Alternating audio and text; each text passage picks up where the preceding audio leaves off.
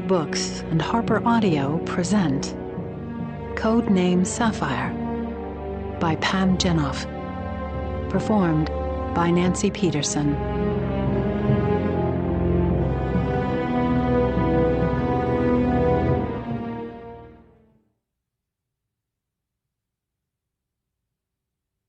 For my family.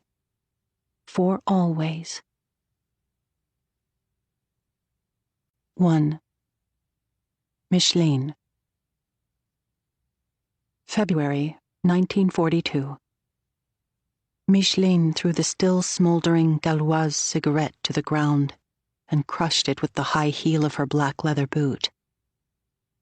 Then she marched across the darkened Paris street and grabbed the man she'd never seen before by the lapels, throwing him back against the stained brick wall of the station. "Kiss me," she ordered in English, whispering tersely.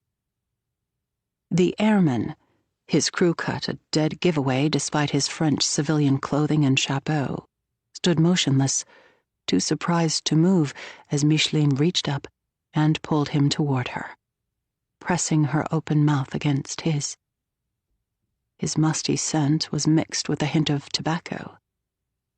The streetlight cast a yellow pool on the pavement around them, illuminating their embrace. Micheline felt the man's body responding against her own, the navy beret which covered her red curls tilted off-center, threatening to fall to the ground. A second later, Micheline broke away and brought her mouth close to his ear. "If you hope to live, follow me." Without another word, she started away down the Rue des Récollets. She sensed the 1-2 beat as he hesitated, followed by the rapid pattern of his footsteps against the icy pavement. She strained hard to make sure she did not hear anyone else following them, but did not dare to look back. Micheline slowed, allowing the airman to catch up. When he reached her, she moved closer, linking her arm in his and tilting her head toward his shoulder. Anyone watching would have thought them just a smitten couple. Micheline had spotted the airman a few minutes earlier, standing on the pavement outside the Gare de l'Est, a half-kilometer from the intended rendezvous spot, looking out of place. It was always that way with the Brits, scared and barely out of school. The passeur, a girl from Brittany called Renee, was supposed to escort the airman. Her instructions had been simple. Deliver the soldier to the Hôtel d'Antwerpen, where a local contact would take him and hide him for the night. But Renee had never shown. Something must have gone wrong, and she'd panicked and fled, leaving the airman alone. Another 10 minutes outside the station, and the police would have picked him up. There was already a gendarme at the corner, watching the soldier too steadily. That might have been what spooked Renee. Micheline, who was in Paris on an unrelated errand, but was aware of the planned pickup, had seen the stranded airman by the station and knew she had to intervene. But Micheline had no way to lead him away on the open street without attracting attention. So she had resorted to the embrace. It was not the first time she had feigned passion in the service of the network. The Sapphire Line, as it was now called, had formed almost immediately after the war started. They had a singular purpose: ferrying downed British airmen from the Dutch or German borders across Belgium and occupied France to freedom. This was the hardest part of the journey, getting the airmen across Paris from Gare de l'Est, where they arrived, to Gare d'Austerlitz, where they would set out for points south. It was a few days across France to the Pyrenees, with only a brief stop or two for rest. When the line worked, it was brilliant. But when it failed, catastrophe. There were no second chances. When they were several blocks from the station and out of sight of the policeman, Micheline pulled the airman into a doorway. He looked as though he expected her to kiss him again. Instead, she adjusted his chapeau in the classic French style, so as not to give him away as a foreigner. The disguise, consisting of second-hand, outdated trousers and a too-large shirt, would not fool anyone. And if the clothes did not give him away, his tattered army boots certainly would. He would be forced to take those off farther south anyway. The evacuees tied their shoes around their necks and replaced them with alpargates, the strong laced sandals necessary for crossing the Bidasoa River into Spain. "Where are you from?" Micheline demanded. She hated to speak aloud out here, but she had to verify that he was actually an airman and not a German spy before taking him to one of their safe houses. If the line was infiltrated even once, it would spread like a cancer, and the entire network would be gone. The airman paused, his trained instinct not to answer. "Ely, in Cambridgeshire." "What is the most popular movie in Britain right now?" He thought for a second. 49th Parallel. "Good. What type of plane were you flying? How many men?" "Halifax. 6. I don't know if the others made it." There was a choke in his voice. "I'm sorry." There were a half-dozen other questions she wanted to ask to verify his identity. If only there was time. But they had to keep moving. "Come." She started walking again, more briskly now, savoring the familiar surge of adrenaline that rushed through her as she led the airman to safety. Though just 23 years old, Micheline had risen quickly to the top of the network, and she seldom got to undertake rescues herself anymore, instead overseeing operations from her headquarters in Brussels. But the job was fluid and changing. Sometimes, like now, when the mission called for it and there was no one else, she had to jump in. She had nearly forgotten how much she liked being in the field. As the bell of the Church of Sainte-Chapelle tolled 11, Micheline calculated mentally, judging the best way to protect the airmen for the night. They had already missed the rendezvous with the contact at the hotel who would have hidden him. Paris was the most dangerous segment of the escape line. But it was often necessary because so many of the trains ran through the French capital. An airman could not simply be dropped at Gare de l'Est and be expected to make his way across the city to the southern stations where the trains left for Lyon or Marseille.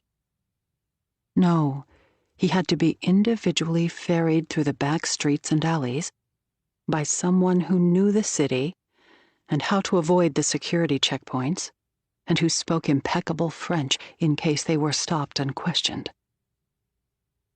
When they reached the banks of the Seine, Micheline led the airman across the Pont au Change and into the shadowy alleyways of the left bank, clinging to the shadows. The cafes were already closed, barkeepers turning chairs onto tables, snuffing out the candles that burned low. She forced herself to walk at a normal pace and not to run. Her close-fitted trench swished smartly below her knees. She looked to the passers-by like she belonged in the throngs of students who frequented the Latin Quarter. 30 minutes later, they reached the safe-house apartment on Rue de Babylone. Micheline took the airman's hand and led him up the stairs to the apartment. A room which was bare, except for a mattress and a weathered armoire and a sink in the corner. He would stay no longer than 12 hours in the city, just enough time to rest and carry on. Inside, the airman looked weakened and confused. "We went down quickly after we were shot," he offered, saying too much, as they all did. "They hit the fuel tank. Are you wounded?" "No. There were others, though. Someone will look for them, right?" She nodded, but it was a lie. The network could not spare the resources to go back and search for those who were wounded and presumed dead. He opened his mouth to ask something else, but she put her finger to her lips and shook her head. It was not safe to say too much anywhere, even here. The airman's eyes widened. She had seen more than once how very afraid the young soldiers were, the ones who panicked or cried out in their sleep. They were 18 and 19, not more than boys, and thousands of kilometers from home. Micheline herself was just a few years older, and sometimes wondered why she could be strong when they could not. "Empty your pockets," she instructed firmly. There were too many times when a well-intentioned Brit carried something sentimental from home, which would be a dead giveaway if he was stopped and questioned. The airman glanced around the apartment. Then he turned back toward her hopefully, as if the kiss had been real, and matters might continue here. "Did you want to—" Micheline stifled a laugh. She might have been offended at the overture, but he seemed so naive she almost pitied him. "Here." She rummaged in the armoire for new clothes. Then she threw the clothes at him and gestured toward a screen that offered a bit of privacy at the far end of the room. "Get dressed." He moved slowly, clumsily, toward the divider. A tram clacked by on the street below, rattling the cloudy window panes. A few minutes later, he re-emerged in the simple shoes and buttoned shirt of a peasant farmer, an outfit that would help to get him through the south of France to the Pyrenees. She took his old clothes from him. "There's bread in the cupboard," she said. "Stay away from the windows, and don't make a sound. Someone will come for you before dawn. That person will have a key. Don't open the door for anyone." "Merci," he ventured, and it seemed likely that it was all the French that he knew or understood. "Bonne chance," she replied, wishing him luck. Without waiting for a response, she walked briskly from the apartment. She wondered uneasily whether he would still be safely there when the new passeur arrived to claim him for the next leg of his long journey home, or whether another calamity would befall the already struggling network. 2. Hannah. Hannah peered through the tiny window of her second-class cabin, the lights along the shoreline twinkling in the distance like a mirage. It had been more than 2 days since the MS Brittany had pulled into Havana harbor.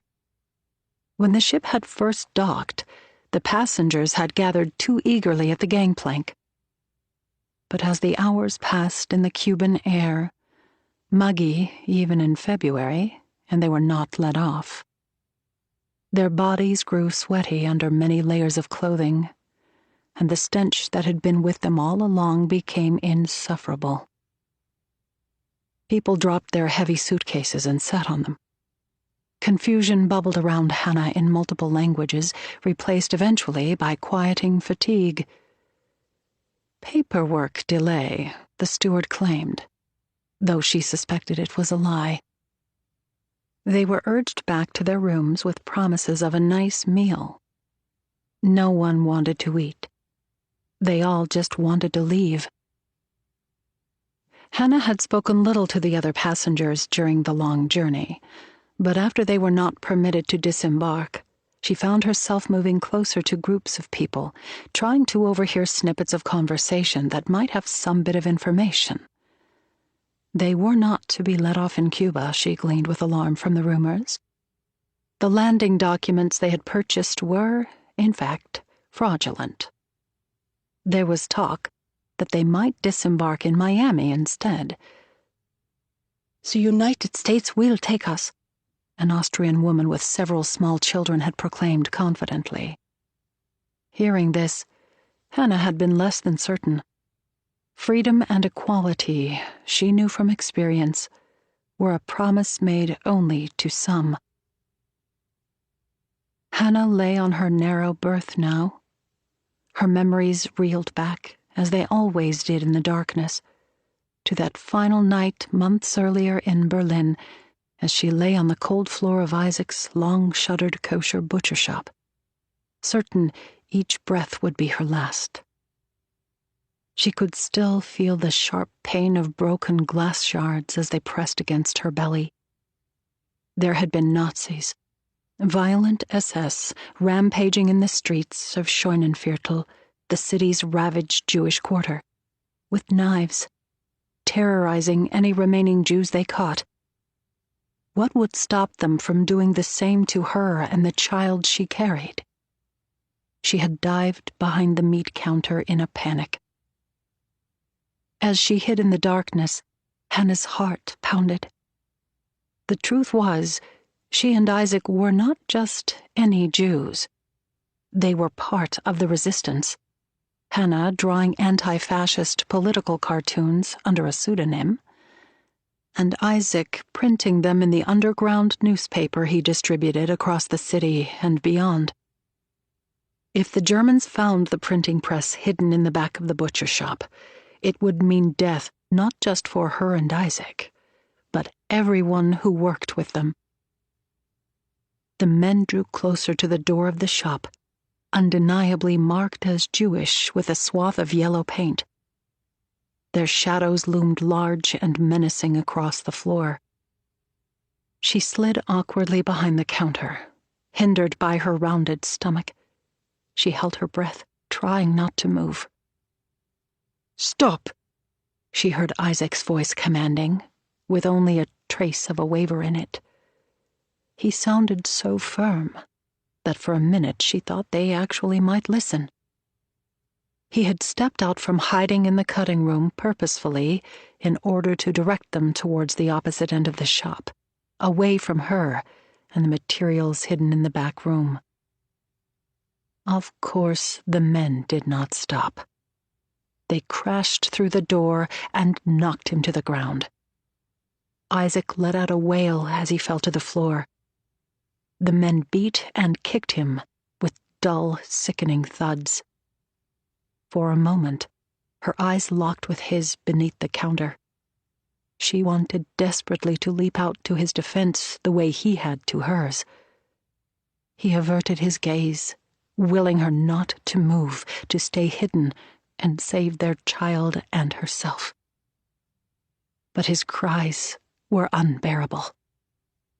Blood flowed from his head, mixing with stains left by slaughtered animals on the floor. Soon, Isaac grew silent. The men stormed through the store, running past her without seeing. She covered her head with her hands and burrowed deeper beneath the counter, praying. She heard tables and shelves crash to the ground, and a shout of glee as they discovered the printing press. Her papers were there, and now they would know that Maxim, the pseudonym she used for her comics, had originated here. As they smashed the press to bits, she held her breath, waiting for the men to discover her and kill her as well. But the men left the shop, satisfied that they had finished the job. As they ran back onto the street in search of new prey, Hannah started crawling toward Isaac, then froze. A lone Nazi brute, who she had not noticed remained in the store, was looking through the counter for bits of meat. As she crouched lower, a floorboard creaked. The Nazi's head swung in her direction, and she waited, holding her breath for certain detection. But he turned back to his attempted looting. The store had been closed for many months, though, and so he found nothing. When at last the would-be thief had gone, Hannah scurried to Isaac, praying he might be alive. She knew he could not survive the beating, but she wished he might linger for a few minutes so that she could touch his face and whisper words of comfort. She leaned her head close as he whispered his very last instructions, the one thing he needed her to do. Go. The newspaper is finished, and it isn't safe for you to remain here anymore. Save yourself and our child. He could not protect her any longer. I will. I swear it. She hoped desperately for a bit more time, but his eyes were already open to the sky. She kissed him again. You saved us. We are saved. He needed to know that his sacrifice had meant something. Her words hung in the air above them, unanswered. She looked around the shop, wondering what to do next. Something burned in her stomach. For a second, she thought it was a labor cramp. But it was too early. The baby could never survive. Though she had felt fluttering kicks, she was only 5 months along, and nowhere near a life that could sustain itself separate from her. Then, she felt something warm between her legs. She sat motionless, willing it to stop. But the ache became a burning pain, and the trickle of blood a river. She was losing the baby, and there was nothing she could do to stop it. Her promise to Isaac, which she had made just moments earlier to protect their child, was already broken. It seemed then that Isaac's death had been in vain, because the baby was gone. And without the child or Isaac himself, her own life was worth nothing. Hannah had left Berlin the next day, setting out covertly for Hamburg, hidden in the back of a car, transport arranged by one of her few remaining resistance contacts who had not been arrested. She needed to leave Germany, but it had at first proven impossible, and she had hidden in the port city for several months, certain she would be discovered and arrested. For weeks after losing the baby, she had fever and chills that made her worry about infection. Her body ached, as did her heart. She could not outrun the memory of the man she had loved. Even more painful was the loss of their child, crushing her in a way she could not have imagined. Once she had eschewed things such as marriage and children, but with Isaac it had almost seemed possible. Now, with the dream shattered, she saw the promise as a kind of hubris. What had made her think that she deserved the same happiness as everyone else? By nature, she was solitary, and that was how she would now remain forever.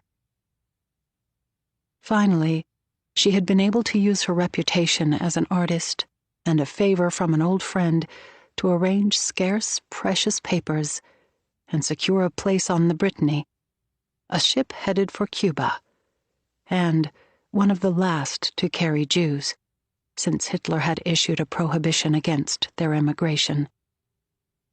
She would arrange passage from there to America, but the trauma still loomed large. A shuffling noise from across the room stirred her from her thoughts. Hannah had wanted a first-class cabin to herself and could afford to pay for it. But there was simply no such thing on the dilapidated ship, and so she had had to settle on the next best thing, a tiny stateroom shared with 2 spinster sisters from Sopot, who were trying to get to their cousin in the Dominican Republic. Hannah had bigger problems than her cabin mates, though. Official word had come that no one would disembark from the Brittany in Havana. The ship would depart for Europe in the morning.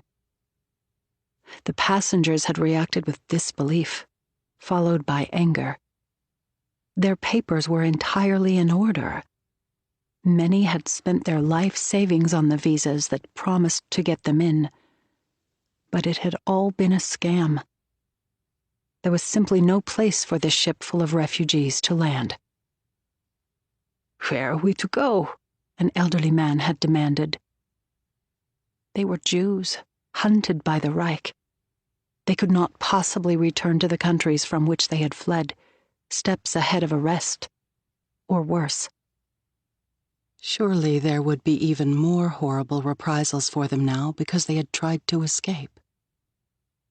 Unable to sleep, Hannah walked up onto the deck. They had been at sea for so long that she scarcely smelled the salty air anymore. But its brackishness filled her lungs now, thick and stifling. She pressed herself close to the rail, as if leaning closer to shore might actually bring her there. Like Moses, she could see the promised land, but was unable to enter it. "Careful," a voice behind her warned. Hannah turned to find one of the ship's security officers making rounds of the deck. The light of his cigarette glowed in the darkness. She expected him to scold her for being out and usher her back to her cabin.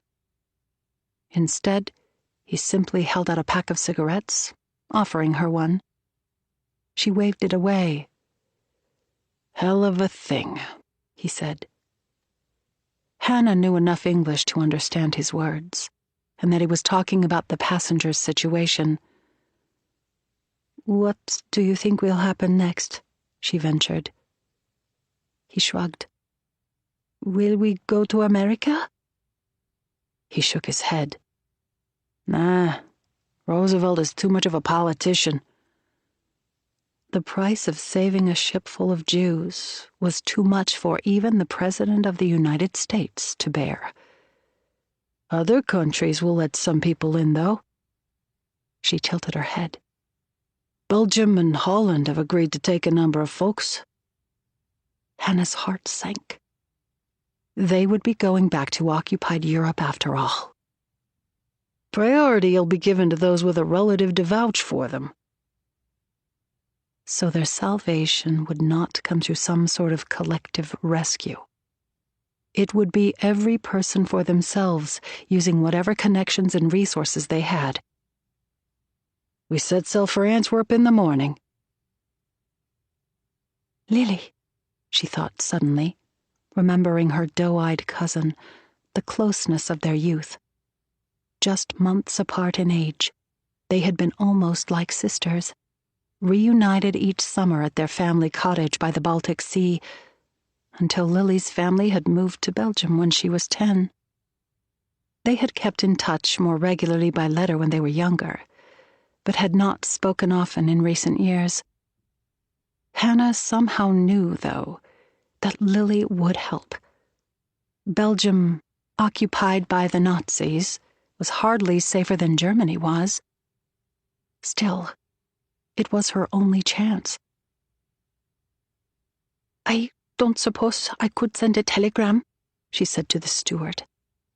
He looked at her dubiously. "The wire is only for official crew business, ma'am." "Then perhaps you could send it?" Hannah tried to think of a way to persuade him. Another woman might try to flirt, but it was an art that had always been lost on her. She reached into her pocket, feeling for the remaining cash she had with her. She had been hoarding it, and more than ever she hated to part with it now, not knowing if she might need it wherever she finally landed. But she had no choice. The guard palmed the money and shoved it in his pocket, then produced a small notebook and stub of a pencil. "Write down what you want to say and the address, and I will make sure it is sent. Keep it short." Hannah hesitated. She wanted to see the message sent personally to make sure he followed through. She was hardly in a position to negotiate, though. She took the notebook, the pencil hovering in her hand above it, as she tried to figure out what to say to the cousin she had not seen in more than 2 decades. who was now her best and only hope. Arriving in Belgium on the MS Brittany. Please come for me. Your cousin, Hannah Martel. She included her surname, as though Lily might have forgotten over the years who Hannah was. She felt as though she should write something more, perhaps tell her cousin when and in which port she would arrive. But there was so much she did not know, including Lily's address, which she'd left buried in her things back in Berlin. Hannah recalled, though, that Lily's husband, Nick, was a professor at the Universitair Ziekenhuis in Brussels.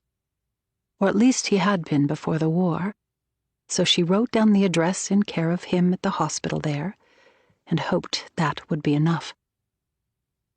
She handed the paper to the officer. Please send it as soon as you can. He turned and walked away without agreeing to her request. Hannah slumped against the rail of the ship, shaken by the turn of events. The last thing she wanted was to return to Europe. But right now, she just needed somewhere safe to land so she could start over and try again. The next morning, the ship pulled from the harbor before dawn, like a lover leaving without saying goodbye. Hannah remained in bed, skipping breakfast. She could not bear to look at the shoreline as it receded in the distance. She wondered if Lily had received her message, tried to imagine her reaction. Even if the telegraph had gotten through, she was unlikely to receive a response on board. As the ship churned out through rougher waters, Hannah's insides quaked. It was not merely seasickness. What if she arrived in Belgium and there was simply no one there to meet her? She would die before she would go back to Nazi Germany. She vowed to throw herself clear overboard into the Atlantic before letting that happen. Return was simply not an option. But even in her despair, she felt a flicker of hope. She still saw Lily as a girl with her long black braids, elegant and refined in a way that Hannah had never managed. Hannah's childhood had not been an easy one. Her father drank himself to death when she was 16. Her mother, who had never been able to protect Hannah from her father's drunken wrath, died a few months later. Lily and their summer visits had been a light in that dark world. Lily had been, quite literally, a lifeline, the only friend she had. At their last tearful farewell, when Lily's family left for Belgium, they had sworn to always remain close and be there for one another. The first part of that pledge had failed. They had grown distant and all but lost touch. But the second part remained a prophecy unfulfilled, and she hoped that Lily remembered. Now, as she lay bobbing with the ship, she squeezed her eyes shut. If she were a religious woman, she might have prayed. But instead, she just desperately hoped and wished their promise would be true, so she could reach Belgium safely and begin to look for another way out. Her very life depended upon it. 3. Lily. The MS Brittany was already docked as Lily reached the port of Antwerp. The dilapidated steamer was indistinguishable among a cordon of great hulking ships, save for the cluster of passengers waiting to disembark. A sharp wind cut across the harbor, causing Lily to draw her coat more tightly around her. Though the February air was not bitterly cold as it might have been, dark clouds signaling a late afternoon storm gathered across the horizon. Seeing her cousin's ship already at port, Lily rushed forward. Her toe caught on a loose board on the dock. She reached for the railing, and a splinter sliced through her fine kid glove, cutting her finger. She brought her hand to her mouth, stifling a yelp. Then she removed the glove to inspect the wound. Lily prided herself on calm and order, but everything seemed askew now, out of place. Of course she was not late. Though the ship had already arrived, it would take hours to process and disembark the hundreds of passengers. She had checked in at the port office, signed a voucher claiming her cousin, whom she had not yet seen. Each passenger had to be checked, the clerk had told her officiously, to make sure they had someone to vouch for them and provide a place to live in Belgium. There was nothing to do now but wait. Clutching her scalloped purse and a small cardboard gift box against the waist of her fashionably trim skirt, Lily looked back over her shoulder at the Antwerp skyline. She reacquainted herself with the delicately sloping Baroque and neoclassical architecture of the city, a sea of red rooftops broken by the Gothic tower of the Cathedral of Our Lady, which rose over the city like a scepter. Antwerp was the city of her childhood, and Lily might have expected to feel more fondness and nostalgia for it. She had roamed its winding streets endlessly as a girl, from the diamond district where her father's shop had been, to grassy paths of Nachtehallen Park. The whole city seemed smaller now, provincial compared to Brussels, in a way she had not noticed as a child. Lily had left Antwerp for Brussels 9 years earlier to marry Nick, more than a decade her senior, fleeing the grief of losing her mother and the pain of a broken heart, with the very doctor who had treated her. She had not been back to Antwerp since her father's funeral 3 years ago. She had planned to stop at her parents' graves in the Jewish section of the Putte Cemetery earlier today, but there hadn't been time. Lily thought with longing now of their home in Brussels, with its pleasant garden and late afternoon sunlight slating in through the paned front window. Georgie would be finishing his homework, and she hoped that the governess, Camille, who had stayed with them out of a sense of loyalty and her love for Georgie, despite the German prohibition against Jews having domestic help, had checked his sums. Even more so now, when Belgium was occupied by the Germans, their house was a refuge from the outside world. She remembered Nick coming home early from work one morning nearly 2 years ago, his normally calm face now ashen. "Darling, are you ill?" He had left for work not an hour earlier and was not expected back until evening. "Did you lose a patient?" Nick shook his head. "Is everything all right?" "No, I'm afraid not." He had come and sat down beside her, putting his arm around her in a way that had always managed to make the world feel safe, at least until now. Then he looked down at her, his somber blue-gray eyes meeting hers. "Germany has invaded Belgium." The weight of his words came crashing down on Lily, as all that she had thought impossible suddenly came true. "Surely the Belgian army will resist." They had watched Germany roll over Czechoslovakia and Poland, though, and knew that their tiny country was no match for German strength either. 18 days. That was how long it had taken for Belgium to fall. One day Belgium was neutral, the next day occupied by Germany. In the early months immediately following the invasion, things had not changed much. The occupation at first felt like an unwelcome house guest, a nuisance and inconvenience that would soon leave. Lily had hoped it would not turn into something more. Her family had emigrated to Belgium after the Great War, and she had no personal recollection of the horrors of the first German occupation. The rape of Belgium, some called it. She could see it on the faces of those who were old enough to remember.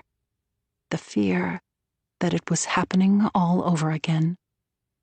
Surely This time could not be that bad, Lily thought more than once. Not in modern, civilized Brussels. The initial changes had come almost too slowly to notice. The signs on the street and in the shops had changed to German only. Then the Jewish businesses had been expropriated. There were curfews now and requirements to turn in radios. The food shortages seemed to grow worse by the week. "There's a registry for Jews," Nick had announced one day after work. "I've entered our names." "Perhaps we should have discussed it first," Lily said. "I know. I'm sorry. But I was asked to do it, and so I did. It wasn't as if we had a choice." "There is always a choice," she wanted to say. Nick was not one to break the rules, however. Nor was she, at least since she had married him. Anyway, it was too late now. They were officially listed, unable to avoid detection, an indelible mark. They each had an identity card marked Juif Jude. She had not been asked to show it yet, but she could feel it burning a hole in her purse. Then one day Nick came home early from the university, just as he had the day the Germans had invaded Belgium. "I've been dismissed," he said, his voice aghast, almost embarrassed. There was a scratch beneath his eye which had not been there when he'd left that morning. Lily was devastated. "That's impossible." Nick was one of the most highly respected doctors in the city, winning accolades from the university year after year for his medical research, as well as his clinical work with patients. "They adore you. They would never let you go." "Not just me. All the Jews." Being Jewish in predominantly Catholic but tolerant Belgium had never been an issue. Now it was a liability, and one that made their futures uncertain. The sea of passengers on the deck of the ship began to move, sidling toward the gangplank like the tide coming in. German soldiers flanked the dock, scrutinizing the new arrivals. Most of the passengers moved slowly, finding their legs for the first time after weeks at sea. Lily watched a woman try to corral 3 children and wondered where the woman's husband was, why she was alone. It had been just over a month, Lily knew from reading the paper, since the ship, filled with Germans and Poles and other East Europeans, had set out from Hamburg. The passengers were turned away from Cuba, where they had been promised entry, then foundered at sea, while the United States and other countries refused to let them in. Others who did not have permission to disembark in Belgium lined the railing of the ship, watching forlornly. Of the hundreds of passengers on the ship, only a few dozen would be staying in Belgium. The others were to be divided up among countries who had agreed to take them. A number to Holland, others to England. It was sensible, Lily reflected. No one country could be expected to absorb so many. However, as she watched, she felt a pang of sympathy for those who still had not reached their final destination and had hundreds of kilometers yet to journey. She could not imagine what these poor souls had been through, losing everything and everyone they ever loved. Hannah's telegram, forwarded to Nick from his former office at the university, had been brief. Just the name of her ship and the fact that she was arriving. No explanation why. Arriving in Belgium on the Brittany, please come for me. It was the please that had tugged at her. Her cousin had always been a commanding presence, fearless. Now she sounded desperate. The message had contained no arrival date either, so it had fallen to Lily to ring the port to learn the ship's arrival date. Hannah appeared above the bobbing heads. Hannah was about 30 years old as well. Though they were just a few months apart in age, Hannah had always seemed more mature, and Lily envied her bold, confident ways. In her mind's eye, Hannah had always been breathtaking and cosmopolitan. Now, though, Hannah seemed ill at ease, her eyes wide and darting like a hunted animal. Lily was seized with the urge to protect her. Lily's and Hannah's fathers had been brothers, and for many years the girls, both only children, had been as close as siblings themselves. They had met each summer by the Baltic Sea, Hannah coming from Berlin and Lily from southern Poland, with their families to a cottage near Gdansk. While the adults drank and sunbathed, Lily and Hannah were free to roam the shores on their own adventures, sharing stories and dreams. In a world where little girls were seldom noticed, she and Hannah had really seen one another. They dreamed of traveling together, Hannah painting and Lily writing. Hannah had gone on to become a painter. What, Lily wondered now, had happened to her own dream? Lily's family had left Poland when she was 10, after a colleague had invited her father to join him in his diamond business in Antwerp. He had done well here and created a life for Lily and her mother. Though the two families had the best intentions of staying close, the greater geographic distance and demands of her father's business kept them from meeting up in the summers as they once had. Lily had not seen Hannah since the move, and had corresponded infrequently. Now, as she waited for her cousin, she felt an odd mix of anticipation and unease. She was excited to see Hannah after all these years. But would she be the same after so much time?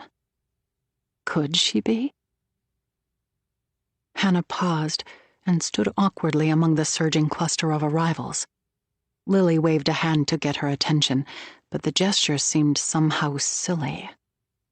Hannah nodded. Lily had expected something more, a wave back or perhaps a smile. Hannah started slowly in her direction. Lily had remembered her older cousin as beautiful, but handsome seemed more the word now. Though she still had the same high cheekbones, her features were pronounced in a way that was not altogether feminine. Lily wanted to hug her cousin in greeting, but something stopped her. "Willkommen," she said, assuming that was the language with which Hannah would be most comfortable. Hannah's skin, when they exchanged kisses, was papery and dry. Her chestnut locks, once luminous, were dull and limp, flecked with a few strands of gray. Hannah's dress was modern, last year's fashion at worst. Were it not dusty and wrinkled from the trip, she might have fit in wearing it on the streets of Brussels. Then Lily glimpsed her cousin's shoes, the simple peasant style. She was hurled back to a childhood of doing without, of toilets not in the house, and crude, simple ways she had tried so very hard to forget. It all came back now, uncomfortably intruding on the very neat life she had created. "Thank you for meeting me," Hannah answered her smoothly in French. Of course, Lily knew from the few letters they had exchanged over the years that Hannah had lived all over Europe, studied at the Sorbonne to become a successful painter, and spoke several languages. She was, in her own way, every bit as sophisticated as Lily, perhaps even more so. But Hannah's voice was without warmth now, and her eyes hollow. It was the journey, Lily decided instantly. Hannah had been bobbing around like a cork on the Brittany for weeks. Lily couldn't imagine leaving everything behind as her cousin had, much less being forced to turn back. "How are you?" Lily asked. The words seemed inadequate to express her concern. "I mean, your journey was horribly long." Hannah nodded. "I brought you these." Lily held out the box wrapped in brown parcel paper. They were the finest chocolates in all of Belgium, from the confectionery in the Galerie Royale Saint-Hubert. Lily's mouth had watered as she had carried the dainty sweets, not daring to touch them. Now as she offered the gift, it seemed frivolous, even silly. "Thank you." Hannah took the box, but did not open it to eat or offer one. Instead, she tucked them away for later. There were so many questions Lily wanted to ask Hannah, not just about her failed journey to America, but the years between and all that had happened while they had been apart. But now was not the time. "Are you hungry?" Lily asked instead. "We can have a meal before starting back, if you'd like." Hannah glanced uneasily over Lily's shoulder at the German soldiers. "I'd just like to go." "Of course," Lily replied. "Let's get your bags so we can start home." Hannah pointed down at the small satchel she carried. "This is all that I have." Lily's eyes traveled to the tiny bag. How was it possible to survive so many weeks at sea with almost nothing? She wondered whether that was all her cousin had brought with her from Germany, if her belongings had been lost or taken along the way. Lily's hand rose instinctively to her throat, touching her fine silk scarf. Normally, she found the texture soothing, but she felt guilty now about all that she had that her cousin and the others coming off the ship did not. The magnitude of what Hannah had been through washed over her. There was a vulnerability about Hannah that Lily had never seen, and she found herself drawing her in protectively, suddenly the older, stronger one. "Never mind," she said, putting her arm around Hannah. "We will get you everything you need when we get to Brussels." Hannah's face seemed to brighten. "I've set up a studio for you on the 4th floor of the house," Lily added. She could feel the words coming too quickly now, as they often did when she was nervous. Lily wanted her cousin to be happy about the decision to live with her. "It's not much, but it has a good view for painting." The light evaporated from Hannah's eyes as quickly as it had come. "I don't paint anymore." Hannah had been a gifted artist. Lily's earliest memories of her cousin were with stained fingers and a paintbrush in her hand. Indeed, it was hard to picture her without one. What had happened to make her stop doing something she had loved so much? Lily realized she had much to learn about her cousin. "And I don't think I'll be here that long," Hannah added. "I'm very grateful to you for taking me in, but I still need to leave Europe as soon as I can." There was an ominous note to Hannah's voice. Had Hannah tried to emigrate because she was Jewish? Or was there something more to it? Lily made a note to ask her about it once they were home. "I understand," Lily replied. Her cousin was not here by choice, and would be on her way as soon as she could. "Still, I'm glad to see you. You'll be safe in Belgium." Hannah looked as though she wanted to argue, but she did not. "And it has been too long." Lily squeezed her cousin tighter. Yes, it has." Hannah relaxed in her arms, and a smile seemed to flicker across her face. She looked in that moment like the cousin Lily remembered from childhood, who showed her how to climb trees and swim in the stream. And having Hannah here would be a good thing for her, too, Lily realized. Though she traveled easily through the city's upper-class social circles, Lily did not have anyone she could call a close friend. Nick, though sweet and thoughtful in many little ways, was so busy with his work.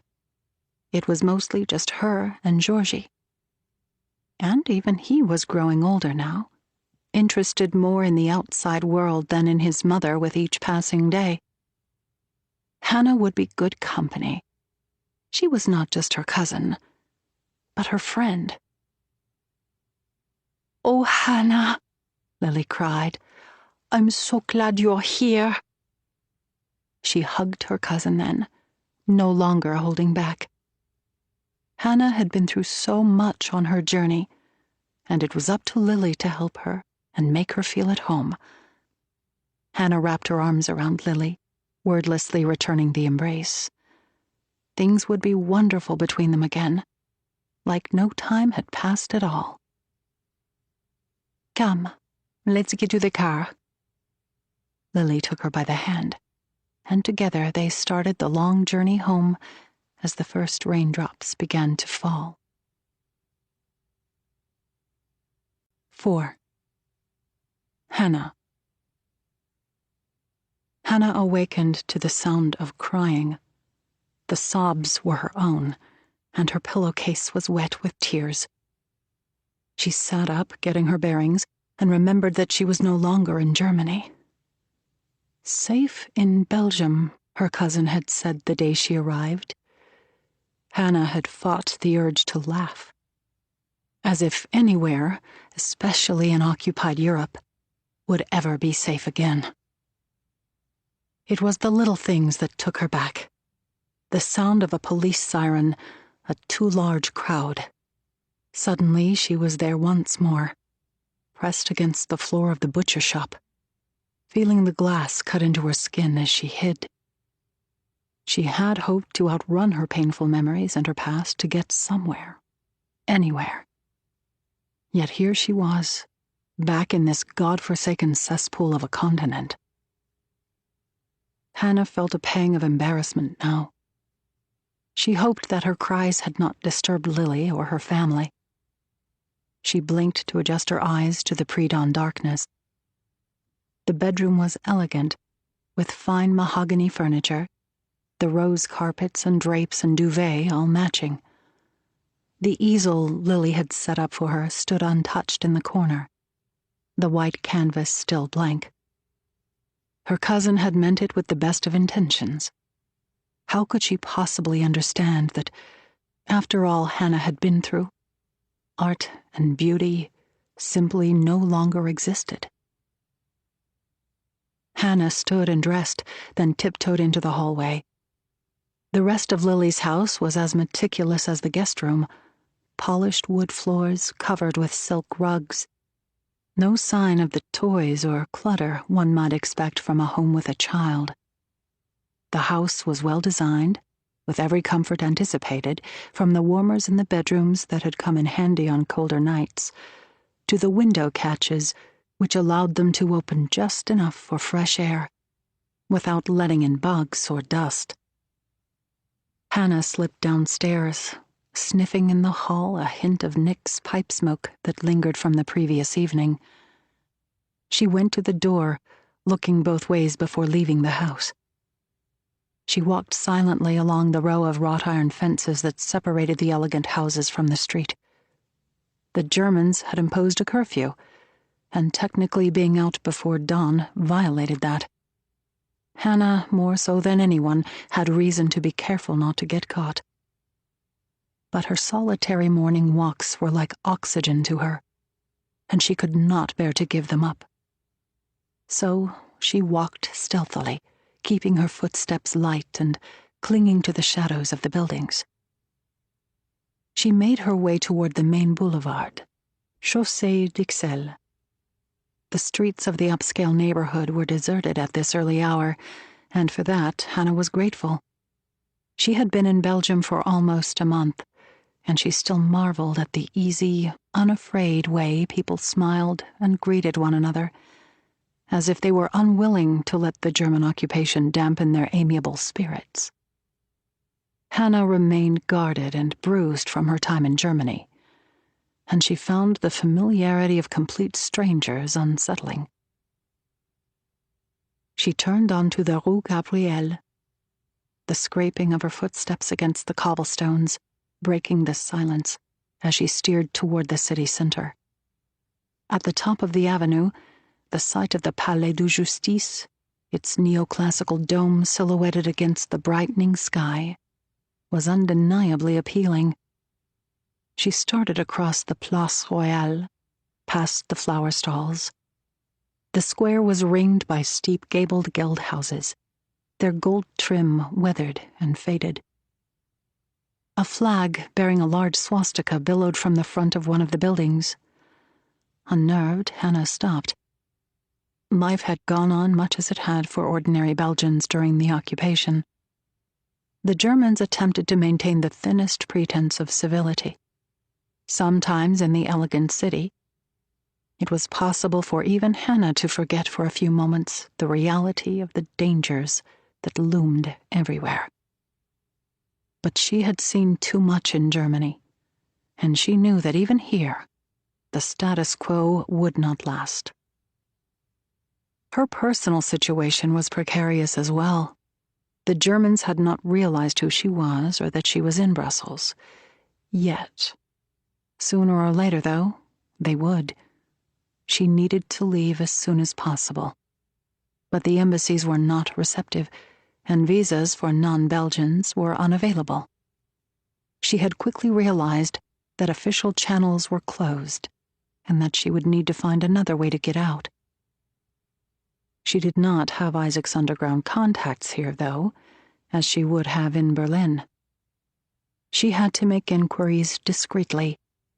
One could not simply ask a passerby on the street where to find the resistance, as if trying to find a shop to buy milk. Asking the wrong person could result in arrest, or worse. Hannah started back south toward Ixelles, bypassing Lily Street for a quick stroll around the Bois de la Cambre. She was not eager to return to the house. Though Lily tried hard to make her feel at home, Hannah felt like a perpetual stranger there, like a hulking piece of furniture taking up space. It wasn't that Lily had been inhospitable. To the contrary, her cousin was kind and thoughtful, the perfect hostess. She seemed to genuinely like having her there. Hannah loved Lily and enjoyed getting to know her again after so many years and regaining some of their earlier closeness. But Hannah felt as though she was accepting charity, beholden. She had spent her whole life making sure she did not have to rely on others. Only now she found herself in that very place, and she hated it. Hannah had considered briefly trying to find work in Brussels to earn her keep. But most positions were off-limits to Jews, and she didn't have the papers to work. Lily had never asked Hannah to pay room and board, and she and Nick certainly didn't need the money.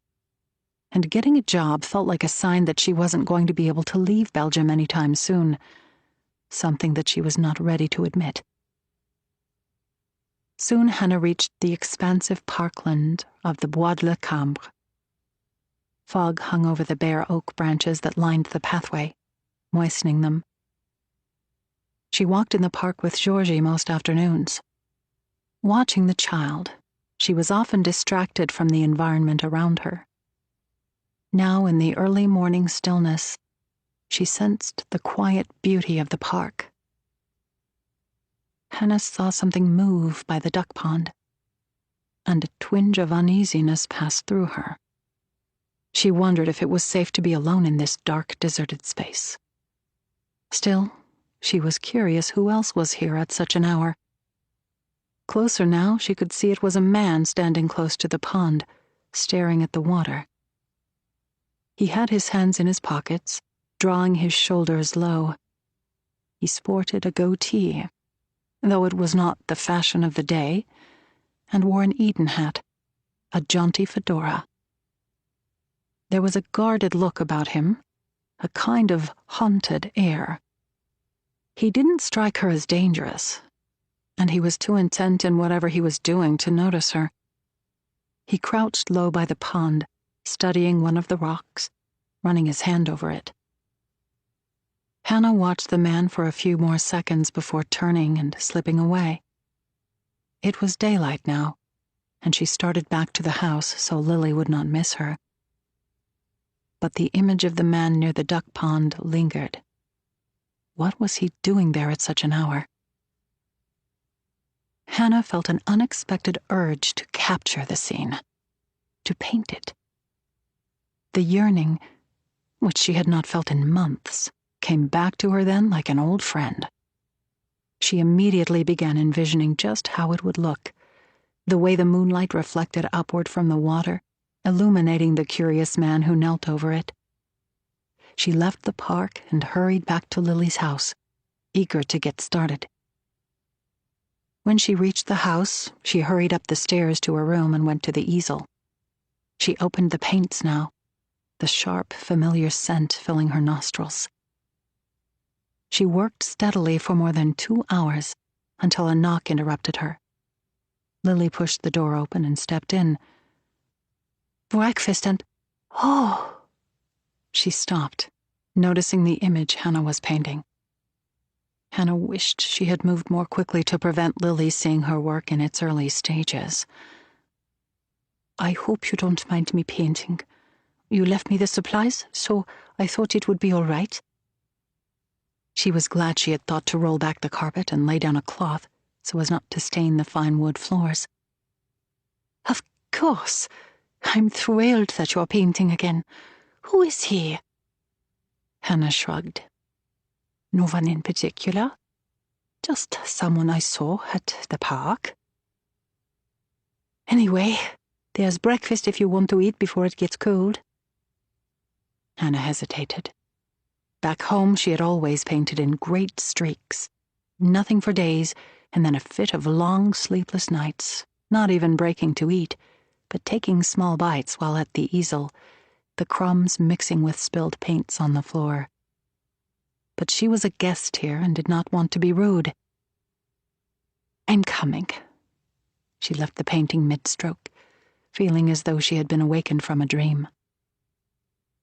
She reached the dining room just as Georgie was finishing up a slice of kamiq, raisin bread with butter. "Good morning, Tante Hannah," he said politely. "Good morning." She could not help but smile at him. Georgie had jet black hair that matched his eyes, set deep like 2 coals. His porcelain skin was perfectly pale but for the faint rosiness of his cheeks. He had received the best of his mother's features, though where he got the curly hair from, Hannah could not quite say. "Nick's already gone to the clinic," Lily said, gesturing with her head toward the small office adjacent to the back of the house, where Nick saw patients since he and the other Jewish doctors had been dismissed from the university hospital. "I'll take Georgie to the park after his lessons, if that's all right," Hannah offered. Lily nodded. The first time she had offered, there had been an unmistakable hesitation before Lily responded, as though she had not thought Hannah capable of minding a child. In fact, Hannah watched him carefully, perhaps even more so than a parent, as though afraid something would happen and Lily would be proven correct in her mistrust. Hannah picked up the newspaper. "The Germans are requiring all Dutch Jews to wear a yellow star," she noted. Lily looked down at Georgie, distressed that she would speak of such things in front of her child. Georgie's eyes widened. "Will they do that here too, Mama?" Hannah shot her cousin an apologetic look, and Lily shrugged, forgiving her missteps as she always had. "No, darling." But she was not just saying it for Georgie. 2 years into the occupation, Lily really believed that, despite the war, Belgian Jews might be permitted to continue life much as it had been. Hannah knew better. She had witnessed firsthand how everything could be taken in an instant. She looked at her cousin with pity. Lily simply had no idea how bad things could get. The moment seemed opportune to be more direct with her cousin than she had previously been. "You know, as grateful as I am to you for having me, I still need to get out of Europe," she said, hedging the subject. and I've had no luck with the embassies. I know. I've had Nick ask his colleagues if they know anyone in the government who could help. But so far, nothing. Hannah paused, weighing her words carefully.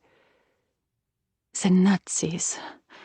Do you know anyone who is working against them? She asked in a low voice. No, of course not, Lily replied, her voice aghast at the notion. I'm sorry for asking.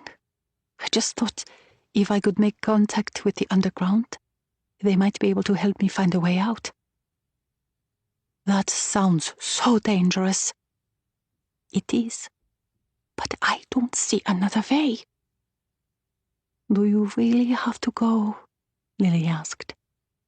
I mean, is it so bad here? Yes, Hannah wanted to scream. Oh, at least it will be. For me, it is, she replied, then paused, wondering how much to say. You see, I didn't just leave Germany because I am a Jew. I was working on political cartoons against the Germans. I drew them under a pseudonym.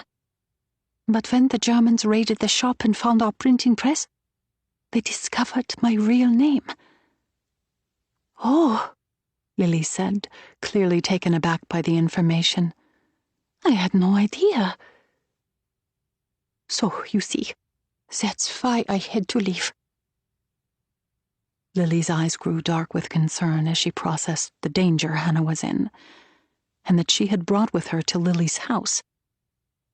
Hannah wondered if Lily regretted allowing her to stay. You see now why I must leave. That's why I asked if you knew anyone. I thought you wrote to me once about some friends in the old days who were involved in political matters, Hannah said. Lily shook her head. That was when I was a student. I've left all of that behind. Hannah tried to imagine Lily's younger years, but the image in her mind was blurred like smudged ink. They ate in silence. When they had finished, they moved to the sofa in the sitting room, watching Georgie talk to himself as he played alone. I often feel bad, Lily confessed in a voice too low for him to hear, that he doesn't have a sibling. Or a cousin, Hannah thought, feeling the empty ache at her midsection. Why didn't you try for more? She asked bluntly. We wanted more, Lily said sadly, but it just didn't work out. Perhaps you still can, Hannah offered, trying to be helpful. Lily was not so very old. Once I thought so too. The corners of her cousin's mouth turned downward. But never mind. Georgie is everything to us. Georgie's a wonderful boy, Hannah said, both to offer comfort, and because it was true. Lily nodded. We're very fortunate, and it's nice to have you here, to be able to talk about these things. I feel less alone, you know. Yes, Hannah thought she did. I lost a child before I set sail for America, Hannah said. It was the first time she had spoken the words aloud. Lily touched her arm. I'm so sorry. There was a silence, Lily inviting her to say more if she wanted to. That must have been so painful. I wish I had known that I could have been there for you. Me too. But you're here now. Hannah leaned her head against Lily's shoulder, and the two women sat close, neither speaking further. Later that morning, when Georgie had finished his lessons, Hannah nudged him out for a walk.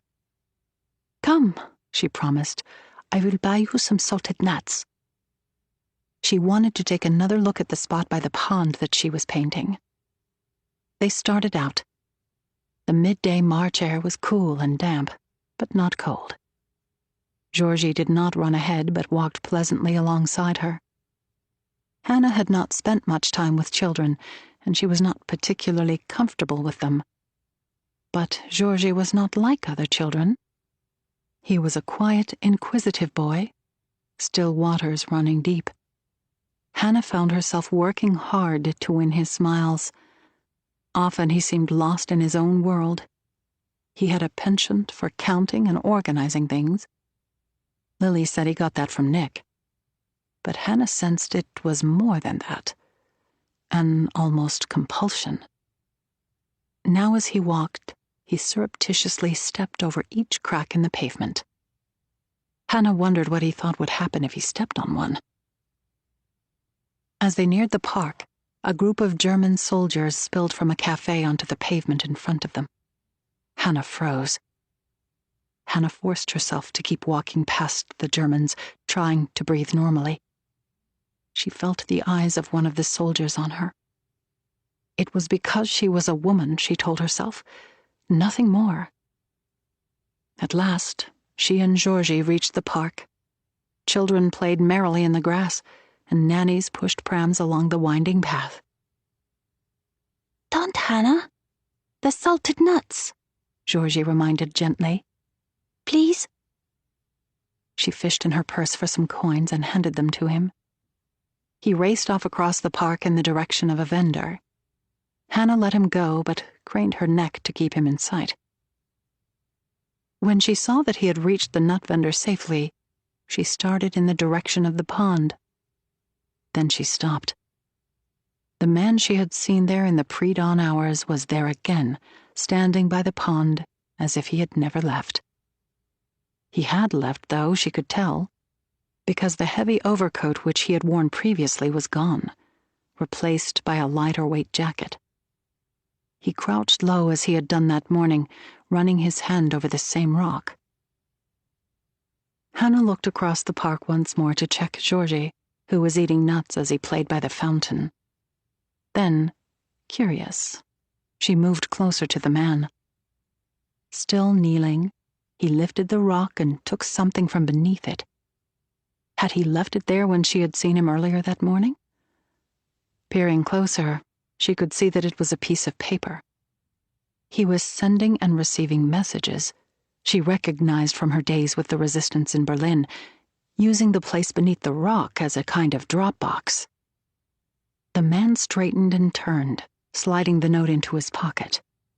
Seeing her, alarm flickered in his eyes, and she wondered if he was angry she had been watching him. Then, to her surprise, he took a step toward her and smiled. "So, you come here during the day as well?" "Excuse me?" she stammered ungracefully. It was not like Hannah to be thrown off kilter. She could not fathom how the man had recognized her from earlier that morning, when he had not even looked in her direction. "I often walk here in the early morning, and I've seen you more than once." His voice was smooth, and if he knew she had seen him take the paper, he gave no indication. "I'm Matteo," he said. "Hannah Martel." She extended her hand. He wore horn-rimmed glasses and had thoughtful brown eyes. "You're an artiste?" he asked, and for a moment she wondered if he might have heard of her work. But he was gesturing to the paint stains on her hand. "Yes," she paused. "That is, I was." It was not that she was insecure, or even modest. She was an established painter, her works featured in some of the finest galleries in Europe. "I was an artist in Germany," she continued. "I arrived here a few weeks ago." There was an awkward pause between them. "Well, nice to meet you, Hannah from Germany."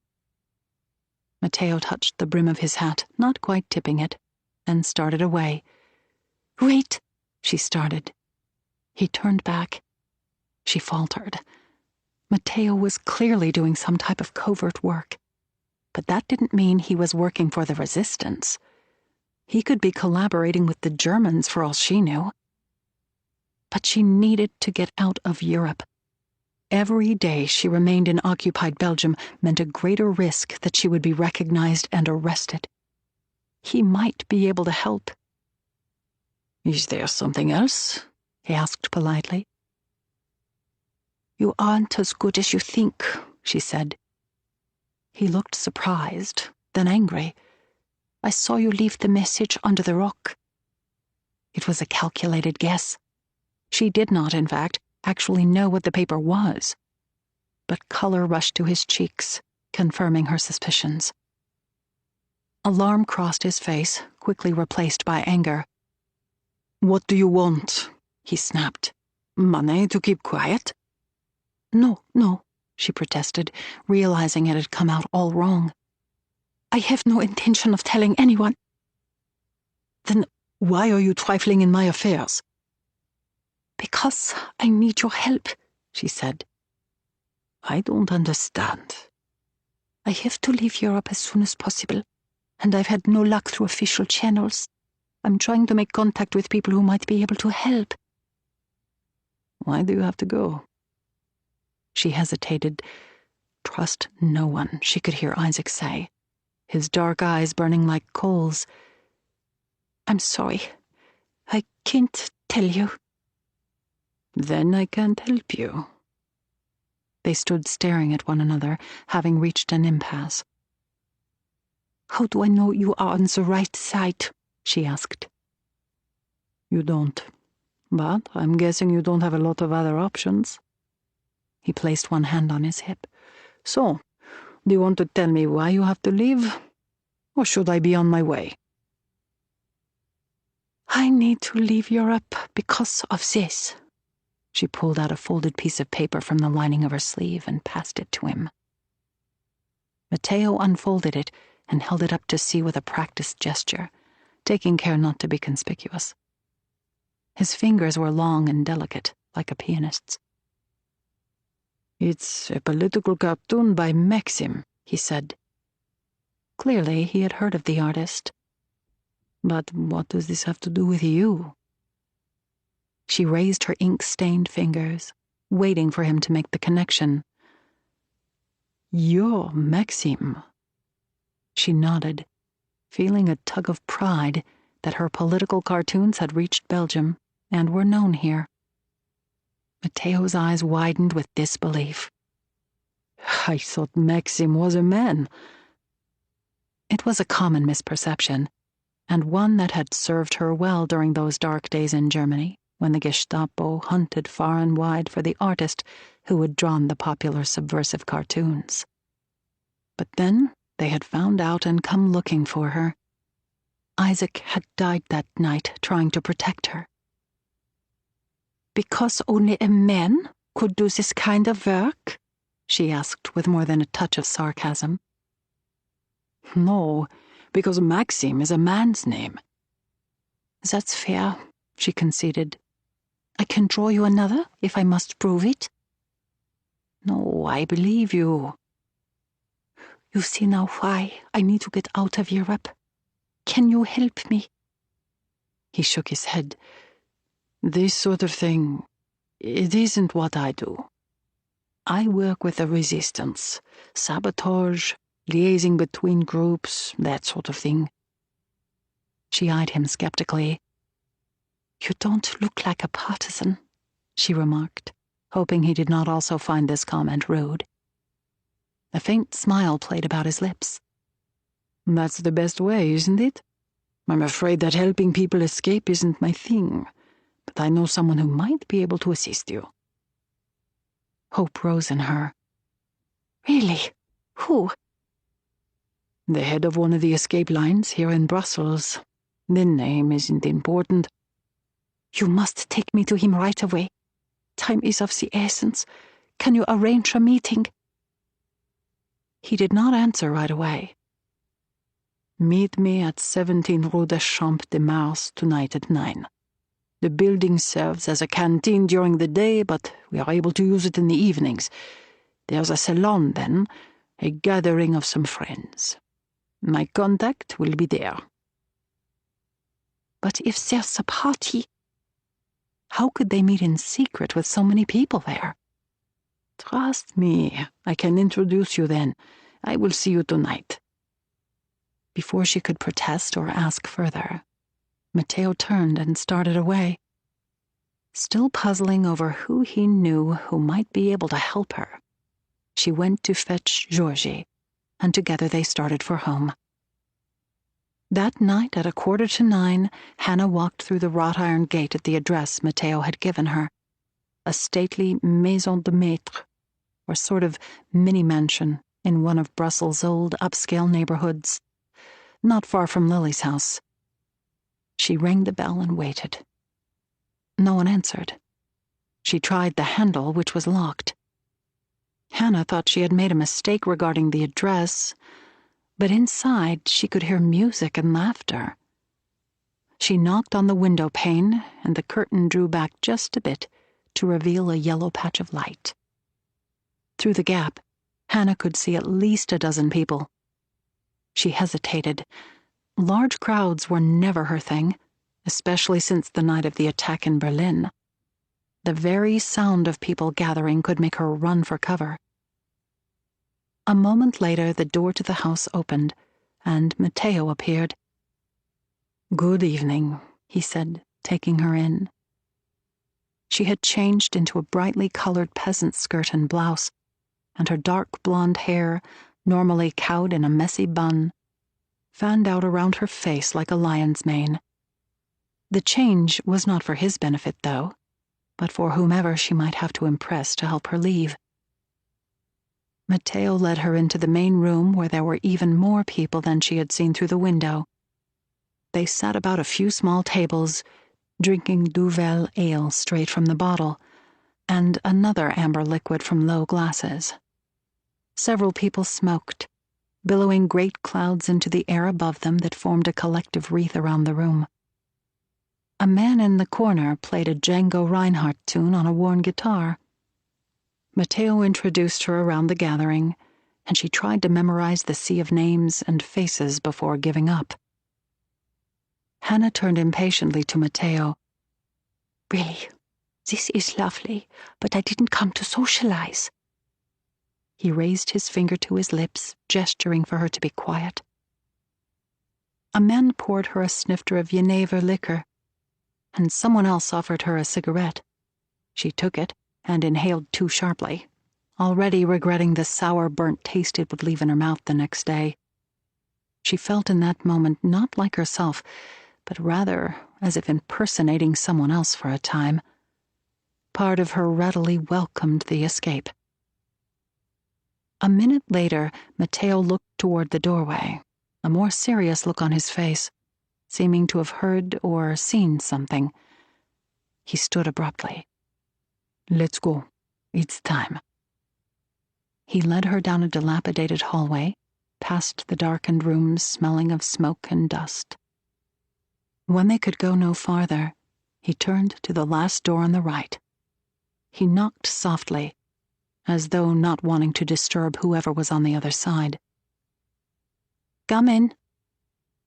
The voice that answered was brusque and businesslike. He opened the door to an office, high bookshelves lining the walls. Someone sat at a mahogany desk in a large leather chair, facing away. "Hannah, come in, and let me introduce you." Hannah stepped through the doorway. Then, as the person in the chair swiveled toward her, Hannah stopped short. She had made the same mistaken assumption that people so often made about the creator of her political cartoons. The head of the underground cell was also a woman. 5. Micheline. Earlier that day, Micheline entered her fourth-floor flat on the Rue Saint-François in the Schaerbeek district, a quiet residential neighborhood on the outskirts of northern Brussels. Her clothes were soaked with rain. She shook her damp curls loose. Her red hair was not ideal for the work.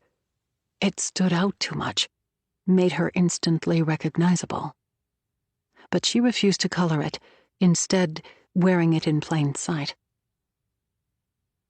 Micheline proceeded to draw a bath in the clawfoot tub. After more than a month of work in Paris, with its thieves and spies, she was glad to be home.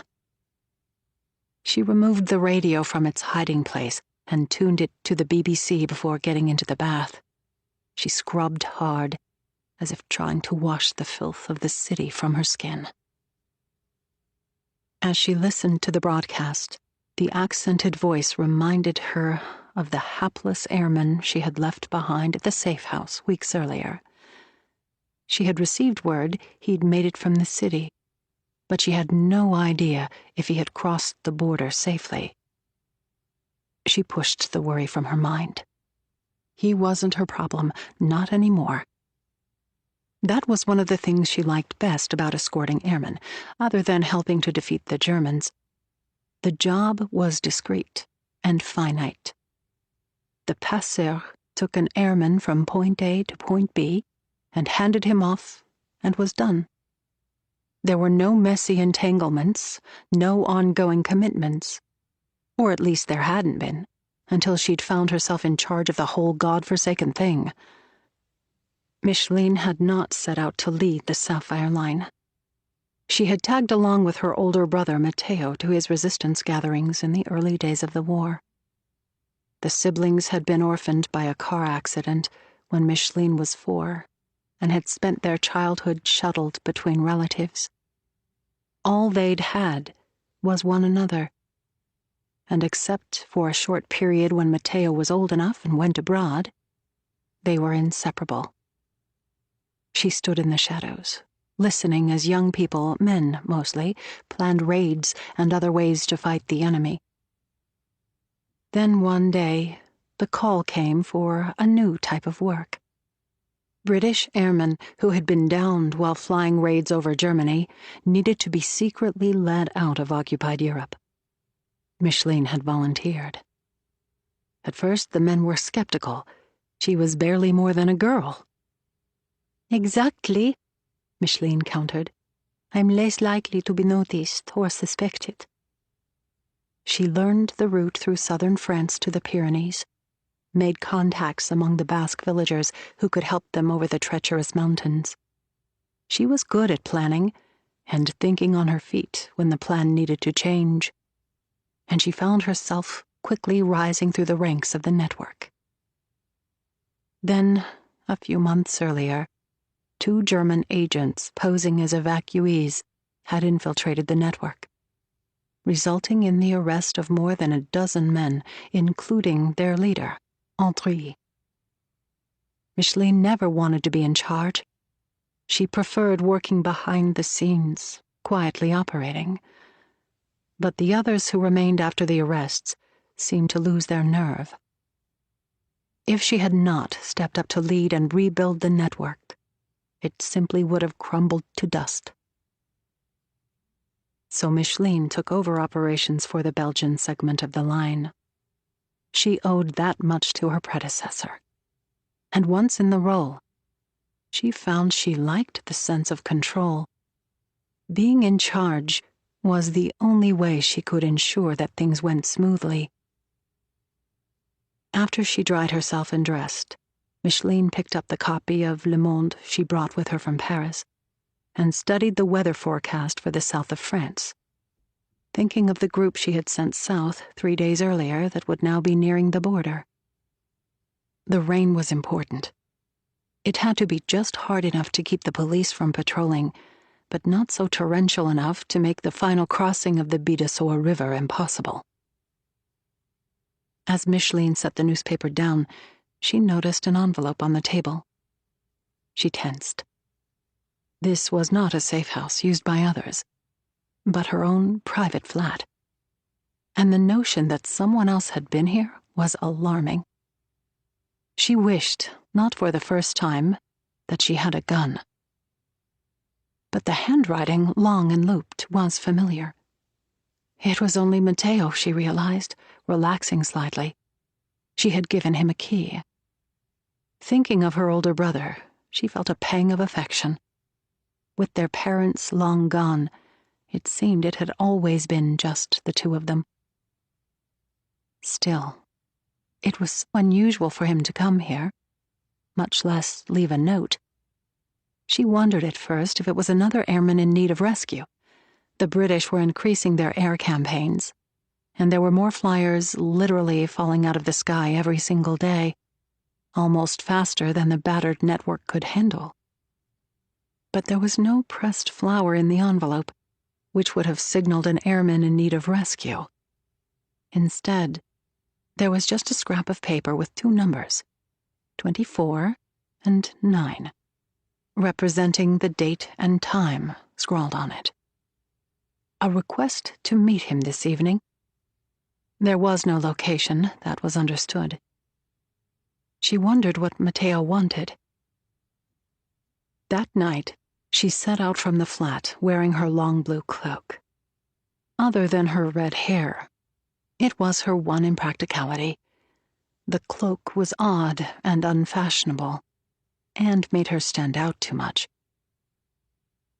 Outside, Micheline walked to the motorbike that was chained in the archway of the apartment building.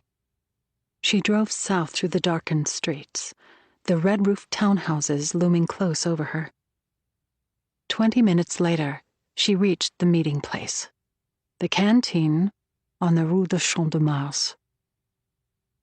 By day, it served as a kitchen sponsored by the Swiss Red Cross, where boisterous youngsters from poor families all over the city gathered in a cafeteria-style setting with long wooden tables for a hot lunch of potatoes and carrots. Now, the long wooden tables where the children ate were pushed aside, and a dozen or so young adults sat on the benches or chairs, smoking and drinking. Micheline didn't mingle with the others, but said hello and went into the back room that served as their headquarters to go over the latest information from the field. "The airman in Paris I rescued?" she asked Pascal, a young aide who was studying a map flattened across the desk through thick glasses. The botched rendezvous and the airman's unknown fate still nagged at her. Pascal stepped aside now to make room for her behind the desk. A priest who had left his religious order to fight. He was quiet and thoughtful, the very opposite of what you expected in the underground. "Made it safely over the mountains and delivered to our contacts in Spain." Micheline exhaled with relief. That was the name of the game. Get as many airmen out and feed them back into the pipeline of fighters. Some would never fight again. They were too injured or scarred. Others would jump back in as soon as they could. One airman from Newcastle had crashed and had to be rescued a second time after she had already returned him once to England. There were so many perils along the escape route other than being caught, though. The physical elements were perhaps more treacherous than the Germans. The high mountain pass through the Pyrenees was dangerous in normal circumstances, made worse now when the rocks were slippery from the spring rains. Then there was the difficult river crossing, which so many had to undertake when other routes were heavily guarded. Xavier, their best Basque guide, and the only man Micheline had ever loved, had been lost in just such a mishap in a strong current when the river swelled from melting snow. It was too easy to get caught up in the losses. Stepping back now, Micheline could see all they had accomplished, the dozens of airmen they had gotten safely across the border since the evacuation work had started. She felt a tug of satisfaction. When the line worked, it was glorious. But Micheline was not one to dwell on her successes. And René? Her thoughts turned to the passeur who had abandoned the airman in Paris, nearly causing his arrest. Pascal hesitated. "No word." Micheline had almost hoped that she had not arrived to escort the airman because she had been arrested. Better that than to worry she had been a traitor all along. Micheline studied the map, overwhelmed as ever by the scope of the operation she oversaw. Sabotage might be undertaken with just a few people. But escape work was different. It required hundreds of workers across 4 borders and 7 occupied zones, plus at least 3 languages and 4 currencies. "There's something else," Pascal said. 2 airmen were taken from the safe house in Gand. "How?" Micheline demanded. "That was one of our most secure locations." Pascal shrugged. "I don't know." Micheline looked at him, an uneasy sense welling up inside her.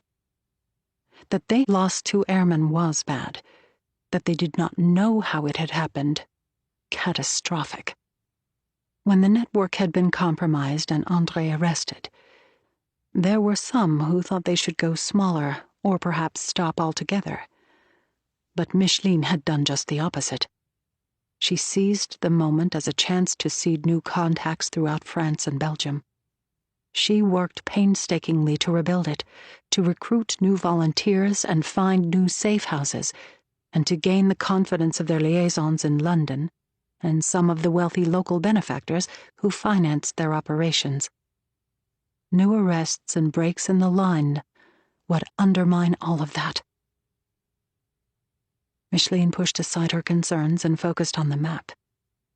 The escape line operated like a secret railroad of sorts.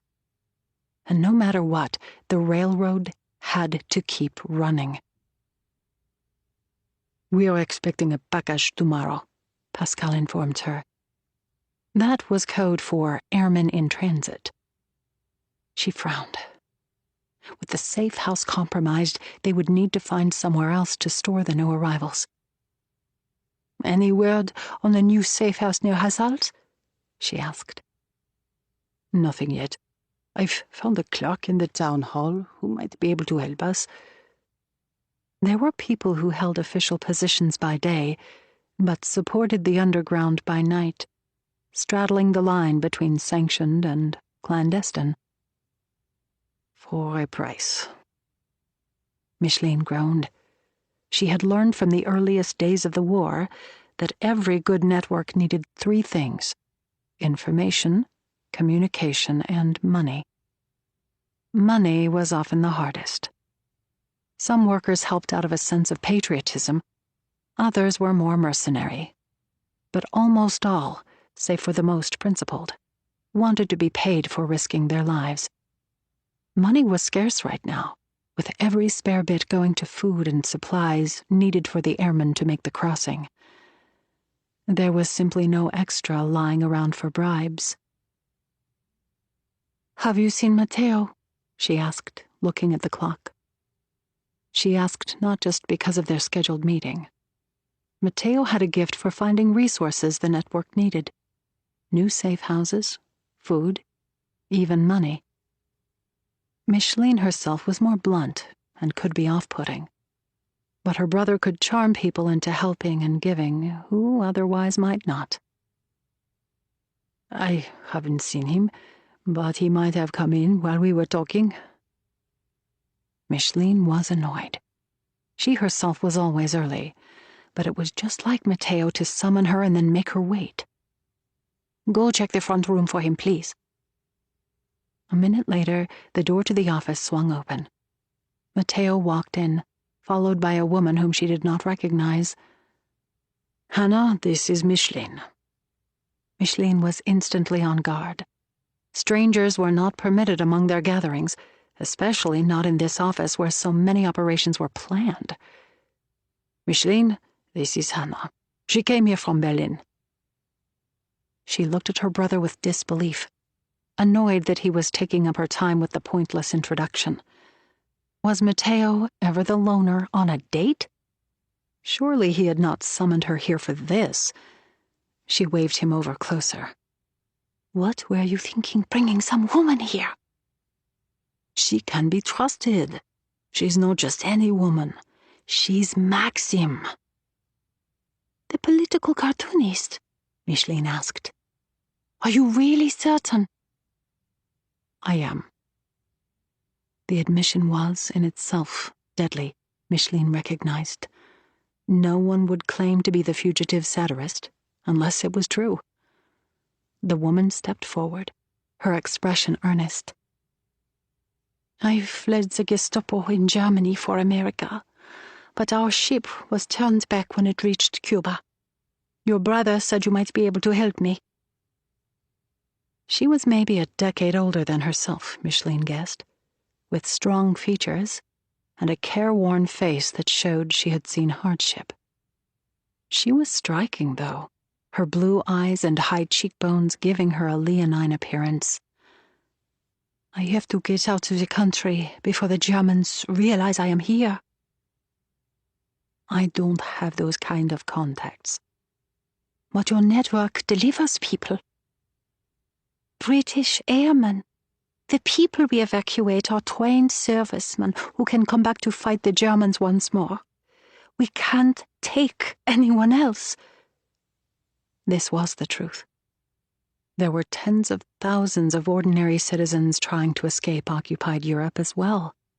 Not just Jews, but young men hoping to avoid conscription or the labor draft. The line had to prioritize those who could do the most good for the war. They could not save everyone. Please, Hannah said. I lost my fiancé and my unborn child. The work I do fights the Germans too, in a way. The truth of the statement was undeniable. Yet Micheline remained unswayed. I wish I could help you. I'm sorry, I can't. Hannah started to turn away dejectedly. Would you excuse us for a moment? Matteo asked Hannah, gesturing to the other room. When Hannah had left, Matteo walked over to his sister. Isn't there someone who can help? What about one of the other lines? Pegasus? He asked, referring to the much larger line that helped evacuees. Maybe Dutch Paris? Micheline considered the idea. There were other networks which transported out of occupied Europe those civilians who did not have the papers to leave.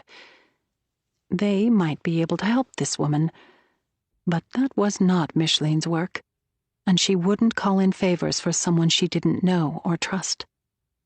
Even if she was inclined to reach out to another line, she would have to make contact, convince them to help. There simply wasn't time with all of the other work Sapphire needed to undertake now. Even if there was, why would I risk it?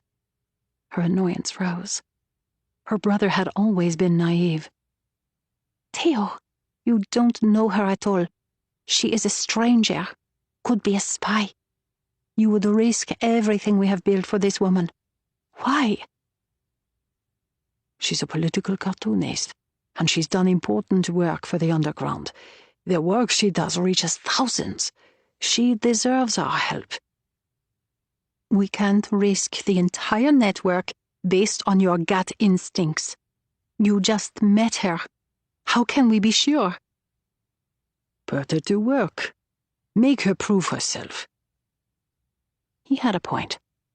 Theo might be gullible, but he was smart, sometimes frustratingly so. Now, after losing so many workers, Micheline needed help more than ever. There were a million small jobs to be done, checking safe houses, procuring identification cards, and distributing train tickets and money. Except none of them were small, because any misstep could result in the volunteers' arrest and compromise dozens of others. If the woman worked for them, that would show she was committed. Matteo was right. Hannah could be of use. Micheline felt herself start to relent.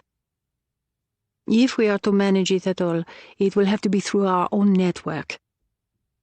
She regretted the words immediately, but it was too late to recant.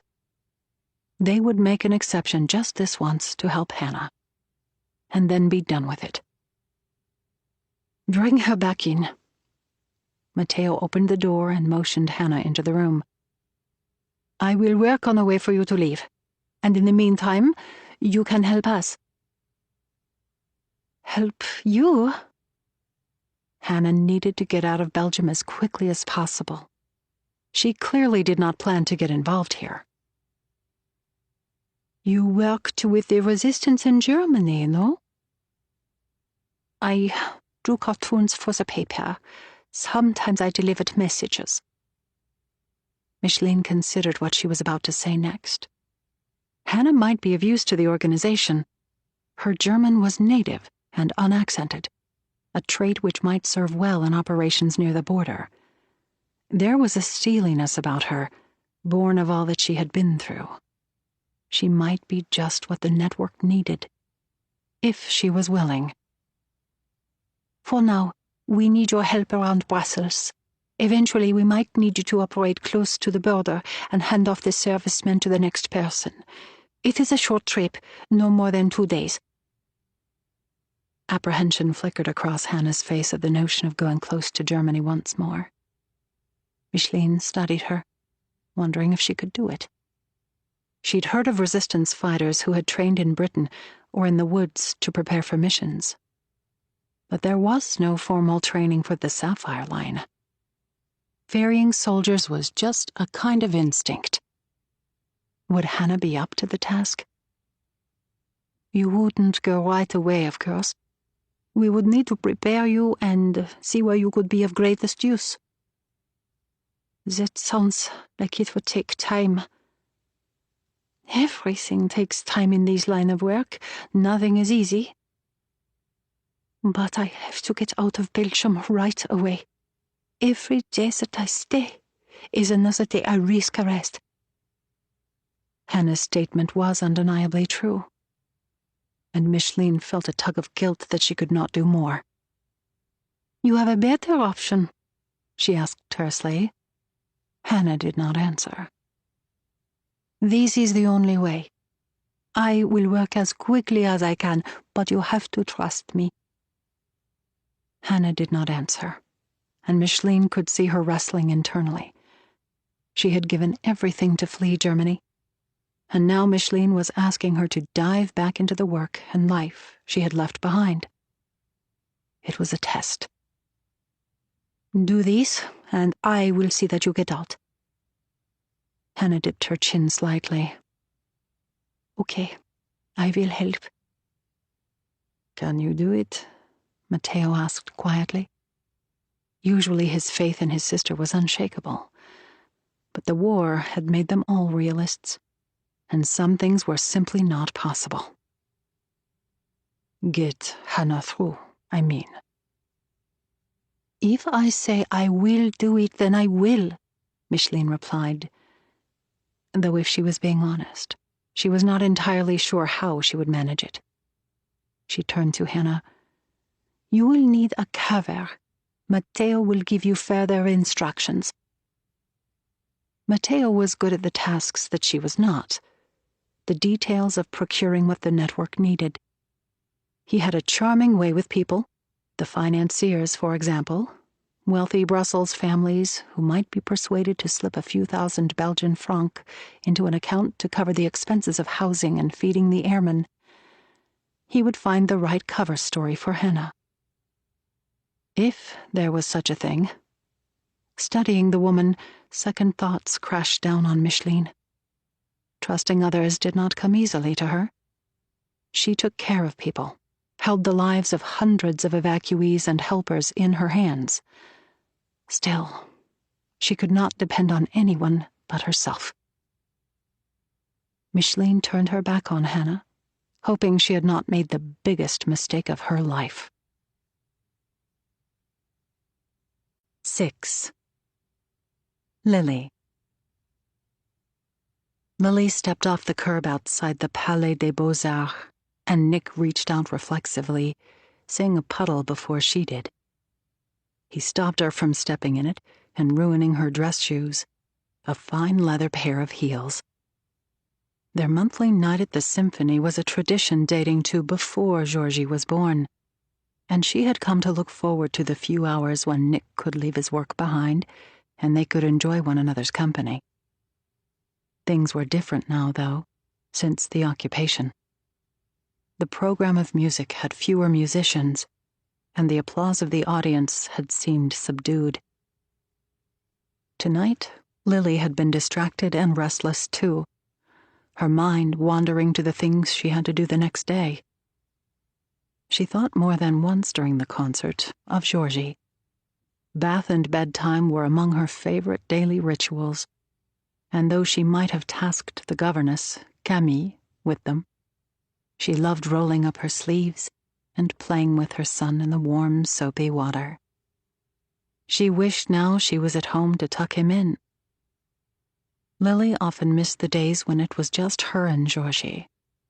First when he was in her belly, and later when he was an infant, and Nick worked long days. There was a connection between them that made her feel whole. Georgie was a sensitive child. He didn't like bright lights or noises, and certain fabrics bothered him.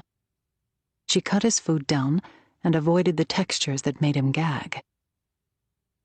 Georgie was growing in that way boys did, toward his father and away from her.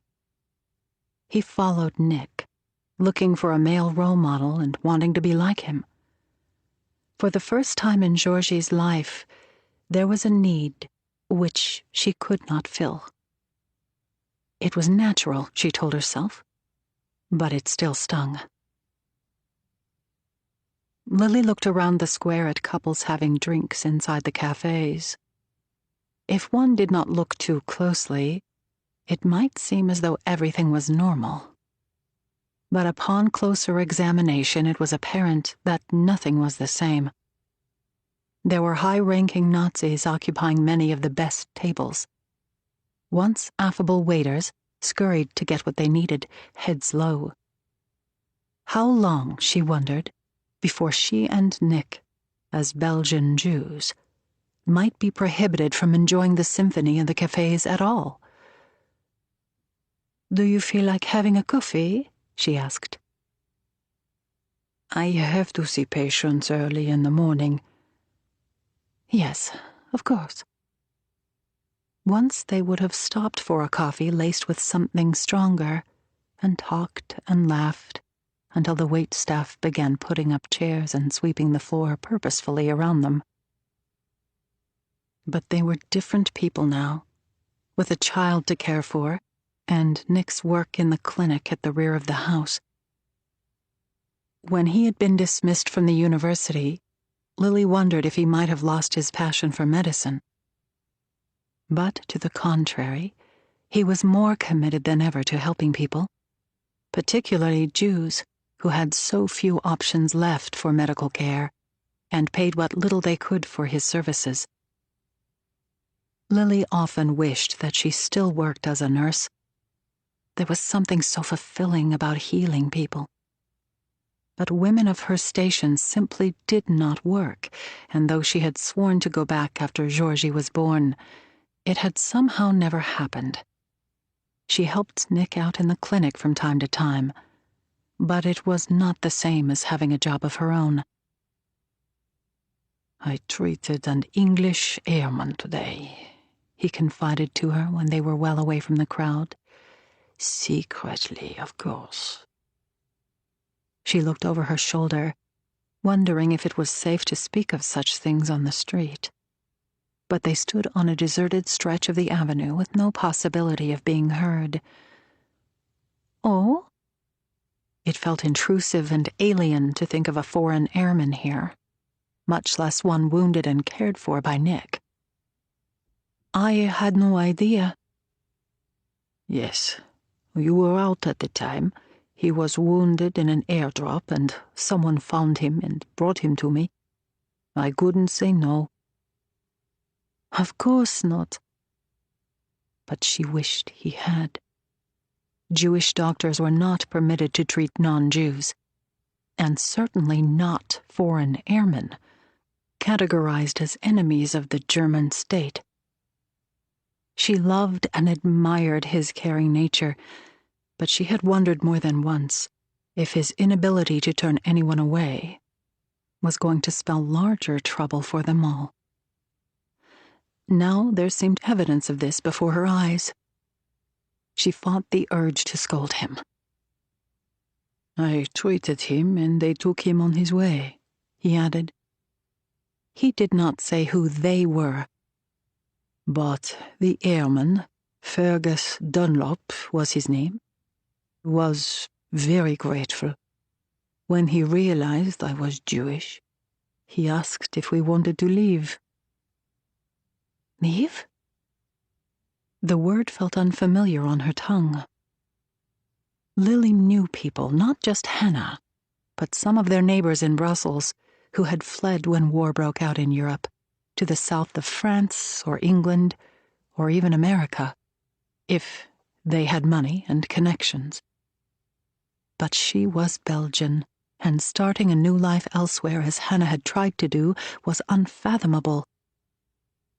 Where would we go? England at first. He was offering papers for us to stay there, at least temporarily. I supposed we would have to apply for permission to remain permanently, or for visas to somewhere else.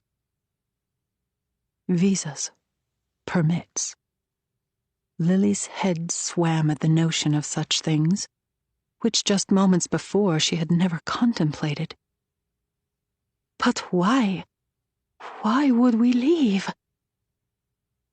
He seemed to think Europe would not be safe for Jews much longer. A chill went through her. Lily seldom thought of her religion. It was part of who she was, of course, like dark hair, or petite stature, or the fact that she didn't like eggs. She made a special dinner twice a year for Rosh Hashanah and Passover. But her Jewish heritage did not define her.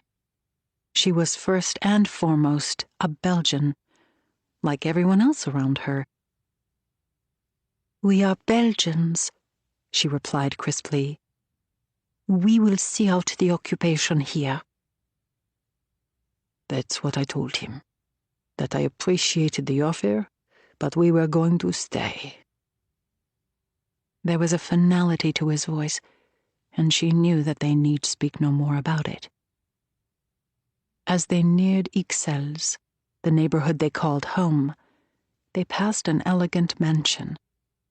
Once a stately home, it was a canteen now, providing breakfast and lunch to poor children. Lily had meant to volunteer there, but somehow never found the time. It was too late in the evening for the canteen to be open for children. But lights on the ground floor peeked through a gap in the curtains, and the window was just slightly ajar. Inside, there was a gathering of some sort.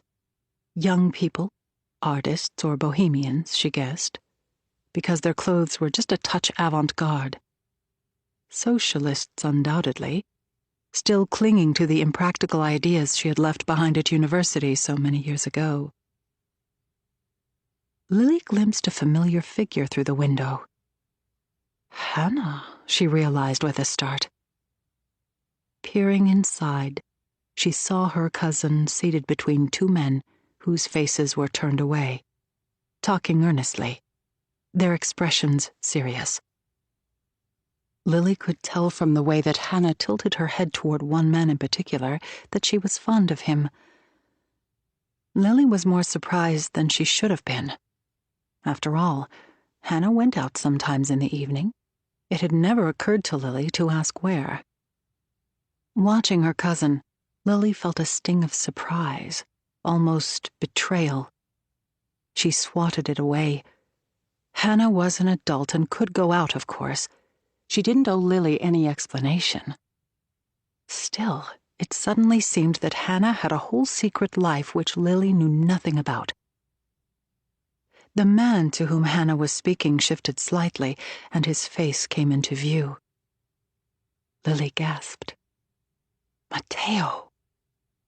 It couldn't be. A lump formed in her throat. She had last seen him 9 years ago, that final night in Antwerp before her mother died. She knew he was still out there somewhere, but she had forced him from her thoughts, like the part of a story that happened off the page. Once he had left her world, he simply ceased to exist. Except if she allowed herself to admit it, she would be forced to acknowledge that it wasn't like that at all. She thought of him still in the dark and lonely moments. She had pictured him in faraway places, America maybe, or off in the South Pacific fighting, living the principles he still believed in, the same ones she had abandoned when she married Nick and settled into their safe and comfortable life. She would not in 1,000 years have imagined him here, just blocks away in her own neighborhood. She wondered how long he had been here and how it was possible that they had never seen one another. Seeing her expression, Nick touched her arm protectively. "Is something wrong?" Lily was uncertain how to answer. "No," she managed. Lily was torn. She stared at Matteo, drinking him in. He had aged a bit, gray now at the temples, a line or two around his mouth where there had only been a suggestion of them before. It all served to make him more handsome. Part of her wanted to run and fling open the doors of the party and wrap herself in Matteo's arms, or at least let him know that she was here. That was the thing about her relationship with Matteo. Theirs had never ended with all of the messiness and regrets of a breakup. Rather, it had cut off suddenly, like an unfinished sentence. All of the uncertainties and feelings still lingering on the blankness of the page. She had never allowed herself to consider what life might have been like if she had gone with him.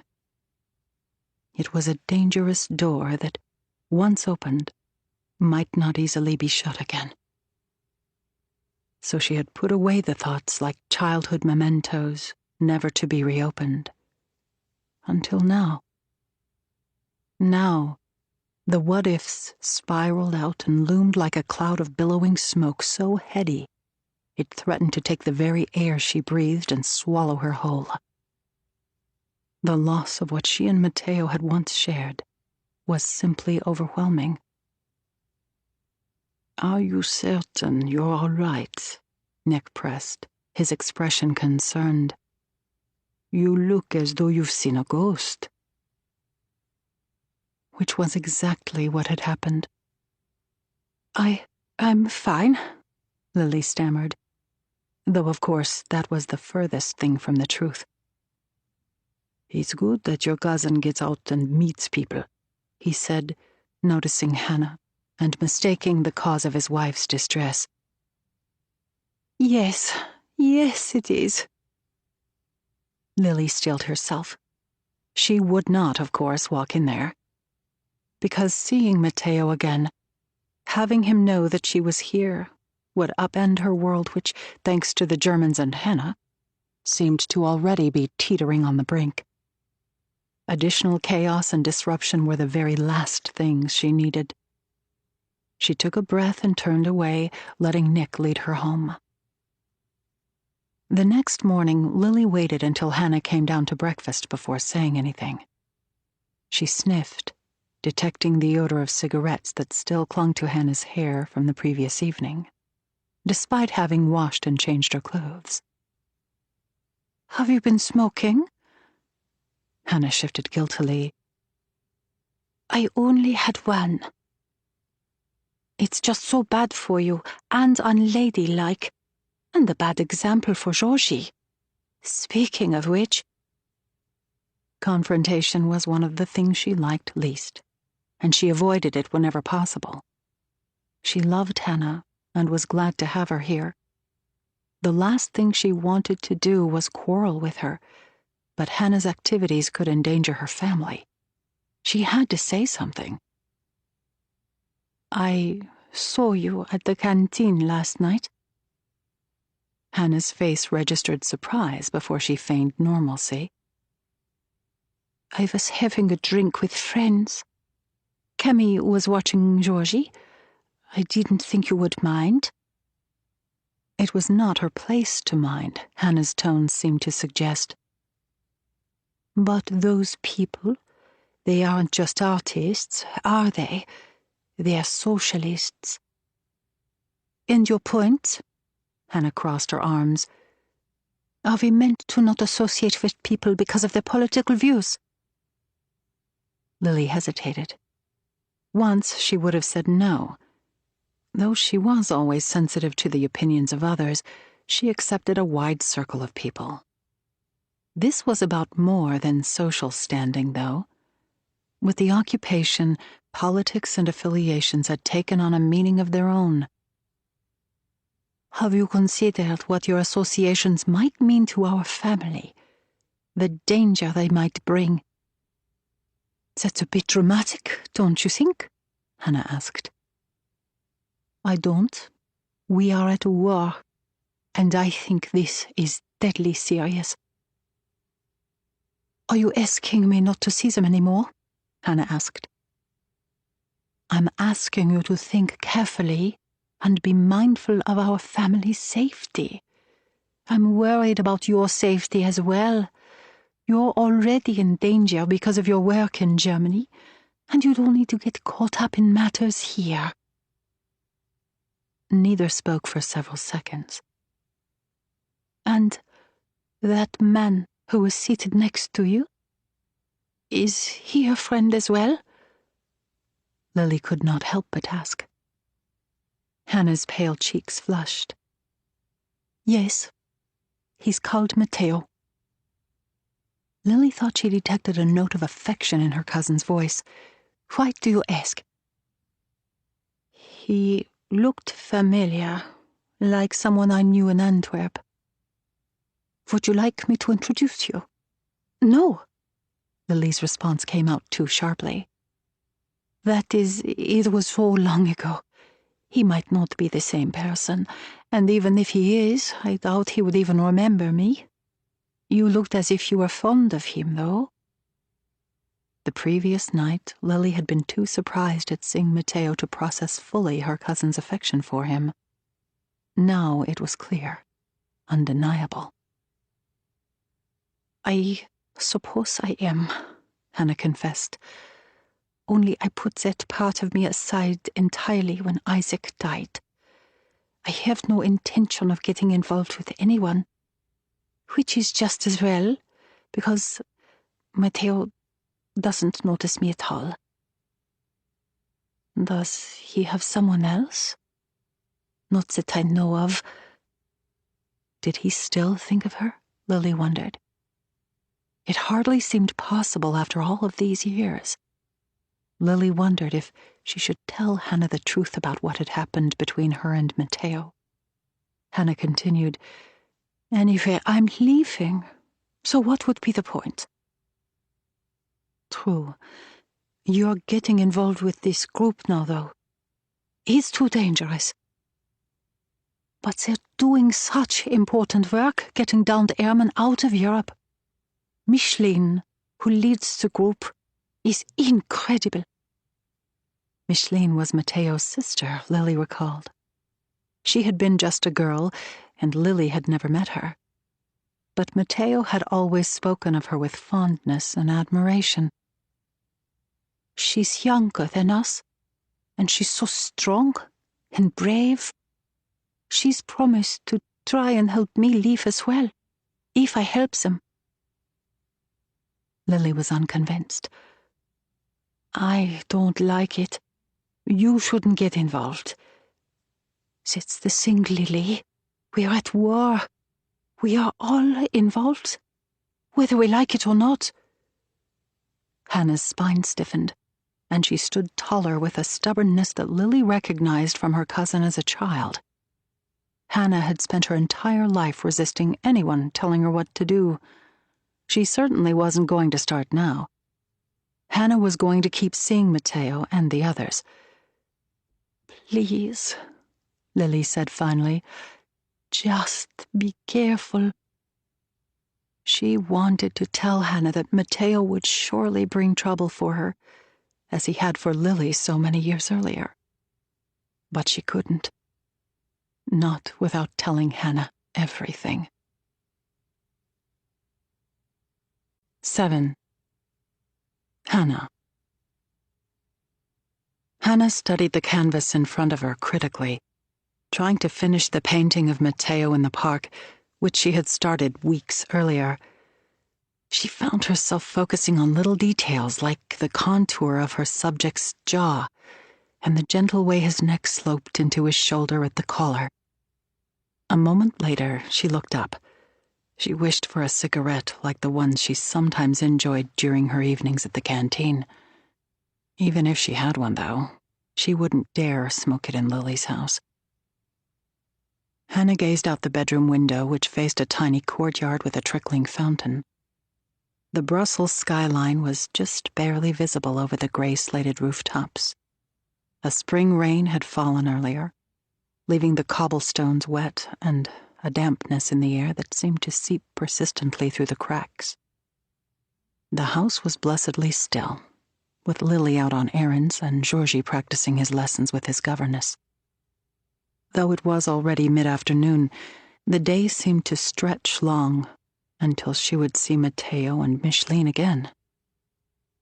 Since agreeing to work with the Sapphire line in exchange for help leaving, Hannah had visited the canteen nightly. The gatherings had, in the beginning, seemed social, people bringing half-drunk bottles of wine and whatever food they could scrounge to share. The women who attended were sophisticated, with their short pleated skirts and oversized belted jackets, imitating the style of the Zazus, the punk-like culture coming out of Paris. Often one of the men would play guitar, and occasionally someone would read poetry. But as she attended the gatherings more frequently, Hannah discovered that beneath the convivial atmosphere, the meetings at the canteen were purposeful. Some people clustered in small groups, working on articles for La Libre Belgique and other anti-German underground newspapers, which had popped up during the occupation, or conferring about other plans of which Hannah was not a part. Micheline prowled the room like a lion, consulting on one project, directing another. Seeing their passion and determination stirred memories in Hannah of her time with Isaac in Germany, when causes like this had meant something to her as well. "Can I help?" she had asked more than once, including the previous night, as a group of women prepared to distribute leaflets. But Micheline had shooed her away. "You're needed for other things." But Micheline had not said what those might be, or called upon Hannah yet to help. Hannah wanted to fulfill her end of the bargain so that Micheline would assist her in getting out of the country. Each day that passed brought greater risk that the Germans would discover her past and punish her for it. Hannah looked over her shoulder around her cozy bedroom. Even as she was eager to leave Belgium, Hannah knew she would miss being here with Lily and her family. She had grown fond of Georgie, and she and her cousin had reconnected and regained some of the closeness they'd once shared. A few weeks earlier, as she had gotten ready for bed, there was a knock at the door, and Lily appeared, carrying a bowl of dried fruit and nuts. "Can I come in?" Hannah waited for her cousin to say what she needed, but instead, Lily just sat on the edge of the bed in the corner, close to the heater, and tucked her feet under her nightgown for warmth. Lily was lonely, Hannah understood then. Despite her husband and child, there remained a void. "Nearly April," Lily had remarked, "and still so cold." "Yes, it will be Passover in a few weeks. I can help with the Seder if you'd like." The Jewish holiday had always marked the start of spring in Hannah's world, and whether with her family or later with Isaac in Berlin, they had marked it with a large festive dinner and all of the holiday rituals. But Lily looked puzzled at the notion. "We've never observed it. Of course, if it's important to you, we can find a way. But I think with everything going on, it would be best not to." Lily had always clung to her secular lifestyle, and never more so than since the occupation. "That isn't necessary," Hannah said quickly. Lily had already done so much for her, and she didn't want to be a bother. I was thinking of taking Georgie to the zoo tomorrow, if the weather is good, she added, changing the subject. The two had sat and talked long into the night, and Lily had returned for late-night chats several times since. A knock at the front door of the house jarred Hannah from her thoughts. She assumed it was a delivery and considered ignoring it. Then she peered over the window ledge. She could just make out the top of Matteo's navy felt hat. She felt a twinge of excitement. Though she did not care to admit it, what she liked most about the canteen gatherings was her time with Matteo. She enjoyed his humor and his quick, mischievous grin that flashed without warning at a joke or a wry remark. But it was more than just his mercurial wit and charm that drew him to her. Beneath the surface, she sensed a darkness, a pain that he was covering up, that reminded her of her own. Hannah pushed her feelings down. She had not intended to ever become interested in a man again after Isaac, certainly not here and now. Help Micheline and get out of Europe, that was the plan. She had no room for messy entanglements. Matteo was here, though, standing at the door. He had never come to her house before. She was not entirely sure how he even knew where she lived. He knocked again, and she hurried down the stairs to answer before the noise interrupted Georgie's lesson. Hello, Hannah said. Hello. I'm sorry to call unannounced. I hope I didn't interrupt. It's fine, Hannah replied. I was painting. Yes, I see. Matteo's hand reached out toward her cheek, and she froze uncertainly, caught off guard by the unexpected and intimate gesture. You have paint, he said, wiping away the smudge of blue that now stained his fingers as well. Hannah's face flushed as she realized she had misinterpreted the gesture as something more. She was suddenly mindful of her paint-splashed smock and her hair, which spilled out from a messy knot. She waited for him to say what he wanted. Is there somewhere we can talk? He asked. Over Matteo's shoulder, she could see that the street was lively with passers-by going about their business. Women headed to the shops, the letter carrier delivering the post. Conversation out here would not be safe. She turned behind her toward the study, but Georgie and his tutor were working there. Come, she said, leading him up the stairs, only thinking once they had reached the third floor about the impropriety of bringing him to her bedroom. He stood awkwardly in the too close space as she cleared a chair. She was self-conscious about having this man, whom she did not know that well, in her personal space. It was not the pile of clothes, though, or the rumpled duvet on the bed that gave her pause. Rather, it was the half-finished canvas on the easel, the portrait of him. She moved to step in front of it, cheeks burning. But it was too late. Matteo leaned forward, drawing even closer to her as he peered over her shoulder. Me? He said, his voice pleasantly surprised. Yes, Hannah said. I started it after the first time I saw you at the park, before we formally met, she added, as if that made things somehow better. I wanted to paint the scene at the duck pond, and you happened to be in it. Matteo studied the canvas behind her, and she felt exposed, as though caught naked. It's excellent, he commented, then stepped back to meet her gaze. Of course, you could be using your talent for real good. Pardon me. She made no effort to keep the indignation from her voice. He gestured to the underground newspaper that she had left too carelessly on the nightstand after reading it earlier that morning. A cartoon of a German soldier in a gorilla suit, printed in a square at the bottom of the page. The drawing was crude, and Hannah knew she could do better.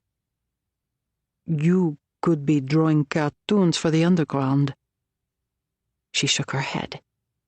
It was true that sometimes at night she lay awake, playing out satire on the page in her head, but she could not bear to work in the medium again. "Anyway, I'm certain you didn't come here to view my work." She removed her painting smock and crossed her arms expectantly.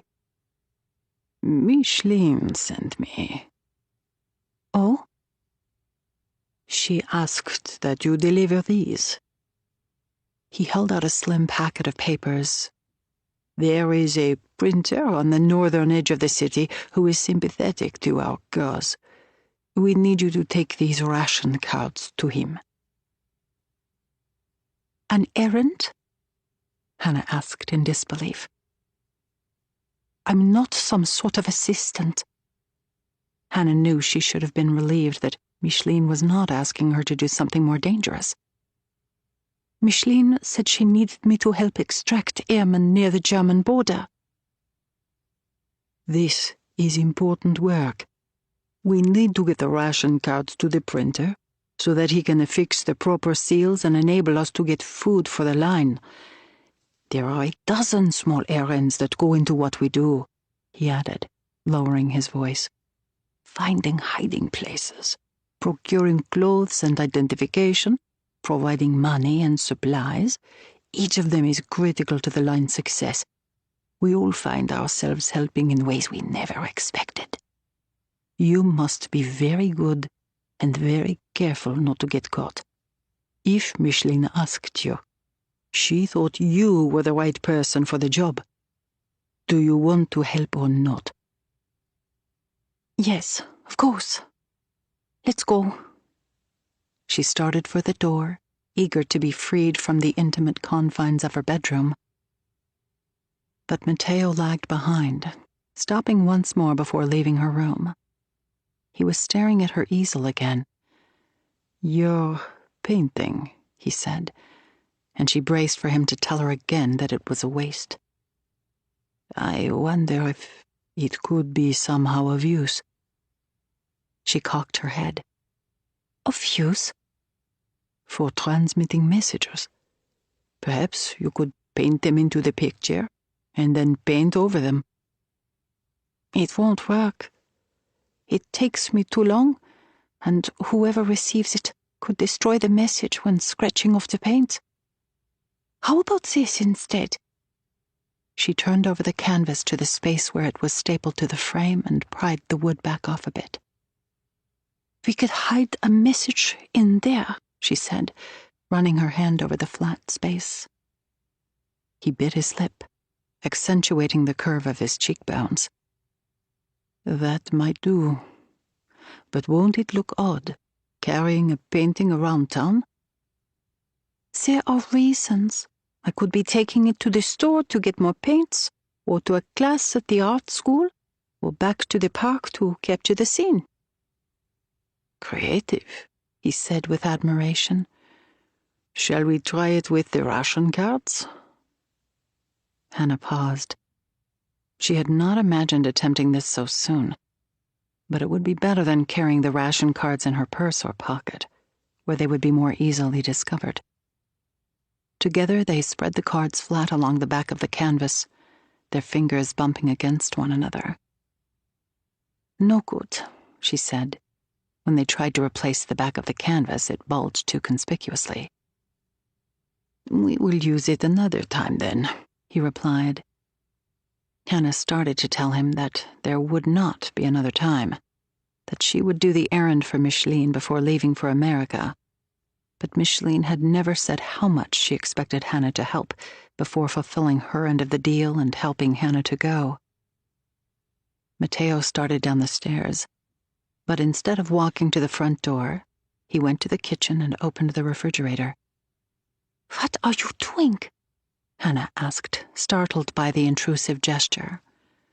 She imagined Lily's reaction at coming home and finding a man she did not know rifling through her kitchen. Here, use this instead. Matteo pulled out a package of butter and handed it to her. Hannah was confused. You want me to put the ration cards in the butter? Matteo laughed aloud, the corners of his eyes crinkling. No, but you should carry the package with you in case you get stopped and searched. She blanched at the prospect. He continued, You can confess to buying butter on the black market, which is a minor offense, and better than what you are actually doing. It will distract them from your real purpose. It was clever, Hannah had to admit, though it seemed like a waste of food. Feeling the softening butter in her hand, Hannah felt sure there had to be an easier, or at least less messy, alibi. She did not protest, but put the butter in her bag and then tucked the passes in neatly beside it. Why didn't Micheline come to give me the errand herself? Hannah asked as they started from the house.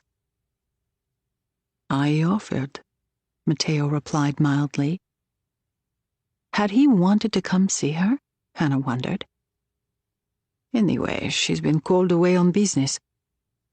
Hannah wanted to ask where and why. Even if Micheline had shared that information with her brother, though, Hannah knew he would not say more. They reached the front door and stepped outside. Take the tram to Scarbeck, and then walk down Rue Rubens for about 400 meters to the print shop, he said. Deliver the ration cards only to Herr Kunst. Tell him that Sapphire sent you. That's Micheline's code name, and he'll know it. Hannah nodded, lingering awkwardly to see if there were further instructions. He kissed her farewell on the cheek. For show, she told herself. It was important to keep up normal appearances in case anyone was watching. A hint of his cologne lingered as he started away. Hannah walked in the opposite direction toward the tram stop. Despite the seemingly mundane nature of the errand, her nervousness grew. It was as if everyone she passed could see the secret she carried. Knew. She was reminded then, from her days with the resistance in Germany, of what it took to do this kind of work. Calmness under pressure, the ability to think on her feet. She only hoped she still had it in her. 45 minutes later, she reached the print shop. The proprietor's name was etched on the glass window in faded gold lettering. Inside the narrow shop, samples of cards and programs which the shop had printed hung framed on the walls. The smell of printing chemicals burned Hannah's nose. Hannah walked to the counter and waited until the previous customer had left the shop. Herr Kunst, she said to the man behind the counter. He had a thick mustache and wore a monocle at his right eye. I've been sent by Sapphire. The man's eyes widened. She reached in her bag and pulled out the wrapped parcel of ration cards. He took the package with shaking hands and shoved it away under the front counter. The cards delivered, Hannah hurried from the shop. It had seemed almost too easy, and Hannah wondered if there was something more that Micheline had expected her to do. When she reached the corner, Hannah looked back over her shoulder and saw a police officer walk into the print shop. She ducked into a doorway out of sight. She had made it out just in time. But the policeman might have seen her hand over the ration cards. She wondered if Herr Kunst was in danger and whether she should go back and help him. The shopkeeper seemed to talk easily with the officer, though, and his expression showed no sign of distress. Herr Kunst peered out the shop window, as if to make sure no one was watching. Then he reached below the counter and pulled out the package of ration cards. He was a traitor, Hannah realized then. and he was about to turn over the package to the policeman. Impulsively, Hannah leaped from the doorway and raced back into the shop. "Excuse me," she said to Herr Kunst, stepping in front of the police officer, "but I think I left something behind in the shop." The package sat on the counter between them. If she tried to retrieve it, the policeman might realize the nature of her errand and arrest her. But if she did nothing, the policeman would take the passes, and they would be lost for good. She had to do something. "Oh, there it is," she exclaimed, feigning surprise. She reached for the package, certain that Herr Kunst or the policeman would try to stop her. Her heart pounded. But the officer appeared not to know what was in the package, or that Herr Kunst was about to turn it over to him. And the shopkeeper, unwilling to reveal that he was a traitor, said nothing. "Thank you so very much." She grabbed the package and sped from the shop and down the street, praying that the officer would not follow her. Hannah did not dare wait for the tram, so she started back toward the city center on foot. But the journey was longer than she had imagined, and she became lost in the twisting streets of the unfamiliar neighborhood. She had been gone much longer than expected, and Lily would be home by now, looking for her and wondering where she had been. Her feet ached. Nearly 2 hours later, she burst into the canteen. Though she was eager to get home, she needed to tell Matteo about Herr Kunst and the ration cards. When Hannah entered the back office, she was surprised to see Micheline at the desk reviewing papers. "I thought you were called away on business," she said, struggling to catch her breath. Micheline ignored the comment. "Why didn't you deliver the ration cards?" "I did, but then a policeman walked into the print shop. Herr Kunst was about to turn them over to the police, so I went back for them." "You went back and took them with the police standing there?" Micheline asked, an unmistakable note of admiration in her voice. "Yes." "That was a brave thing to do. Foolish, but brave." "I couldn't let the ration cards fall into the wrong hands." "You could, actually. They were fakes." "Fakes?" Hannah's voice rose with disbelief. "But why?" "We were testing Herr Kunst, and you showed that he could not be trusted." "Why didn't you tell me? I could have been arrested, or worse." Understanding then, her surprise turned to anger. "You were testing me, too." "I had to see if you were up to the task. I could not possibly trust you without knowing." "So the whole thing was a charade?" "Yes." Micheline did not bother to deny it. "And the policeman?" "He was real." "You risked my life for nothing." Hannah's anger grew. "It wasn't for nothing. I had to know. And you passed. So let's go." Micheline stood from her desk and pulled a flowing blue cloak from the hook on the back of the door. "Go where?" "On my errand. You can come with me." She strode down the corridor and out onto the street as Hannah trailed close behind. Outside, Hannah faltered. In her anger, she wanted to tell Micheline that she was done and walk away. But she could not. It was not just that she needed Micheline to help her get to America.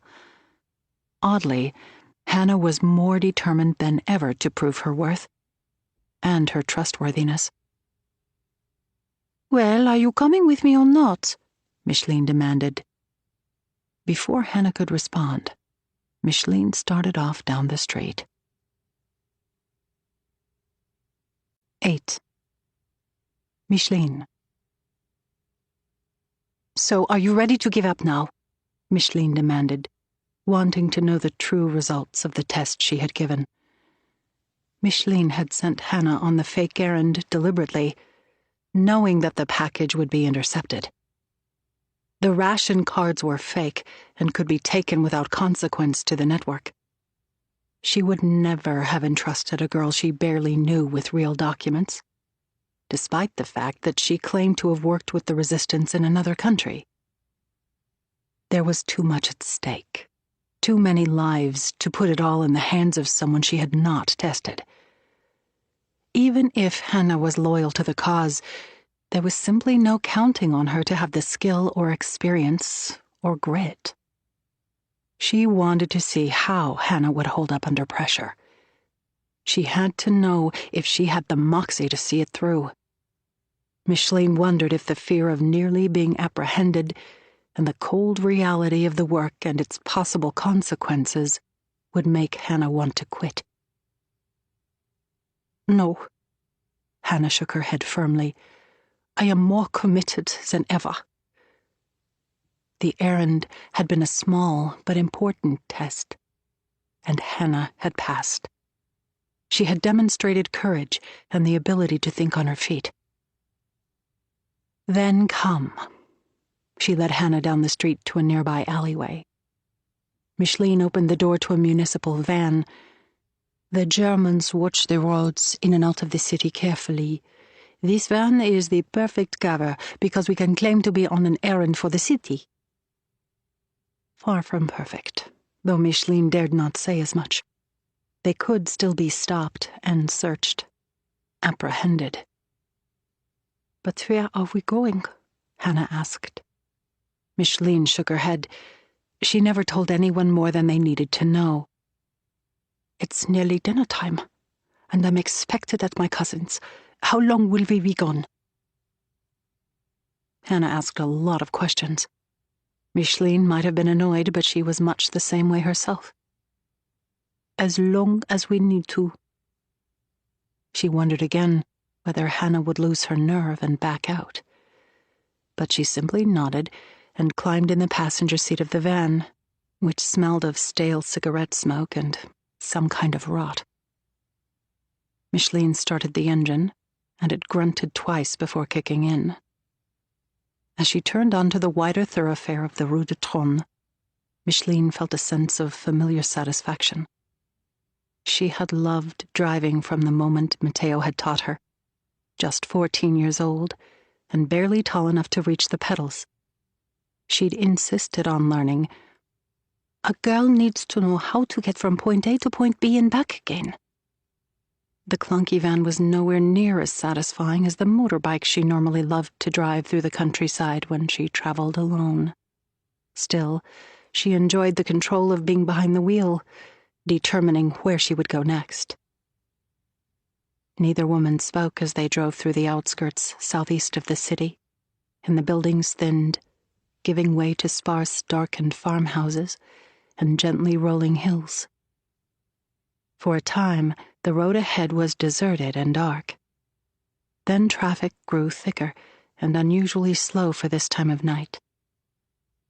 Micheline pressed her foot on the brake as the car in front of her stopped. She inhaled sharply.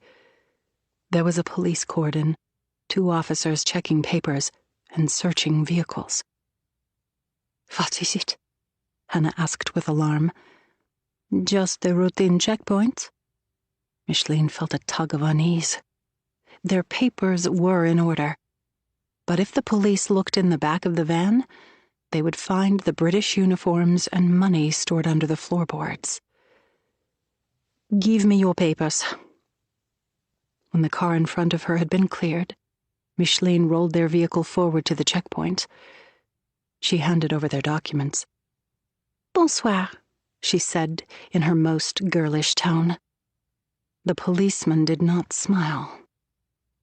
What are you ladies doing in a municipal vehicle? We are running an errand to deliver some supplies to Liège, Micheline offered, using the excuse she had planned. My father, who works for the city, is ill, so we had to go for him. She hoped the explanation would be good enough. At this hour? The policeman sounded skeptical. We had to make sure that someone was home to care for him before setting out, Hannah interjected without hesitation from the passenger seat. Hannah's expression remained natural as she conjured the lie, and Micheline marveled at her quick thinking. We've also got some frozen fish we are carrying for a merchant friend in the back that is going to make a terrible mess if we don't get going soon, Hannah added, wrinkling her nose. Micheline was certain that Hannah had overplayed her hand. If the policeman opened the back of the van, he would discover the lie and question the rest of their story as well. The officer hesitated a beat. "Carry on," he said finally, and Micheline exhaled as he returned their papers. She started the van once more and pressed the accelerator gently, fighting the urge to speed away. "That was good thinking," Micheline said with grudging admiration. Hannah had, in that moment, been quicker to react than she. Hannah shrugged. "I've always been able to think on my feet. It's gotten me out of scrapes more than once." Micheline wondered what secrets Hannah kept, the past she had left behind. Hannah had already told her about her fiancé. What other mysteries did she carry still? They drove in silence for nearly an hour as darkness fell. The trees, which lined both sides of the road, thickened to clusters as they neared the woods. Micheline searched for a familiar break in the trees, and then turned right off the main road onto an unpaved path. The Sonzayes was a dark and dense forest outside the city. The branches, a mix of oak and chestnut and beech, bowed low over the road. When she had driven as far as she could without the wheels getting stuck, Micheline pulled over and parked the van between some thick shrubs so it could not be seen from the motorway. Hannah followed her from the vehicle and down a path by foot. Bits of old snow still clung to the grass, and her boots sank deep into the sodden earth with each step. The two women walked in silence through the woods. "Where are we going?" Hannah asked once more. Her words echoed against the trees, unanswered. Finally, they reached a clearing. A young man stood there smoking, the tip of his cigarette illuminating his face in an orange halo. Seeing them, he dropped the butt and stiffened to attention. It was David, a recruit who had joined the network at scarcely 16. Micheline should rebuke him for being sloppy and letting his guard down. But instead, she made a mental note to have Matteo tell him later. "Is my brother here?" she asked, dispensing with formalities. David nodded. "By the stream." Micheline made her way through the darkened forest on instinct, feeling for the familiar turns in the path. Hannah followed. "A whole encampment," Hannah marveled softly as she took in a cluster of makeshift huts. "And so close to the city. You might never know it was here." Micheline nodded. That was the idea. To the outside observer, the forest was uninhabited, and one who passed by might never notice the simple shelters constructed from branches. But the secret encampment was, in fact, expansive. There were 10 huts, and even a pump with running water.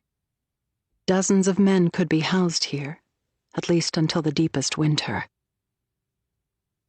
"This is the center of our operations, or one of them." Micheline looked Hannah keenly in the eyes. "Once you have been here, there is no turning back." Hannah nodded solemnly, and Micheline could see that even if she could have left, she would not. Hannah's eyes traveled to a few men in foreign uniforms clustered around a low fire. "British?"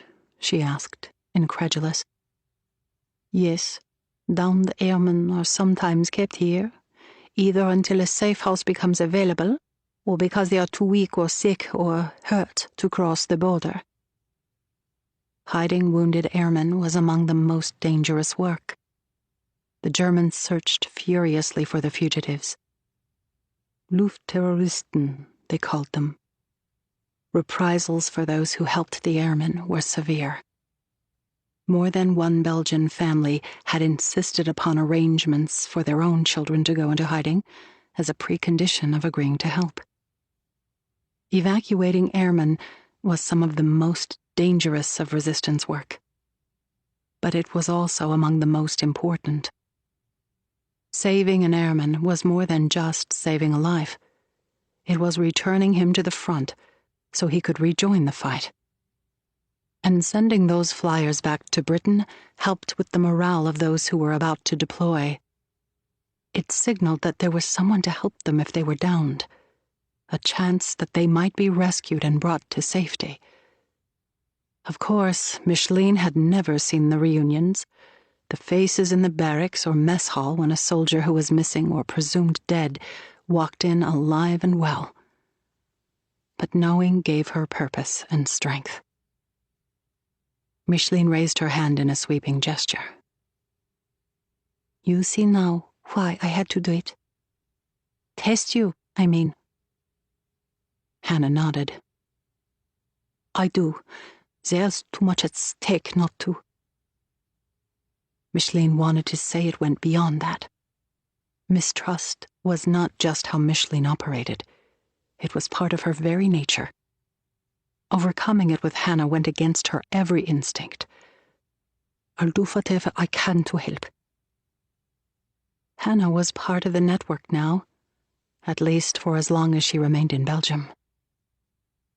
Micheline exhaled silently. Good. When we are ready, I will call on you again, this time for real. Now, come. They started toward the bank of the stream, where Matteo oversaw an operation of 4 men, packing weapons and munitions in disguised casings. The men were from the General Sabotage Group of Belgium, or Group G, an organization that specialized in sabotaging trains and other German assets. Matteo, with his winning ways, had always been a natural liaison to other resistance groups, like the fighters they shared space with here.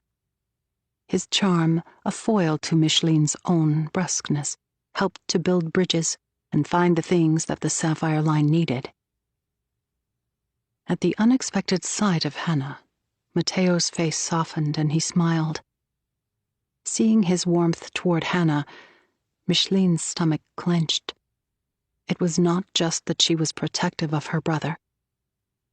Matteo had a long and disastrous history with romance, ending in heartbreak and tragedy. She did not want to see him suffer like that again. More importantly, the network could not afford any disruptions that might come from a messy entanglement between 2 of its operatives. Hello, Hannah said, a little too loudly. Micheline spun toward her. Quiet. Do you want to tell all the Germans we are here, or just a few? Michu, Matteo tried to intervene, but Micheline would not be subdued. You must think, or you will get us all killed.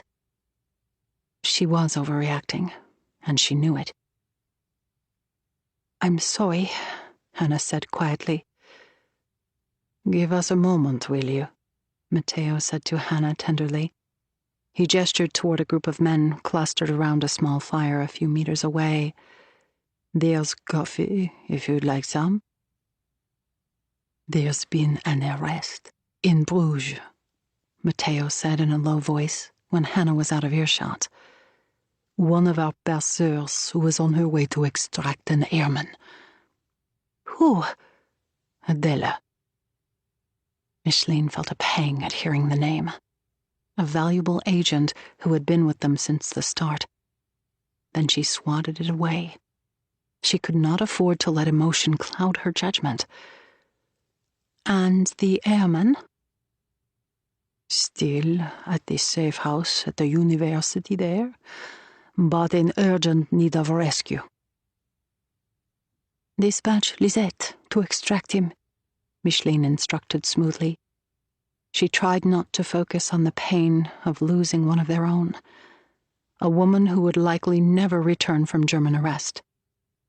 What she could not ignore, though, was another breach on the heels of so many others. Each was a tiny crack in the network's foundation. How many could the line withstand before collapsing altogether? Matteo nodded, then went back to packing weapons with the other men. Micheline signaled to Hannah that it was all right to rejoin them. As Hannah walked back over, Micheline studied the weapons with unease. Their plan, to smuggle guns across the border into Germany to another group of fighters, made her nervous. She was concerned only with rescuing the airmen and getting them to freedom. A serious gaffe with missions of sabotage and subversion against the Germans could spell doom for her own line too.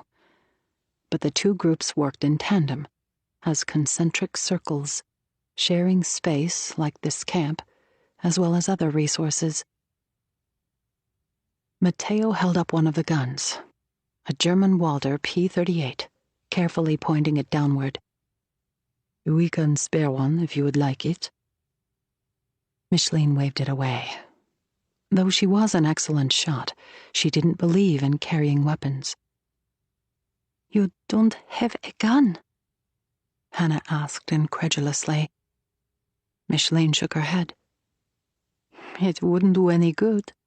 If you reach the point where you need a gun, you've already lost. Our real weapons," she added, "are our hands and our minds. Things that keep us out of trouble in the first place, and that no one can take away from us." "What do we do now?" Hannah asked. "We will stay the night." "But I must go back to my cousin's this evening. She won't know what happened, and she will worry." "There's no choice. We can't risk going through that blockade again." "And no way to send word that I've been delayed?" "I'm afraid not." Hannah's brow creased at the worry she would cause by not returning, or at the questions her absence would perhaps raise. "What if my cousin comes looking for me at the canteen?" "What if she does?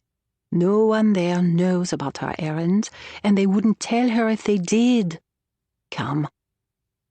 She led Hannah to one of the huts, crouching to get through the entranceway.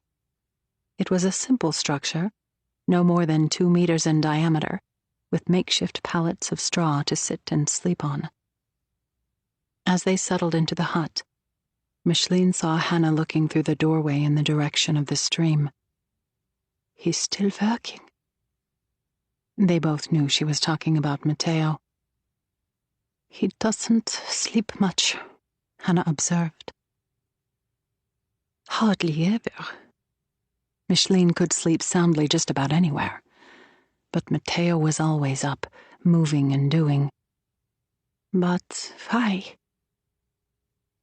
"I think he keeps moving to outrun his pain. Someone hurt him long ago." Hannah watched, waiting for her to say more, but Micheline would not. There was an undercurrent to her message, equal parts warning and plea. "Do not hurt my brother. I won't let that happen to him again." Hannah's expression was troubled. "What is it?" Micheline asked. "You can't outrun your pain. Sorry." Hannah gestured outside the tent.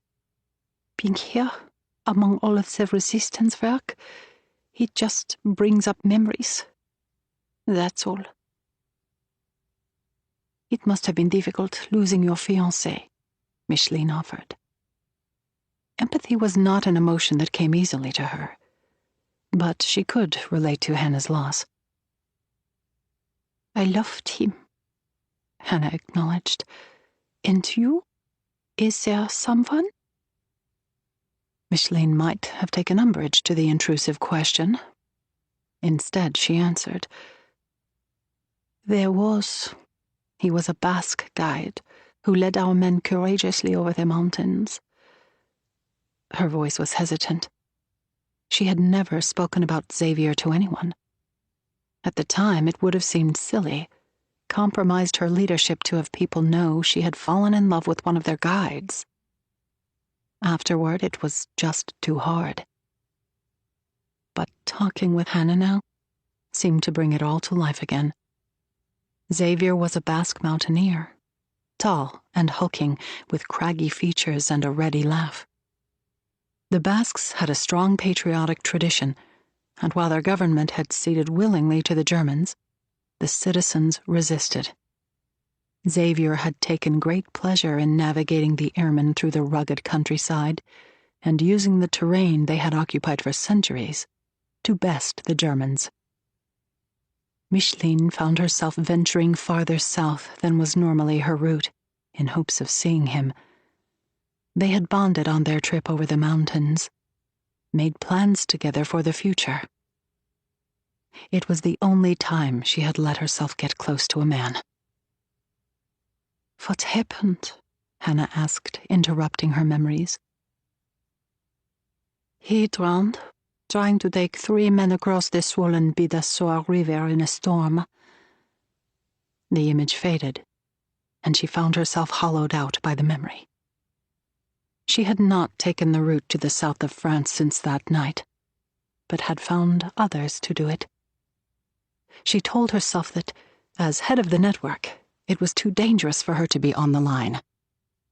The truth was, she simply could not bear to go there and face her memories again. So what now? Hannah asked. Do I go through some sort of training? Micheline shook her head. There is no training for what we do. Then why bring me here? So you could see what we do and why we are doing it. But that was only part of it.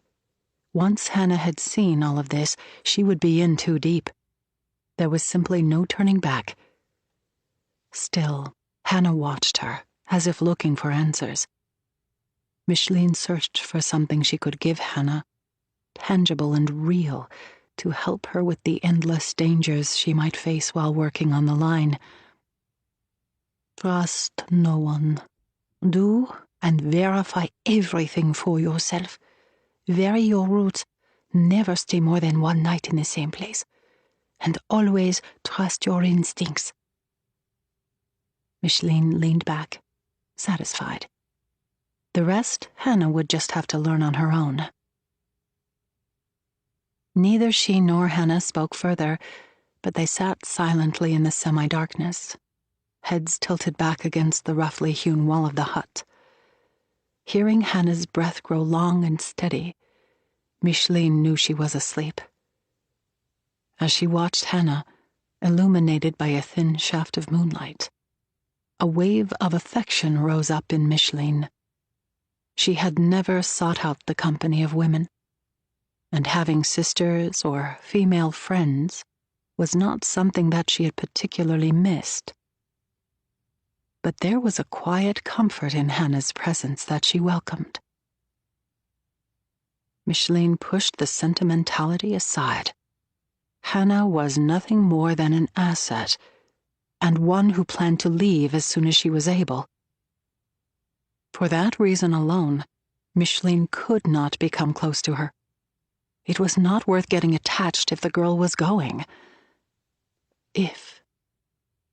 Micheline had only agreed to try and find Hannah a way out.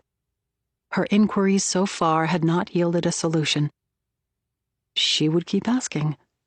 That was all. Helping Hannah was not her primary mission, and it would not be done at the expense of other, more important work. Unusually restless and unable to sleep herself, Micheline stood quietly and stepped out from the hut over to the bank of the stream where Matteo, now alone, was packing the last of the weapons. "Hannah?" he asked, and she could hear the affection in the way he said her name. Sleeping. Matteo's gaze traveled in the direction of the hut, and Micheline's concerns redoubled. Not this. She and Matteo had both been hurt before. She had sworn to never love again. But Matteo, with his big open heart, was prepared to swoop back in and risk everything. She admired and pitied him at the same time. "You were rather harsh with her earlier for being too loud," Matteo observed. "Would you say that if she was a man?" He did not answer. "You're fond of her, aren't you?" "No," he replied, too quickly. Micheline realized that she needed to find a way to get Hannah out, not just to deliver the information she carried or to fulfill her own promise to Hannah, but to get the woman away from her brother as quickly as possible, before he could develop stronger feelings and risk further harm. "The British reached out again," he said, changing the subject. "They want to use the encampment as a holding ground." She had heard this before. Things had gotten so much busier with the increased air raids, the trickle of airmen in need of rescue now a steadily growing stream. Sapphire and the half-dozen or so other networks evacuating them couldn't keep up. The British had grown impatient, and they thought the route through Spain was too long and protracted. Instead, they wanted to gather them and evacuate the soldiers to the coast of Brittany from a rocky outpost called Bonaparte Beach and ferry them across the Channel. It was a far cry from 2 years ago when Micheline had turned up at the British consulate in Lisbon with 2 airmen. And unknown to them, the British officials had eyed her skeptically. Now, more than 100 safe extractions later, the British government not only knew that the Sapphire Line was for real, it wanted to take it over and run it. Better protection, smoother lines, that was what they had promised. Micheline was having none of it. The network worked so well because it was run on the ground with decisions made in real time based on the situation. The last thing she wanted was for it to get bogged down in bureaucracy and political infighting, driven by men who had not once worked with her on the ground. She shook her head. "Impossible. It's too dangerous. There is a German post not 1,000 meters inland. The nights are shortening." It was not her business to tell them what to do. No one was going to listen. But she would be damned if she was going to let them jeopardize her camp to do it. The network had almost been obliterated before by getting too big and trying to do too much. They had worked hard to come back from that and restore operations. Rebuild when so many thought it was over. She would not, could not, have it fall apart again. "We can't hide any more people.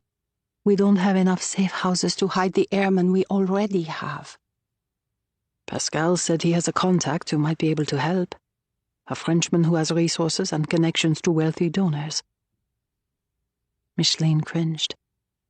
"You know I don't like relying on outsiders, and Pascal never mentioned this to me." "Because he knows you don't like relying on outsiders. And you can be a little, well, intimidating, especially when we are telling you something you don't like," he chided, and they both laughed. "You know me too well," she conceded. "You said yourself we need more money," Matteo pointed out. Money was a part of it, more than Micheline cared to admit. They needed food and rail tickets and rented flats, and also to pay those who forged documents. And not everyone worked free for love of country. "I'll talk to him about it," she agreed reluctantly. Then she changed the subject. "This latest arrest, after the passeur didn't turn up in Paris. Something isn't right." "Just a coincidence, I'm sure." "Maybe." Micheline tried forcing certainty into her voice, wanting desperately to believe it. But a nagging feeling told her otherwise. One misstep might be written off, but 2 spelled a kind of trouble she wasn't ready to consider. Micheline wrapped her arms around herself against the chill. She was a solitary creature by nature, working and operating best on her own. But the entire network was hers now, and the agents were connected in purpose and spirit. She felt them now, spread out across 3 countries spanning from the English Channel to the south of France, like a constellation of stars. I have to go, she said. Where? Away. Though there were never secrets between them, even Matteo did not need to know the full extent of her business. So soon? You just got back? She nodded. The work came faster and faster these days. I wish you wouldn't. Things are so unsettled now, and nothing is quite right when you are gone. I know, but there is no other way. You take on too much, where you could send someone else. I could say the same to you, big brother, she chided. Matteo did not join in their usual joking. His eyes remained grave. All they had left in the world was one another. Neither could imagine losing that. At least let me come with you. Still the Matteo of her youth, she mused. Older, yet always close on her heels. She shook her head. You're needed here, you know that. He looked as though he wanted to argue, but could not. Though their hearts as siblings were intertwined, their work was separate, each to their own strengths. Tell Hannah I had to go. I shall, and I will make sure she gets back safely. Micheline wanted to remind him that his first obligation was to the network. Hannah would have to learn to take care of herself. But Matteo always had a heart too large for his own good, and the words would be wasted. Be careful, she said instead. She gave her brother a peck on the cheek and turned to go. She started through the darkened woods, feeling the path back to the van on instinct. An owl called out unseen, and its hoot seemed to echo Matteo's earlier caution. Send someone else. As she reached the spot where the van was parked and climbed inside, she swatted the idea away. After all, there were some jobs you had to do for yourself. 9. Lily. One bright spring morning, when Georgie's tutor had not come due to illness, Lily set out with him from the house. Come, Lily said. Let's go to the market, and then the park. Georgie, carrying his favorite ball, turned eagerly in the direction of Place Sainte-Catherine and the market they usually frequented, anticipating the chocolate-covered waffles at the patisserie stand. Lily turned him away gently with a pang of sadness. Jews were not permitted there anymore. Why don't we try a new market? She said, forcing excitement into her voice. But the place where Jews were allowed to shop was outside of the city center, in an immigrant Jewish neighborhood close to Gare du Nord. She had never once been there in her whole life.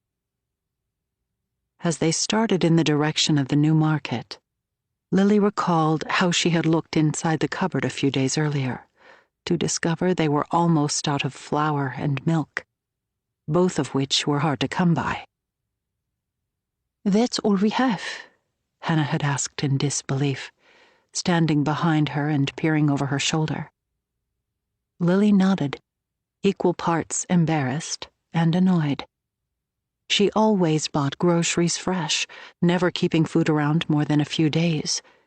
It had never occurred to her to stockpile or hoard. I'll find us food, Hannah said confidently. How? There are ways. Lily had narrowed her eyes suspiciously. Surely Hannah's ways involved the friends she'd made at the canteen. And if they were getting food on the black market, it would only spell trouble. Still, when Hannah returned home the next day with an armload of leafy greens and crisp apples, Lily had accepted it gratefully. But even with Hannah's contribution, Lily still needed to find a more reliable source of food, and the permitted market, though inconvenient, was their only option. About 30 minutes later, they reached a downtrodden neighborhood where the buildings were unkempt and trash was strewn on the sidewalks. Lily kept her head low, hopeful she would not see anyone she knew. The crowded streets felt like a foreign country, reminiscent of her early years in Poland, or what little she remembered from them. The smell of cooking, heavy with garlic and onions, wafted unpleasantly through a half-open window. Though she had lowered her expectations, the market was even worse than Lily had imagined. She peered with distaste at the spoiled meat and mottled vegetables. Just a few months ago, she had shopped on the Grand Place at the finest food hall in Belgium for salmon and caviar and fresh fruit even out of season, all to her heart's content. Now she was forced to go to the ration office, a risky proposition in itself, just to procure the stamps to be allowed to purchase this trash. Pastries? Georgie asked hopefully. Lily shook her head. I'm afraid not, darling. But let's make some oliebollen when we get home. She prayed the promise of warm donuts with powdered sugar would entice him and that he would not make a scene. We can go to the park now, though, she added, forcing brightness into her voice. Turning away from the market after managing to buy just a few turnips and carrots, Lily started past the rail station. Then she stopped again. There was a gathering of several dozen young people in their late teens and early 20s, clustered by the side entrance to the station. She might have mistaken them at first glance for a youth group, off for a weekend camping trip. But their clothes were out of season, and they wore heavy winter coats and carried overstuffed backpacks. Their expressions were grim, with no excitement or anticipation about the journey they were about to undertake. A call-up, the woman beside her on the pavement said in a low voice, her tone ominous. Young people, given notice. Lily was shocked. There had been rumors of Jews who were not Belgian citizens being called up by the Germans to report to the labor camps. But Lily did not personally know anyone who had received a summons, and she had found such an idea unbelievable. What if they don't show? She asked. Would the Germans go after them? She imagined how the immigrant neighborhoods, narrow and tightly packed, would have been ideal for the Germans to corral the Jews who were undoubtedly caught unaware, trapped. They call up more, I suppose. The woman shrugged matter-of-factly. It's fine. They're only taking the foreigners, and the trains must be filled.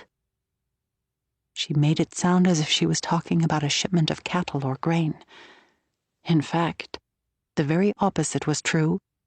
The trains could not, should not, be filled with people whose only crime was to be born in the wrong country, not unlike Hannah and Lily herself.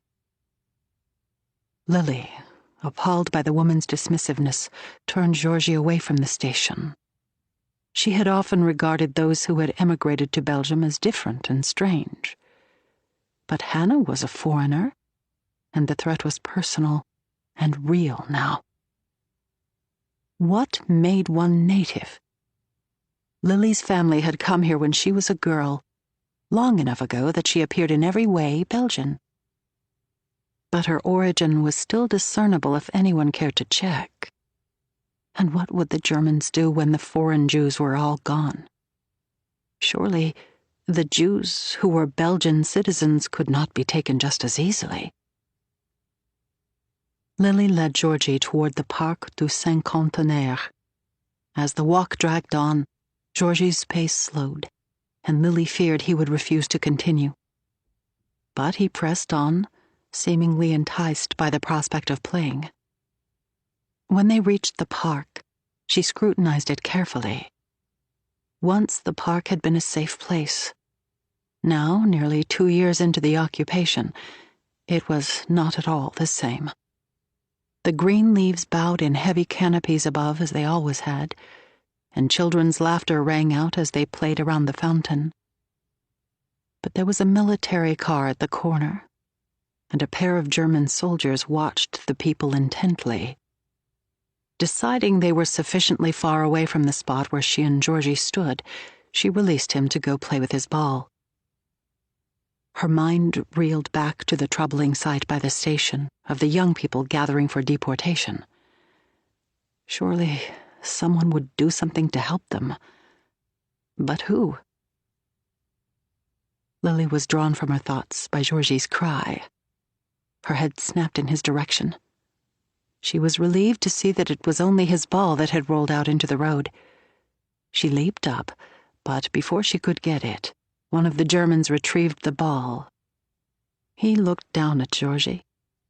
Lily's breath caught. Georgie was not wearing the yellow star as they were all required to now. It was affixed to his jacket, which he had cast off and that his mother now held.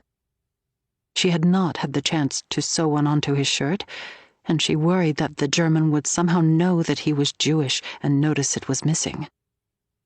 But the soldier returned the ball to him, then ruffled his hair. The touch sent chills down Lily's spine. Stay silent, Lily thought, as Georgie took the ball and continued playing by the fountain. That was the lesson of the war, and the only way to survive it. She knew that now more than ever. If only she could make Hannah, with her wild parties and troublesome friends, see that. Because Hannah's friends were not limiting themselves to late nights and loud parties, not if Matteo was among them. Matteo.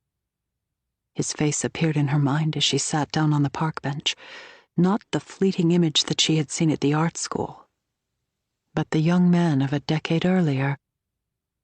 They had just finished making love in his bare attic apartment, the sweat of one another still clinging to their entwined naked bodies. "I'm leaving Antwerp," he said, "going abroad to see the world." Her heart ripped wide open.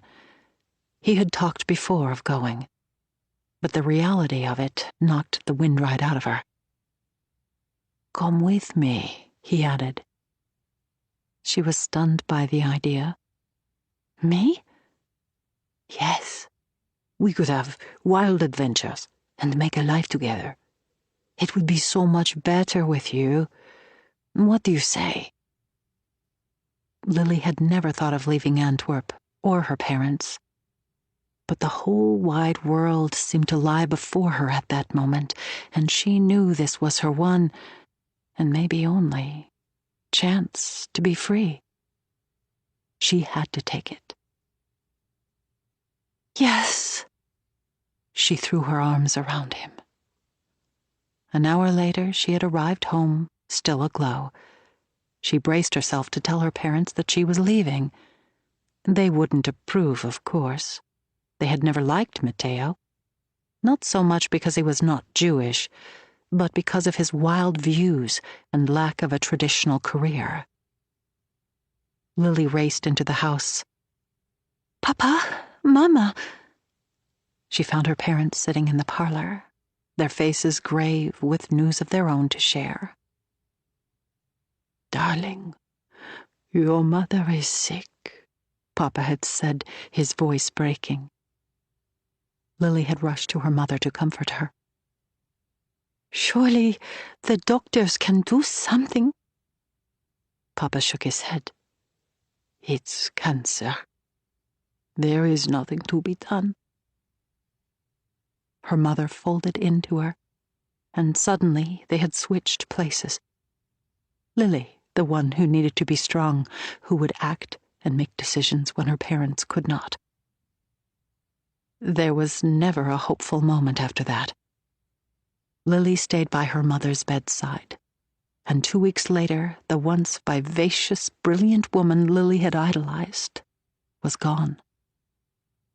The days which followed were a blur, and only for a second that night, as Lily looked out across the starless sky above the harbor, did she imagine Matteo waiting for her, wondering why she had not arrived for their scheduled meeting to depart from Belgium. She wished that she had sent word explaining that she was not coming, and why. But she had been too caught up in the shock and grief of her mother's sudden diagnosis, and by the time she thought of it, he was already long gone. Lily never heard from Matteo again. Once he left Antwerp, she had no way to reach him. Why hadn't he come looking for her, or at least sent a letter? Perhaps he had been angry. She might have followed him if she had known where to find him. But she couldn't have gone anyway and left her father alone in his grief. She had resigned herself to the fact that she would never see Matteo again, and opened her heart to Nick, the doctor treating her father shortly thereafter. Matteo was gone from her life forever. Until now. Though she had not seen him since that spring evening at the canteen, she thought of him ceaselessly. Hannah had not mentioned him again, though, and Lily had not asked. It was just as well. His return to her life could only spell trouble. Not just the feelings he stirred up in her. She could manage those. But Matteo was surely working with the resistance and drawing Hannah in as well. Her cousin didn't think Lily had noticed that she was gone all night and crept in before dawn, nor had seen the anti-fascist newspaper speaking out from underneath the art supplies in her bedroom.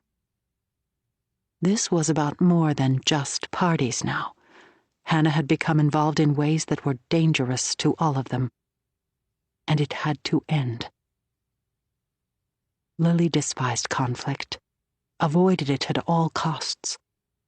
But more than once she yearned to say something to her cousin, to ask, no, demand, that she stop associating with Matteo and his friends.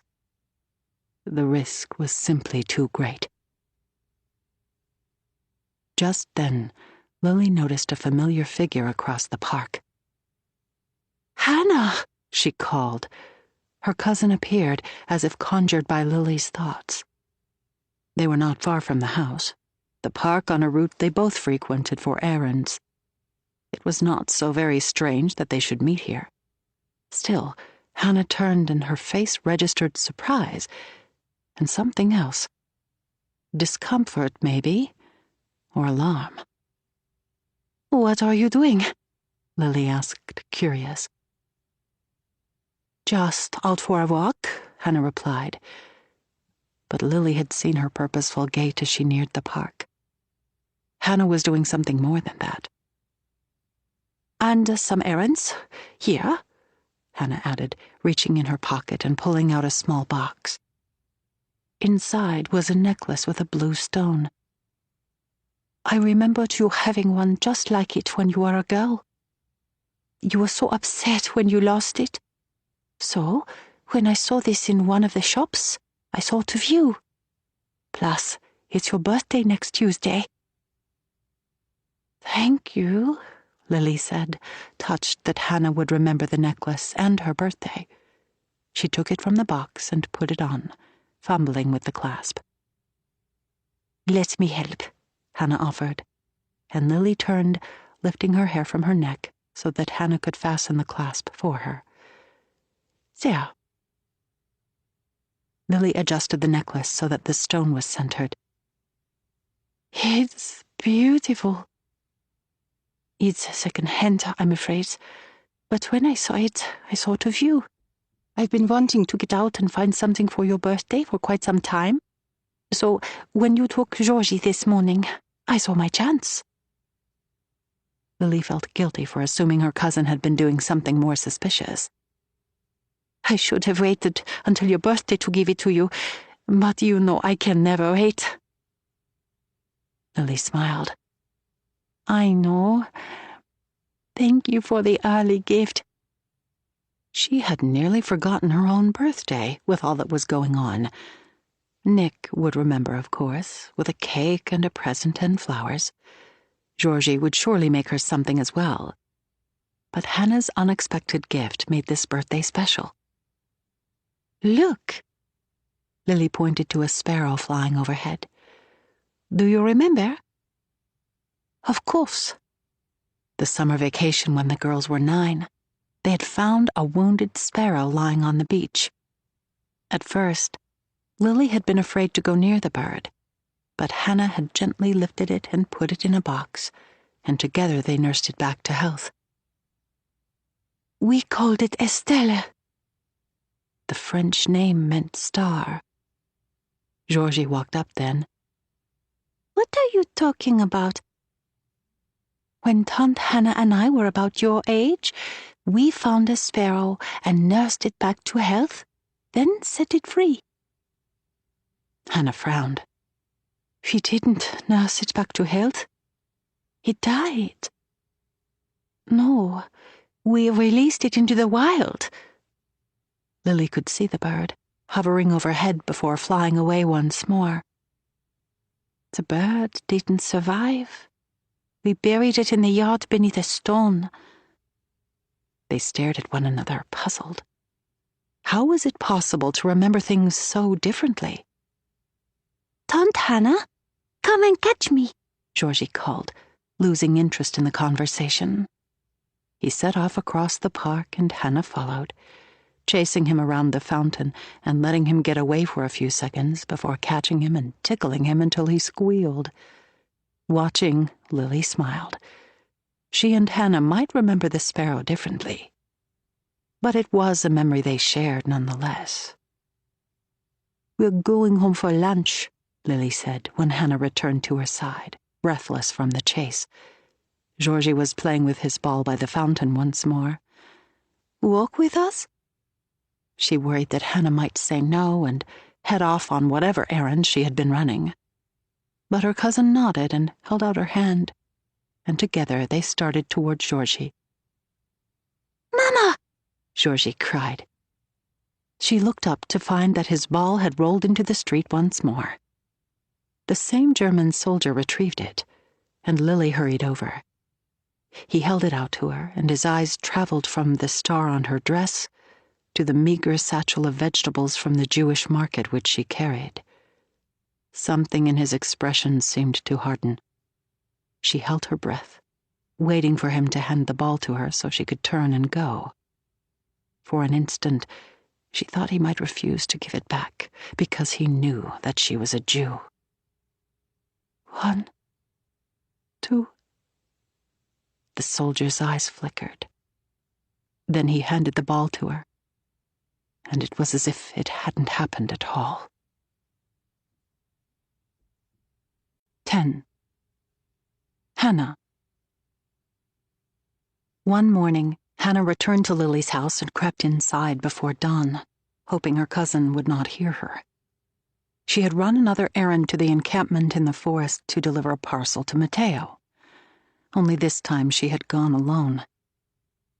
As she washed herself and changed her clothes, Hannah felt a tug of pride that Micheline now trusted her. She thought about how strong and fierce Micheline was. She was not just a helper on the sidelines, but led the whole group. Hannah had seen how the volunteers of the Sapphire line admired her. Though brusque, she had inspired deep devotion. She had a singular sense of purpose, and she approached the work with a passion and intensity that drew others in and made them believe. Hannah started back downstairs for breakfast, trying to think of an excuse if Lily noticed she had been gone all night. A man, she decided. Promiscuity, though distasteful to her cousin, would surely be more palatable than knowing Hannah had been on an errand for the resistance. When Hannah entered the dining room, Lily was gone and the breakfast table cleared, save for a plate of toast and marmalade she had left for Hannah. Relieved, Hannah ate alone, then started back upstairs to paint. In the foyer, she stopped. There was an envelope lying on the front table which Hannah had not seen earlier. She went to inspect it more closely and realized it had her name on it, the address typed and formal. That was strange, she thought. There was no one who knew she was here in Brussels, much less who would think to write to her. Hannah reached for the envelope, then tore it open. It was an Arbeitseinsatzbefehl.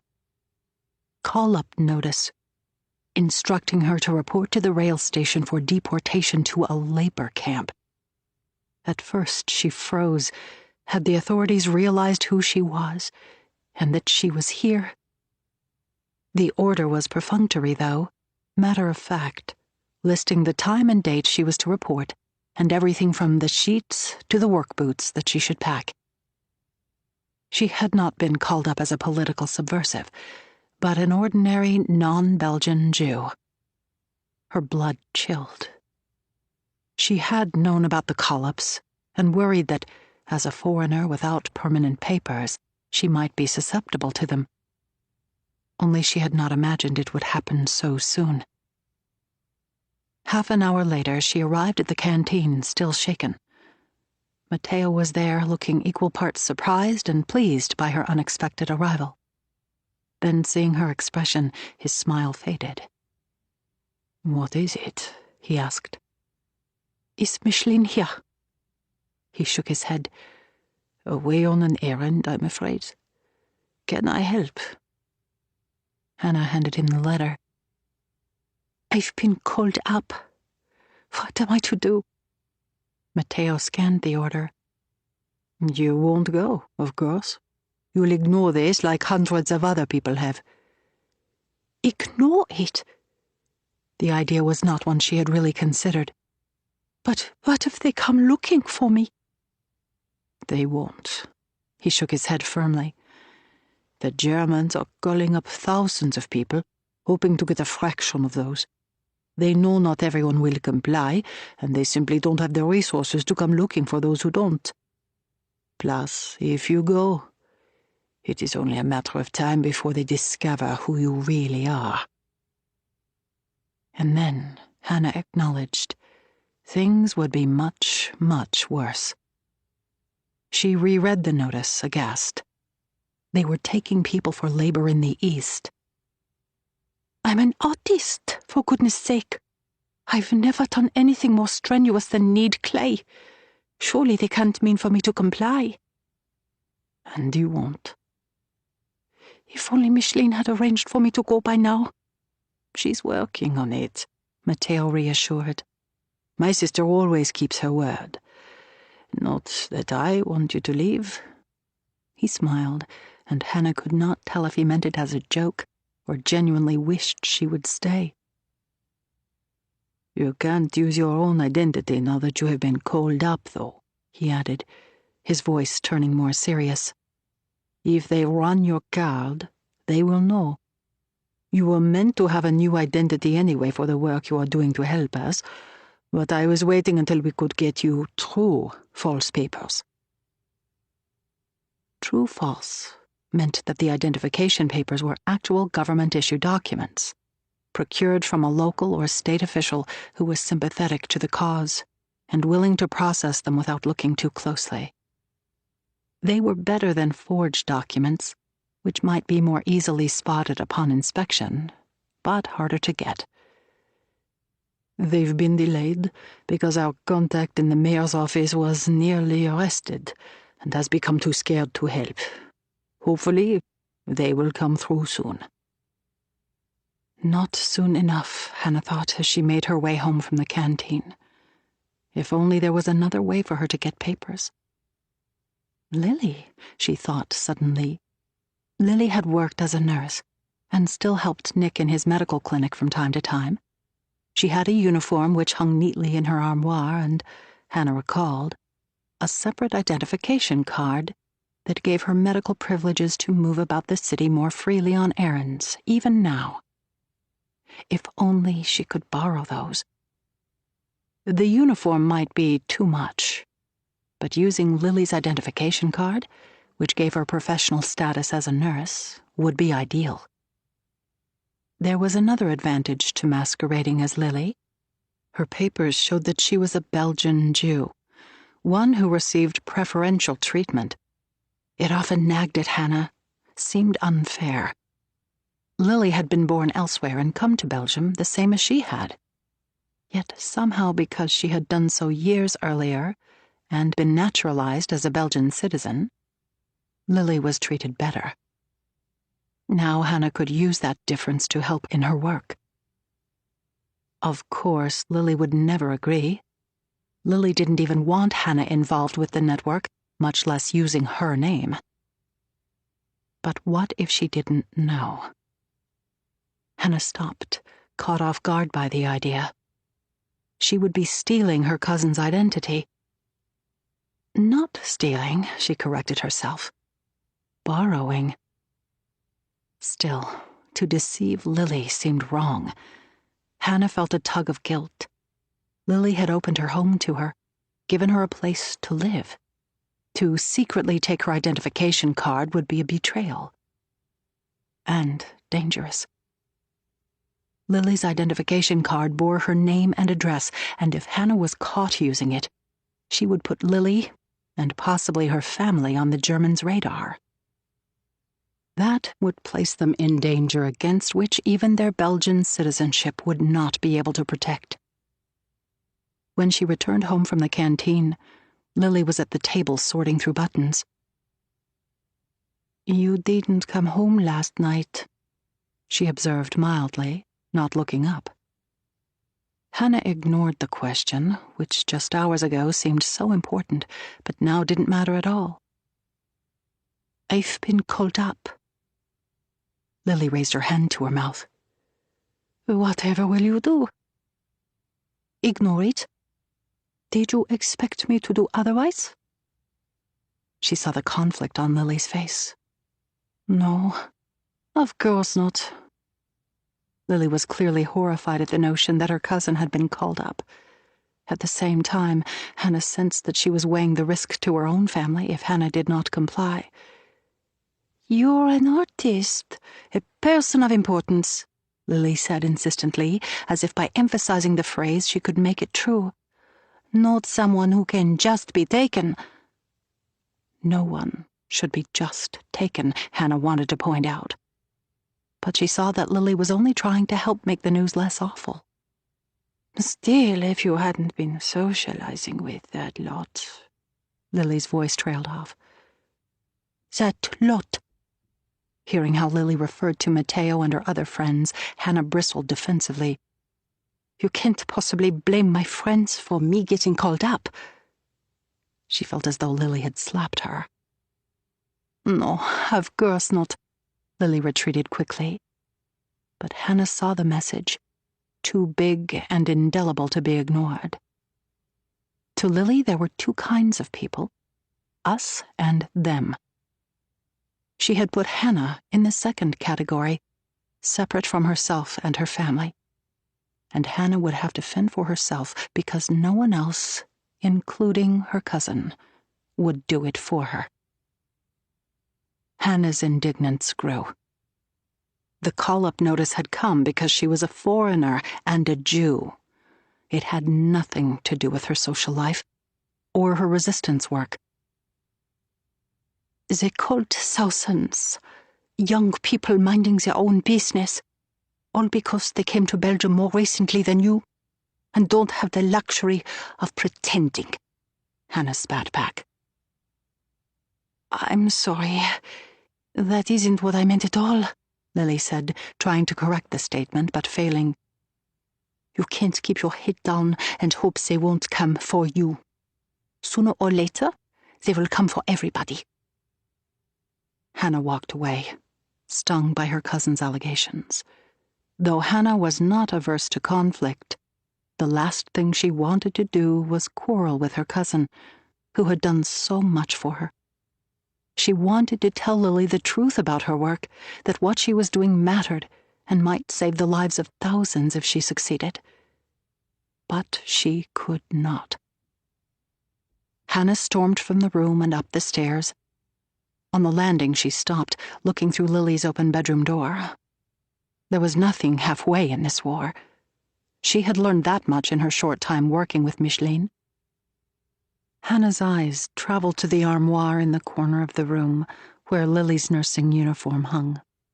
She considered again the idea of taking her identification. Her doubts resurged. She didn't like it.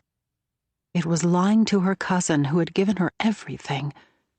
She loved Lily and was so grateful for all that she had done for her. The last thing she wanted to do was to hurt her.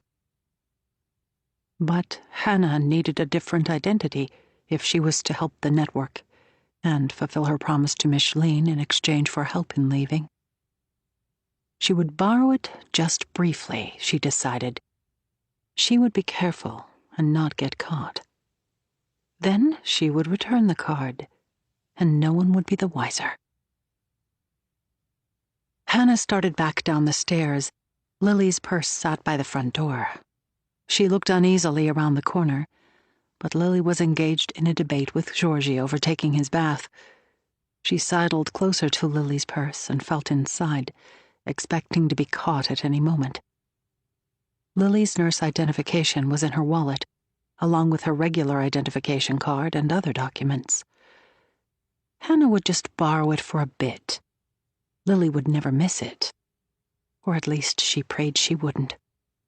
Hannah slipped the card out and put it into her pocket. 11. Hannah. Hannah crossed the Square du Petit Sablon on a bright spring afternoon carrying a canvas. More than 6 weeks had passed since she'd met Micheline and promised to work for her in exchange for help leaving the country. Micheline had called on her for the occasional errand, delivering documents or messages, which she had completed without incident. Having kept up her end of the bargain, Hannah was growing impatient. Micheline had not said anything further about getting her out of Brussels, and Hannah questioned whether she was stalling because she needed her. Or perhaps she simply could not do it. Then, the previous night at the canteen, Micheline had summoned her to the back office. We need a message delivered tomorrow. Delivered where? The message is going to Our Lady of Victories. Do you know it? Hannah nodded. She was familiar with the large Gothic church in Sablon-Zavel district, close to the city center. It should be straightforward. Just drop the message in the alms box. I don't like asking while your papers are not in place, but there's no one else. I can manage. Micheline handed her a folded slip of paper. This contains vital information about the delivery of airmen to a safe house. Hannah was surprised. Usually, Micheline said nothing about the contents of the messages Hannah carried. She continued, If discovered, this could cause not only your arrest, but the deaths of the very men we are trying to save. It seemed like a simple task, but clearly an important one. Hannah concealed the message in the sleeve of her blouse and then turned and left. The next morning, Hannah waited until her cousin had left the house, slipping out the back door with the painting so that the maid would not notice. She started down the street, still smelling the just dried paint, the square edge of the canvas tucked in her palm. It was more conspicuous carrying a large painting across town than simply carrying the papers themselves. But Matteo was right. As an artist, she had an alibi for the painting, and no one would think to search the backing. The canvas seemed to burn red-hot in her hands. She had the perfect explanation: an artist taking her work to sell at the art gallery near the church on the Place de Jeu de Balle. Hannah neared the open-air market on the square and pretended to study the meager vegetables one of the sellers offered, while peering out beneath the awning of the church. The alms box was affixed just inside the front door of the church. She simply had to cross the square, dislodge the message from the painting, and drop it in. What happened from there she did not know. Did a priest take it and deliver it to someone else? Or did he simply leave the box unlocked for someone else to retrieve the message? Though the clergy gave the appearance of neutrality, Hannah had heard stories of heroic acts of rescue and assistance by priests and nuns alike. What if someone else came along to make a donation, or even, as sometimes happened, steal from the box and discovered the message? This was not her problem, though. Her only job was to get the message into the box. Pushing aside her doubts, she started forward. She would need to find a quiet corner, perhaps inside the church, to dislodge the message from the back of the painting.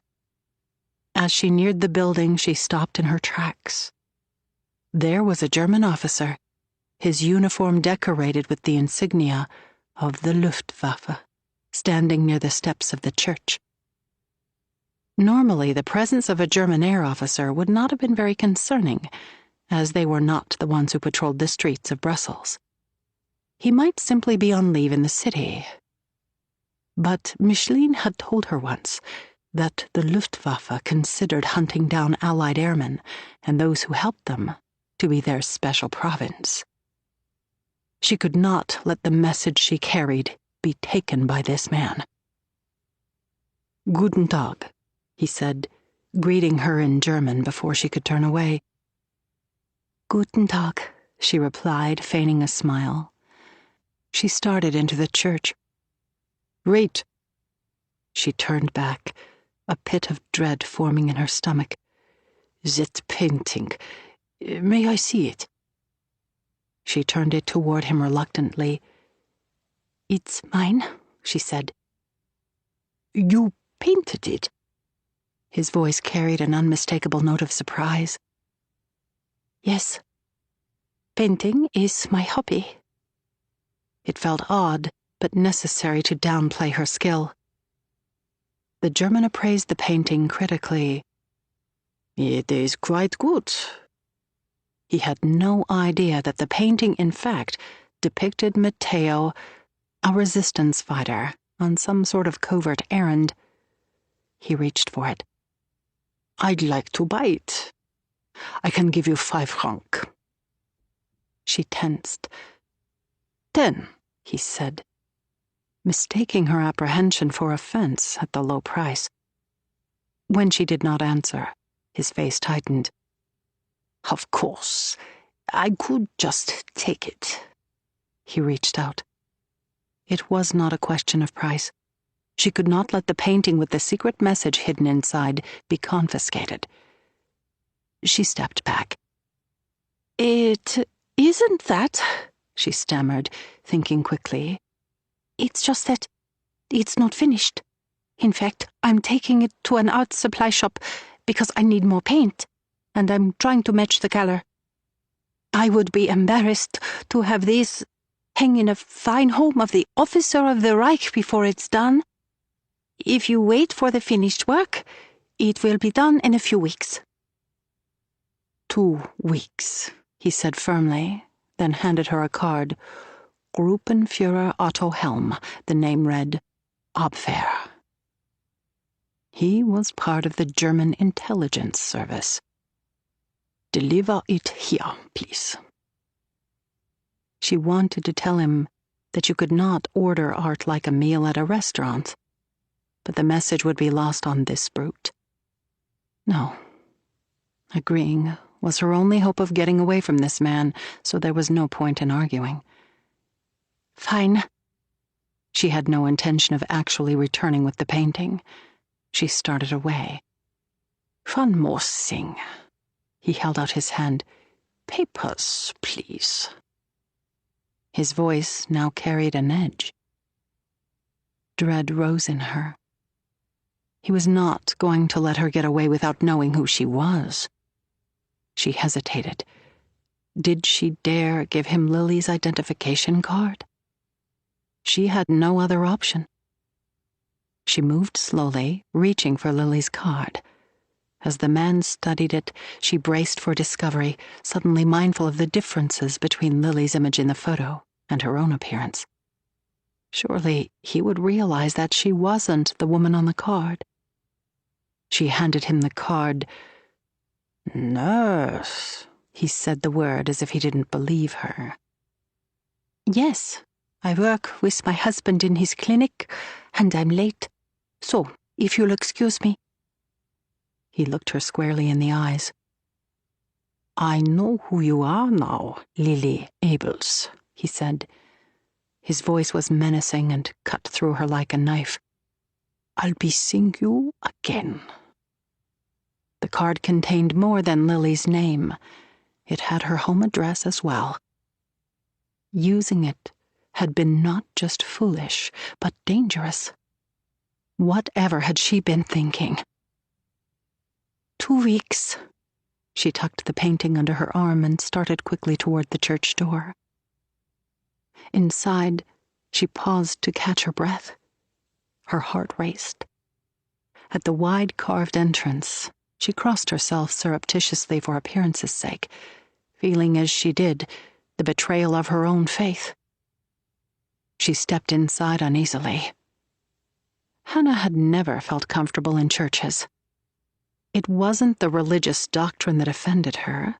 She was not particularly observant as a Jew. But from the high, dark eaves, it was as if someone was staring down at her, judging. She walked to the alms box, but she didn't dare leave the message now. Instead, she fished around in her purse and then slipped a few coins through the slot. They rattled too noisily, echoing off the walls. A man looked up. She sat in a pew for several seconds, pretending to pray. Then she stood and walked through the nave and slipped out the side door. Outside, she fought the urge to pick up her pace, keeping her steps even. She walked away shaken. The encounter had been close, too close. She would have to find another way to deliver the message, and she would tell Micheline she could not undertake any more deliveries until she managed a new identity. She would be angry, but Hannah simply could not risk Lily and her family any more than she already had. It was late afternoon when she reached the canteen, still carrying the painting. The room on the main floor, where they normally gathered, was still set from lunch, and Hannah could imagine children laughing over bowls of warm soup. The lingering smell of the tomato broth and cooked vegetables tickled Hannah's nose as she walked down the hallways to the back office. Matteo sat behind the desk in the office. Seeing her, he stood and smiled warmly. Hello. Did you deliver the message? I couldn't do it, she said. His brow furrowed. There was a German officer standing at the front of the church, and he questioned me about the painting. There was no way I could leave the message in the alms box. She omitted the part about showing the officer Lily's identification card, not wanting to worry him further.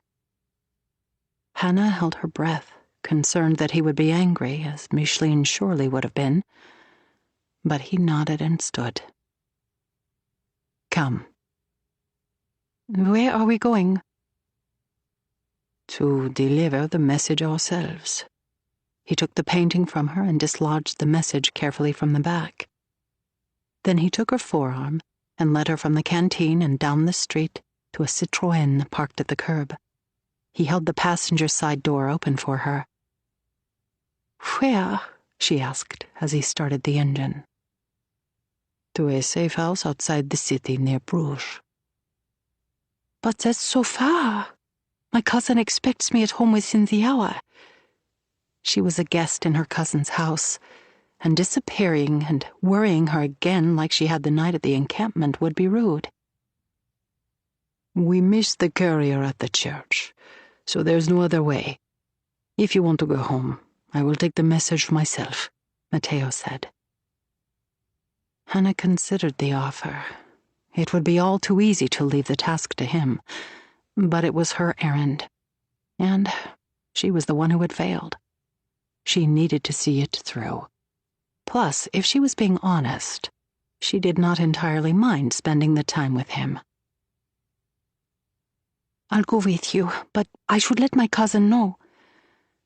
Matteo pulled up at the corner and gestured to a phone booth. Hannah fumbled in her purse for a coin as she climbed from the car. Yes? Lily's voice was harried, and she could hear Georgie fussing in the background. A pang of guilt shot through her. She should have been there to help. Lily, it's Hannah. I've run into my friend from the canteen, and he's asked me to have dinner with him. She did not say coffee, in case the errand took a bit longer. Oh. She heard an odd twist in Lily's voice. Disapproval, maybe, or something else. I'll be home late, Hannah added. There was a pause. Be careful, was all Lily said before signing off. Hannah climbed back in the car and they started off once more. An hour later, Matteo pulled the car along the side of the road, seemingly in the middle of nowhere. The snow was untouched here, and so deep it seemed the car might get stuck.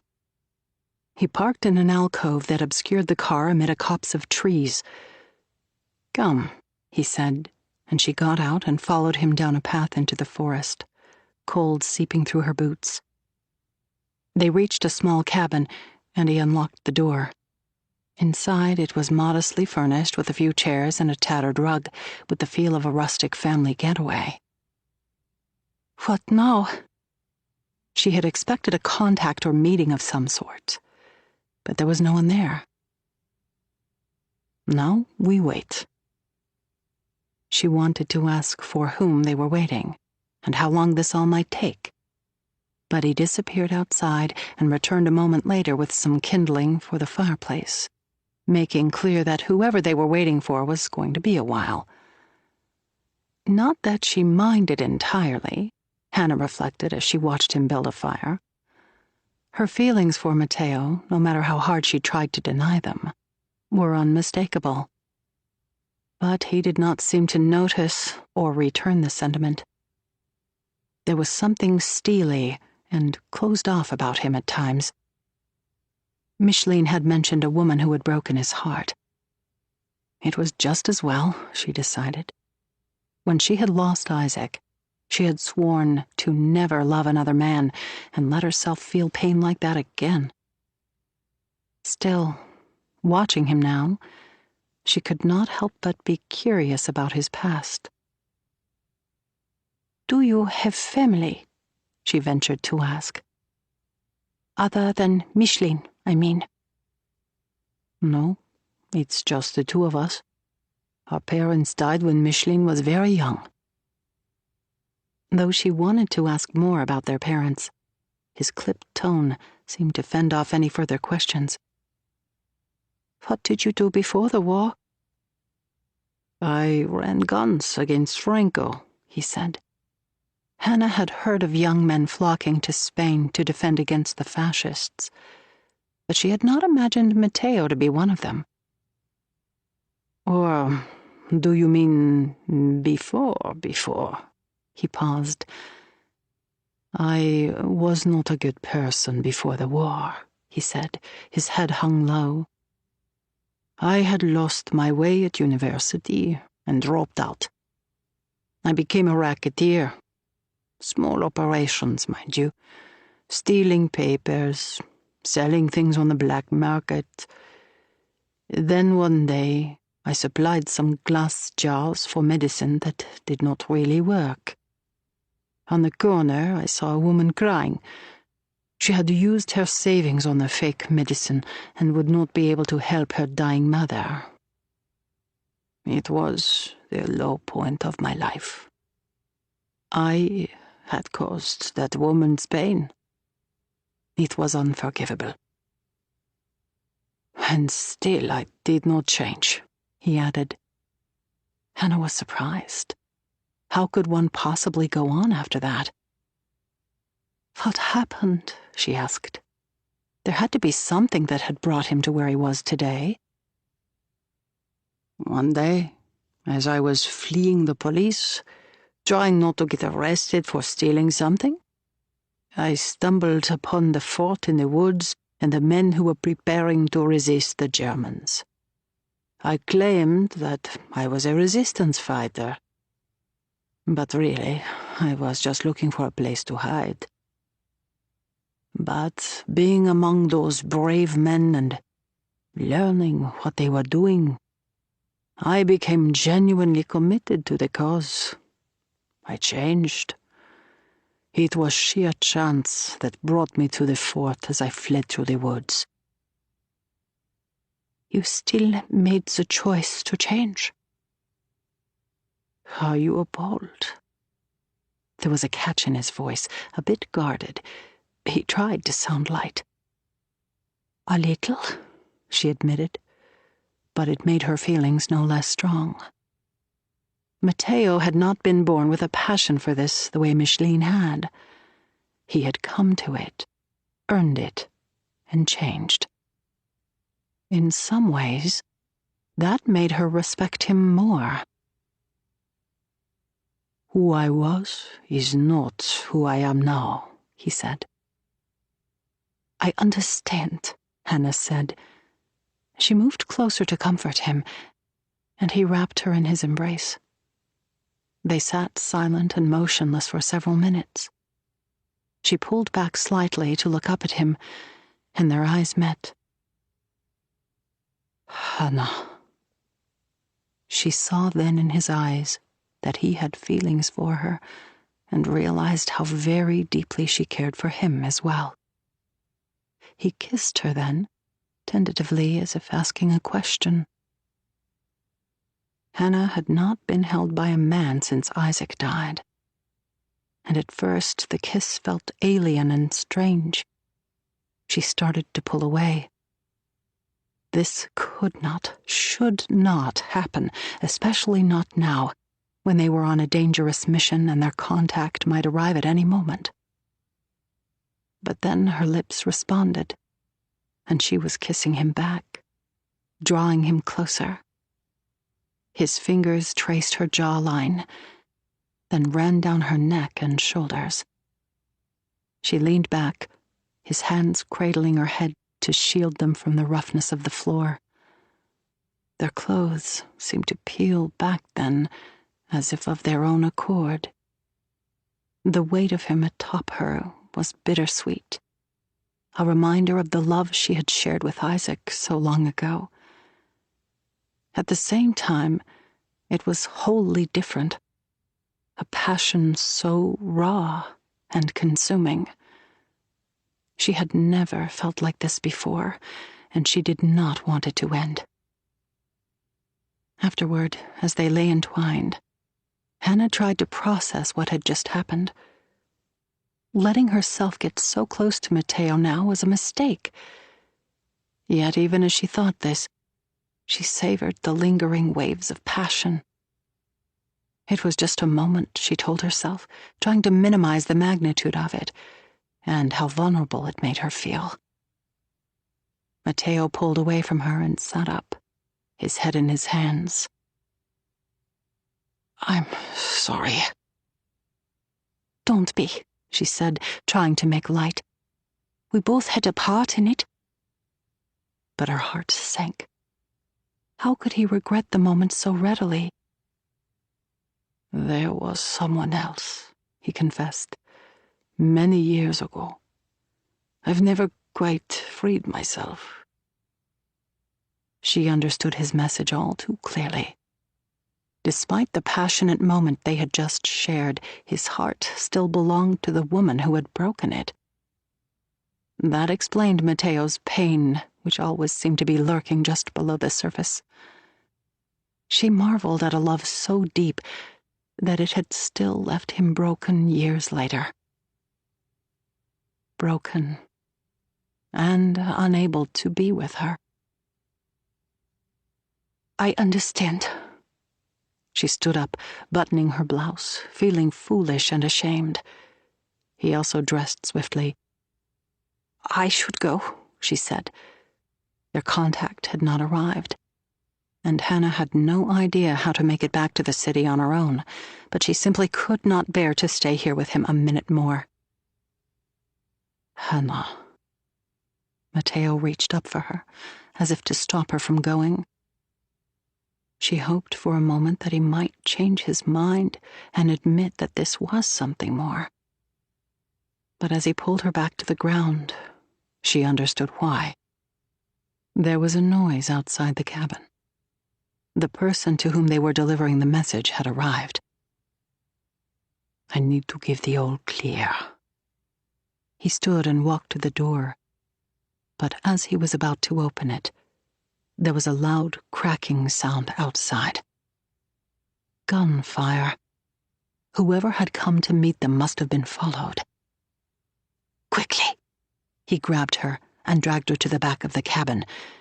There did not seem to be another door, and she worried that they were trapped. He led her to cellar stairs hidden behind the fireplace, closing the door behind them after she had gone down. Below, there was a small crawl space and a tunnel that led away from the cabin, so narrow they had to squeeze through crouched and single file. The tunnel ended about 15 meters from the cabin. They knelt in the dark underground space, their bodies pressed close out of necessity and not passion now. Above, Hannah heard someone rustling in the cabin. The fire they had built, a dead giveaway of their presence. Whoever had come would find the tunnel. But a few minutes later, the cabin door slammed shut once more. Matteo led her farther down the tunnel, then stopped before a series of notches in the wall that seemed to form a makeshift ladder. Matteo scampered up it to the top of the tunnel and cleared an opening above them, revealing a hole that she had not previously seen. He climbed through the hole to the ground above, brushing back the snow, and then reached in to help her. They were outside, well behind the cabin. Her hair and clothes were caked with dirt from the tunnel. The woods were silent. Matteo gestured her to stay back as he crept closer to the cabin. On the ground a few meters from the cabin door lay a wounded man Hannah recognized from the canteen. Matteo knelt beside him, checking his wounds, which bled into the snow. Go get the car, he instructed, tossing her the key. Bring it as close as you can. Hannah raced through the woods to the spot where he had parked, terrified that she herself might be shot or caught at any second. The icy air burned her lungs. She started the ignition, hesitating before putting the headlights on.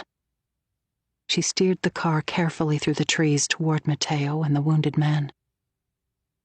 Before she neared the cabin, she heard the unmistakable cracking of gunfire once more. She gunned the engine and pulled up just in time to see Matteo falling to the ground in a halo of yellow light. 12. Lily. A loud knock jarred Lily from sleep. She sat up, feeling for Nick in the space beside her, but instead her hand rested on Georgie, who had come in unnoticed in the middle of the night. Nick was already up, tending to whatever was transpiring below. Was it the Germans? Though Lily never expected to leave, she had begun packing things in a bag under the bed just in case. Her hand reached for the bag now, instinctively. She drew her robe more tightly around herself to ward off the chill that seemed to be ever present with the cheaper oil they had to use now to heat the water for the radiators. The voices below were urgent, but not hostile. Quickly, so as not to wake Georgie, she dressed and started down the stairs, inhaling the lingering pine scent of the fir sprigs she had used to make the house festive for the holidays, though they did not celebrate Christmas. On the landing, she stopped, still out of sight. Hannah was saying something to Nick. Alongside Hannah's voice, she heard another. Matteo. The realization that he was in her house stopped Lily cold. Since seeing him at the gathering with Hannah, she had managed to avoid him and not cross paths. To know that he was here in the same city was one thing. Now her former lover was here, unannounced, in the very house she shared with her husband and child. Lily felt violated. Taking a breath to compose herself, she continued down the stairs. Hannah stood in the doorway. Behind her was Matteo. As she stepped into view, her eyes locked with his, and the world froze. Everything else faded away, and there were just the two of them. "Lily," he breathed, the shock on his face impossible to hide. There was a gash on his forehead, as though he had been wounded. "Matty," she said, inadvertently using her pet name for him. "You know each other?" Nick asked. Matteo opened his mouth to reply, but no sound came out. He seemed unable to speak, the words cut out from under him. "We are acquaintances from a long time ago, in Antwerp," Lily jumped in. Of course they were much more than that, but this was hardly the time to explain. Hannah squinted her eyes, and Lily was unsure if she believed the explanation. "So very nice to see you again." Lily could feel Hannah watching, quickly putting the pieces together. Hannah turned to Nick. "We have a man outside, wounded. Can you see him in the clinic?"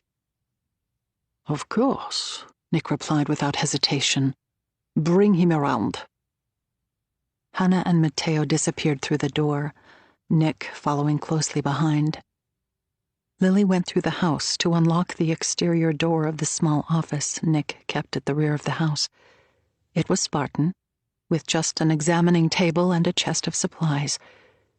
They had only meant it for occasional use, but Nick saw patients there daily, since he had been dismissed from the university, and Jews had been denied treatment at hospitals and other doctors' offices.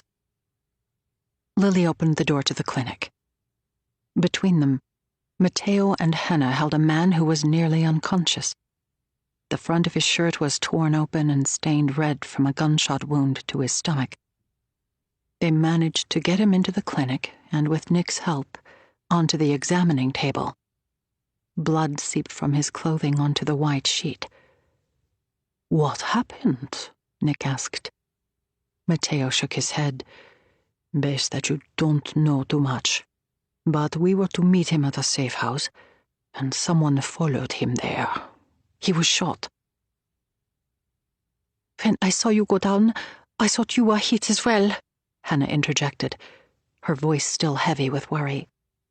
Matteo shook his head. "I dropped low when I heard the second shot, and it fortunately missed and hit a tree behind me. I was just grazed by some shrapnel." Lily felt her own sense of relief that Matteo had not been badly injured. "But Thomas was shot, and we had to wait until we were sure the forest was clear before bringing him to you. He's lost a lot of blood," he added, turning to Nick. "Hannah said you are an excellent doctor. Please, you must help him." Nick studied the man's wound. "You should be in a hospital." Of course, that was impossible. The Germans watched them closely for just this sort of thing. He looked up at her. "Darling, some liquor, please." Lily ran back into the house to the liquor cabinet in the dining room. Nick was not a big drinker in normal times, but he had taken to having a cocktail with his evening pipe to counter his depression and the stress of the occupation. Their liquor supplies had dwindled, and replacements were scarce. The only thing left was a bottle of cognac they had been given as a wedding present and were saving for their upcoming 10th anniversary. It was all they had, though, and she hesitated just a second before grabbing it. Breaking the seal and spoiling the promise of a future celebration felt like an ominous sign.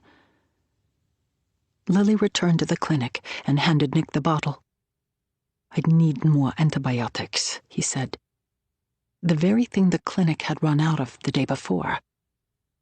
"We must try the pharmacy at least." "I'll go," said Lily, eager to escape. She walked through the house and grabbed her coat before stepping onto the street. The pharmacy at the corner was dark and shuttered at this hour. Nick meant for her to wake the pharmacist. Lily hesitated for a beat, then rang the bell alongside the shop door, the one that rang in the pharmacist's apartment above. A minute later, the door opened, and the pharmacist, an earnest young man, appeared. He had recently taken over the shop from his father. Lily did not know him as well as she had the older man, but his expression was neither alarmed nor annoyed. Clearly, it was not the first time he had been awakened in the middle of the night for help. "My husband, Dr. Nick Abel, sent me. He needs antibiotics." A knowing look passed over the pharmacist's face, and for a moment, Lily thought he might refuse, or worse yet, report her. But he disappeared, and a few minutes later produced a small vial. "I'm afraid that's all I can spare." He accepted only half of the coins she offered. Lily rushed back and handed the vial to Nick. "That's it?" he asked with a note of dismay. "I'm afraid so." She stayed close as he tended to the wounded man in case he needed her help. She had assisted Nick many times with surgeries over the years, and they moved in a familiar, coordinated way, like two limbs of the same body. She was surprised to see Hannah turn away. She had not imagined her cousin to be squeamish about the sight of blood. Matteo stood on the other side of Tomas, holding his hand. Lily could feel him watching her, but tried to avoid his gaze. There was a clinking sound as Nick dropped the shrapnel in the metal pan. He proceeded to close and dress the wound. "You won't need further surgery, thankfully, but he has to rest. Do you have somewhere safe?" Matteo shook his head. "Not after tonight." Lily wanted to know what had caused the man's injury, and how Hannah had been involved. Matteo continued, "Our only hope would be to reach an encampment outside the city, but we wouldn't make it through the checkpoints." "He would never survive the trip," Nick fretted. "He will need to rest here for a while then." Lily pulled Nick aside. "Do you really think that is wise?" she asked in a low voice. "He was clearly doing some sort of resistance work, and if the Germans find out we are harboring him, they will arrest us all." Treating the man was one thing. Hiding him for an extended period, quite another. "If we put him out now, he will bleed to death." Nick's voice was steely, his expression resolved. Nick had always been a devoted doctor, but how could he risk their safety for this man? Though Lily loved her cousin, she wished for the 100th time that Hannah had not come and brought such disruption and danger to their world. "He is going to need more antibiotics than the pharmacist gave us," Nick added. "The pharmacist said that was all he could spare." "I can get some from my old office at the university hospital." "Darling, you aren't permitted," Lily said. "It isn't safe." But Nick would not be dissuaded where saving a life was involved. "I have to go get the medicine, but we need to be swift." He turned to Matteo and Hannah. "You have a car?" "Yes, but—" Matteo looked at the wounded man, not wanting to leave him. "I can take Nick," Hannah interjected. "You stay here." "I shall," Matteo said. "And please phone Micheline if you can, to let her know where we are and what happened." Lily opened her mouth, but no sound came out. Being left alone with Matteo was unfathomable. But before she could think of a reason to object to the plan, Nick picked up his medical bag, and he and Hannah were gone. She looked over the injured man at Matteo, noticing once more the gash on his forehead. "You're bleeding." She reached out without thinking. For a second, he pulled back. Then he let her examine the gash. "I'm fine," he said. His breath was warm on her cheek as she leaned close to clean the wound. He cringed as she bandaged the wound, but whether from pain or her touch, she could not say. "There, Nick can look at it when he returns." "Your husband is a very good doctor." She wondered if Matteo was as uncomfortable discussing her husband as she was. "He is a very good man." She loved Nick. Matteo being here might complicate things, but it did not change that. "Is that why you never came?" Matteo asked. "Because of him?" She paused, caught off guard. "No, I met him after." Was that true? The timeline was jumbled like scenes from a movie she could not put in place. "The night before I was supposed to leave with you, I learned that my mother was sick. After my mother died, I couldn't leave my father." She was all her father had left in the world. Her place had been with him. So she had abandoned Matteo and walked away from that whole life, from the promise of seeing distant lands and living wild adventures. And then Nick had come and cared for her father and loved her, given her a safe and beautiful home as the last of her childhood disappeared forever. She had never looked back. Until now. Now, her whole past loomed before her, demanding answers she did not have. "When I saw you at the canteen," she paused, realizing her mistake. "You knew I was here. Why didn't you say anything?" His face registered disbelief. Why indeed? Because she had hoped that, by not speaking aloud the fact that Matteo was back or making contact with him, she might avoid acknowledging all of the feelings that realization brought with it. But it had not, and he was here, before her, demanding answers. "I didn't want to complicate your life, or mine." There was a moment's silence between them. "Tell me about your life after you left," she said finally. She yearned to know what had happened, like discovering there was a sequel to a book she finished long ago. "I traveled for a while, and then I came back to care for my sister. Later, I went to Spain to fight Franco, and I was badly wounded." He held up his arm to reveal a scar running the length of the underside. "When I was strong enough, I made my way back to Belgium and connected with the resistance, which was just forming. We are a small organization under the Front d'Indépendance. Then Micheline joined me." "You two are close." "Neither of us has anyone else." The words hung between them, an accusation. Lily shifted uneasily. "We've both been through a lot. We believe in the same things." "She doesn't like me, though," Lily said wryly. Matteo did not deny it. "She doesn't want me to get hurt again." There was an unmistakable note of recrimination in his voice. "I always hoped I might see you once more, even though you didn't want to hear from me." "That isn't true," she replied. "You didn't come to meet me. You never told me why."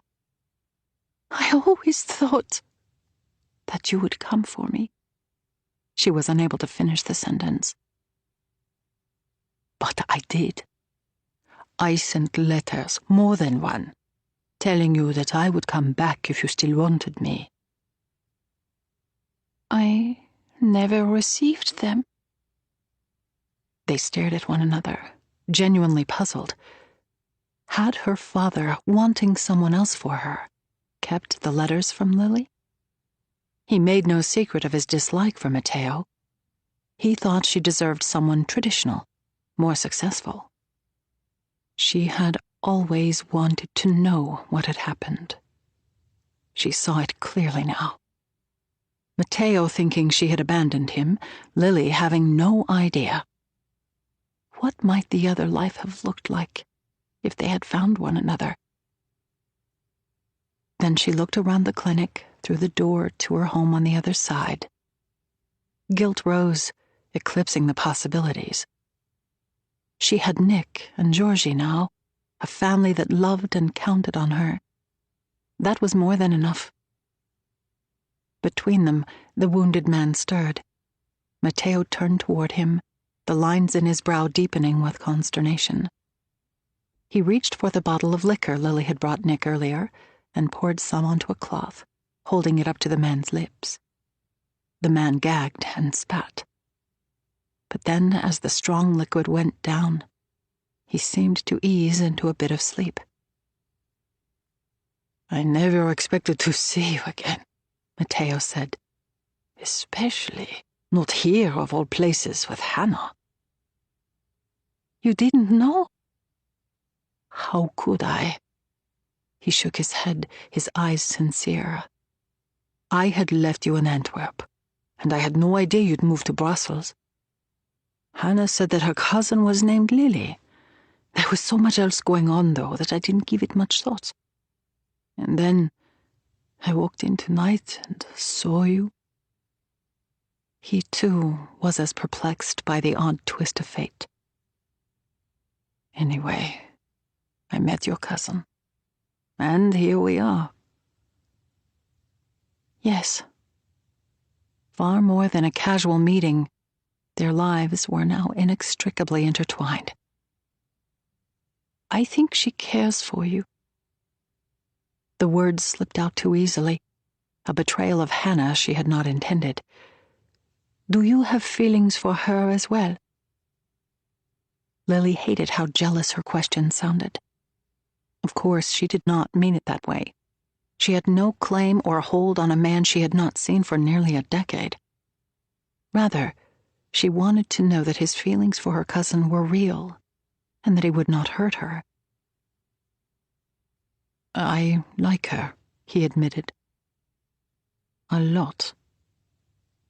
He had stopped short, she noticed, of saying he loved her. I thought I might have a real chance at being happy again. Only now, he gestured his hand between the two of them, knowing you are here, I couldn't possibly. Lily decided to change the subject. I worry about Hannah working with your group. She's reckless and headstrong. Your cousin is strong, he corrected. She is what you should have been. How dare you judge me? She asked indignantly. Between them, the wounded man groaned in pain again. Lily went to fill his brow at the same moment that Matteo reached out, and their fingers brushed. Lil, he said, almost pleadingly. He was the only one who had called her that. He reached for her, and she pulled back instinctively. A voice inside of her screamed for her to run. But her hand reached out as if by its own accord, taking his. Their fingers laced. The electricity surged like a current between them. Her head swam, and she fought for breath. This was wrong.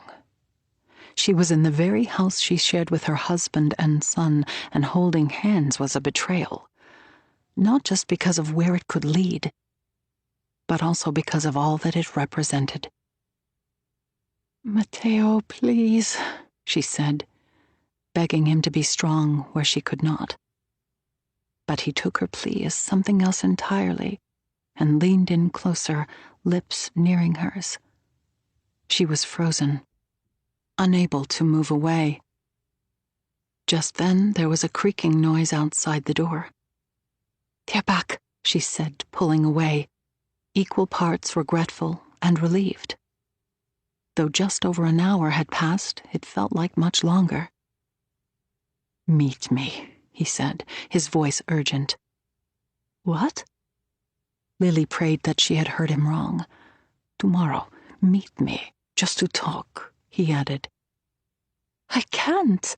My family—" "Please, we can't leave it like this. Not again." There were footsteps in the hallway now, Hannah's and Nick's, growing louder as they neared. Lily was eager for them to arrive so she could escape. At the same time, she wished to freeze time and live in this moment forever. "I will be at the café on Square de l'Aviation tomorrow at 3, he whispered.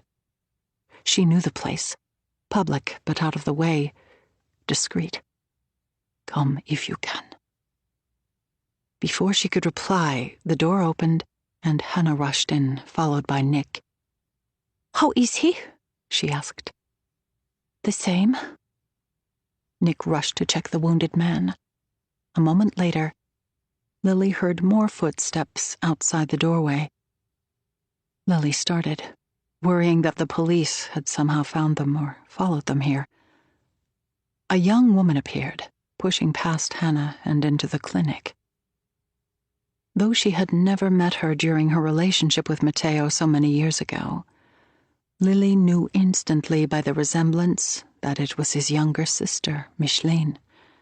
The woman Hannah spoke of with such reverence was, in fact, barely more than a girl. "Theo!" Micheline looked from the bed to the chair where her brother sat.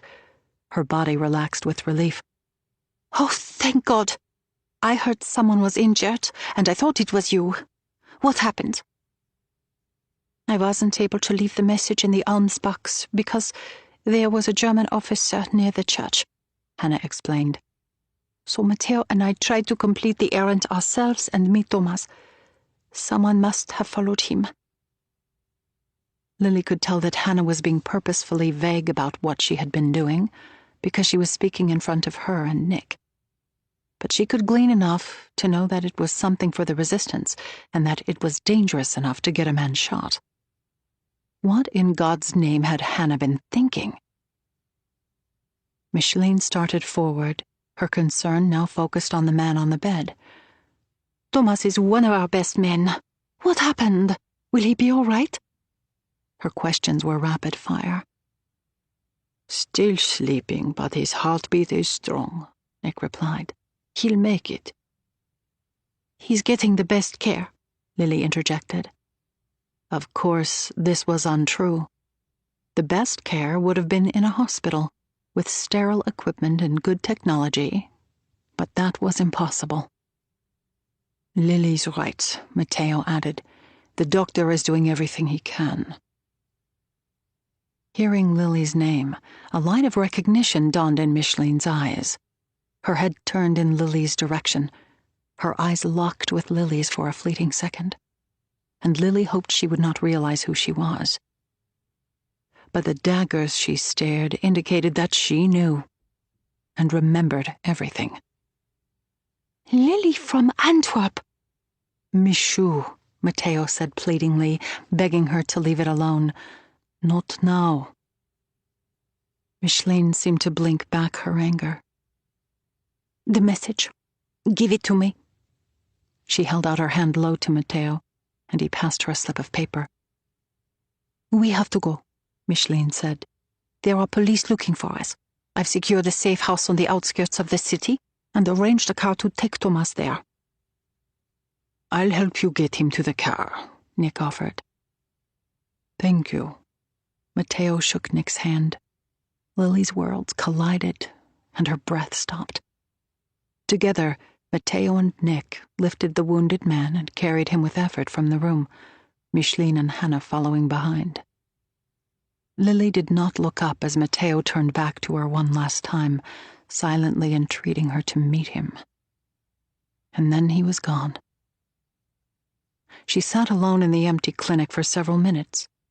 Matteo's unexpected appearance and the feelings it had brought ricocheted around her head. And she had agreed to see him again. What on earth had she been thinking? Her life, well ordered just a few hours earlier, now seemed thrown into chaos. Nick returned, pulling her from her thoughts. They're gone. He crossed the room and put his arms around her. She looked up at him. The man, will he be all right? I hope. His words stopped short of a promise. Hannah's friends, the man who brought him here and the woman who came after, you knew them. The woman I never met. Her brother I knew briefly in Antwerp when I was much younger. Lily hated lying to him.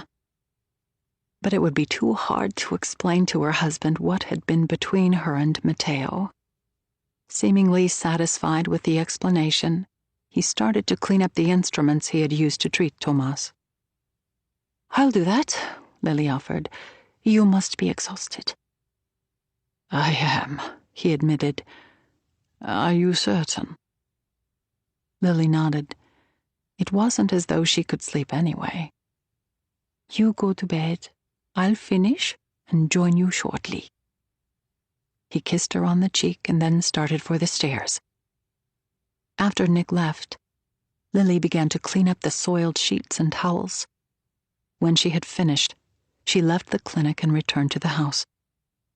The night had passed and it was too late for sleep, so she busied herself with a half-dozen tasks, preparing cereal for breakfast, organizing bandages for the clinic.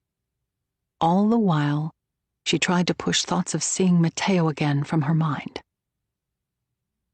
Hannah appeared at breakfast, freshly dressed. Seeing her, Lily was thrown back to the previous night. She gestured angrily toward the clinic. This is what you've been doing? She demanded. She was unchained now, all pretense of civility gone. You might have been wounded as well. I'm fine, Hannah said dismissively. You aren't, and neither are we. If you keep this up, you are going to get us all arrested. You care nothing about the lives of those who fight for us, Hannah accused. I care about the safety of my family, Lily said defiantly. Your actions are risking that. Then I'll go. No, Lily said softly to her cousin.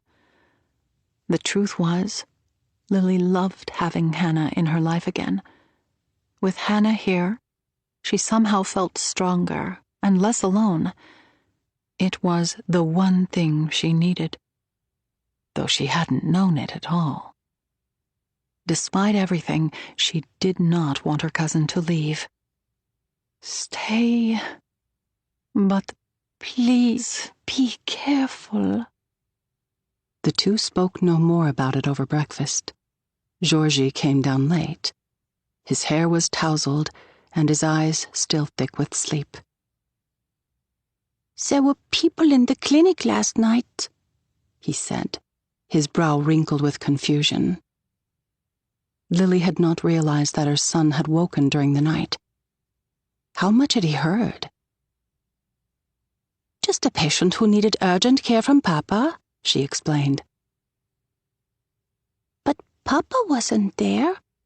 Just you and a stranger. Who is that man you were talking to last night, Mama? She considered telling Georgie that it had been a dream, but she did not want to lie to him. Her eyes met Hannah's uneasily across the table. He was no one, darling. No one at all. 13. Micheline. It was nightfall when she reached Amsterdam. Micheline stepped off her motorbike. Her pants were tucked in her boots and dust covered her cloak. She had slipped across the Dutch-Belgian border by cover of darkness, through a wooded route known only to her, stealthy as a cat. She made her way, as she always did, to one of the rail stations in Oostdorp, a suburb of the Dutch capital. Boarding there and taking a local train would attract less attention than entering the city directly. When she reached the small station, she hid her motorbike in a cluster of trees and walked to the platform. Micheline boarded the arriving train and moved swiftly toward the center rail car, as was her habit. The middle was the least likely part of the train to get hit during a bombing raid. Plus, it provided the most time to react should the Germans board and start inspecting papers. She found a compartment that was empty except for a sleeping businessman. She would have preferred to stand in the corridor, or at least find a carriage to herself, but she didn't want to attract attention as a woman traveling alone. Micheline was going to Amsterdam to meet with Pascal's contact, the Frenchman who might be able to help with resources for the line. Though she had resisted the meeting for some time, she had finally acquiesced. The Sapphire line simply did not have the resources, volunteers, safe houses, or money to keep up with the growing number of airmen in need of evacuation. A new contact, who had donors willing to help their efforts, might be just what the line needed. As the train clacked through the Amsterdam suburbs toward the city, Micheline's mind reeled back to a few nights earlier. Thomas lying wounded in the medical clinic. She had received word before leaving today that he should survive. Should survive. There were so many uncertainties in this line of work. The train neared the capital. The houses on either side became more congested, replaced by sloping buildings that seemed to lean upon one another.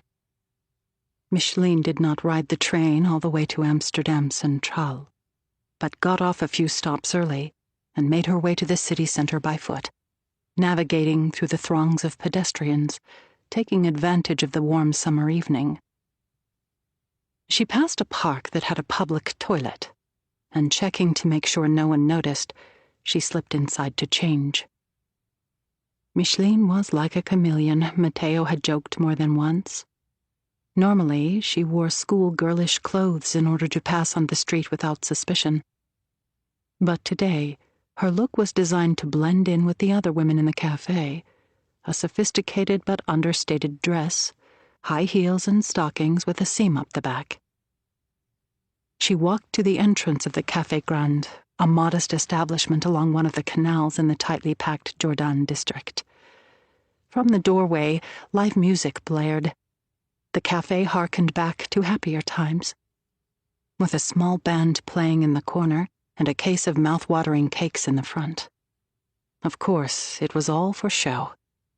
Here, as in Brussels, the markets were largely empty, and the ordinary people suffered daily hardships of hunger and other deprivation. The Germans kept a few nice spots open in the crown jewel cities like Paris and Amsterdam, so they could take dates there and show off as if nothing had changed at all. Micheline spied a woman with too much makeup sitting close to a German officer. "Collaborator," she spat inwardly, scarcely able to mask her disdain. Who were these people, she wondered, not for the first time? Locals who drank and dined elbow to elbow with the enemy, as though there was not a war raging outside. Was it actual complicity, or a desire to stick one's head in the sand and pretend that the war did not exist? She did not see any Gestapo, although this was not entirely reassuring. They could be wearing civilian clothing. She crossed the cafe, her head high. Her reflection flashed across the mirrored walls.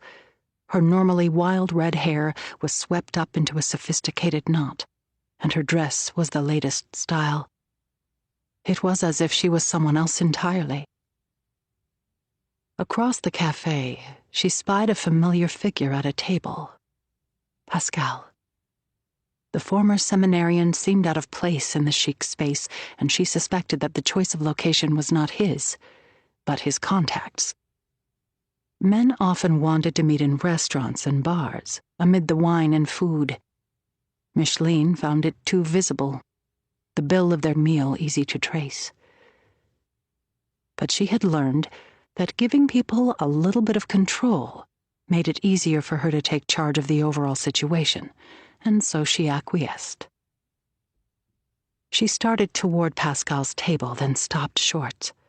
There was a man sitting next to him, older and too formally dressed in a silk cravat and scarf. Micheline was generally wary of new people, especially those that she herself had not vetted. Something about this man, though, made her particularly uncomfortable. "Leave," her instincts wailed. But it was too late now. Pascal had spied her and was gesturing her over.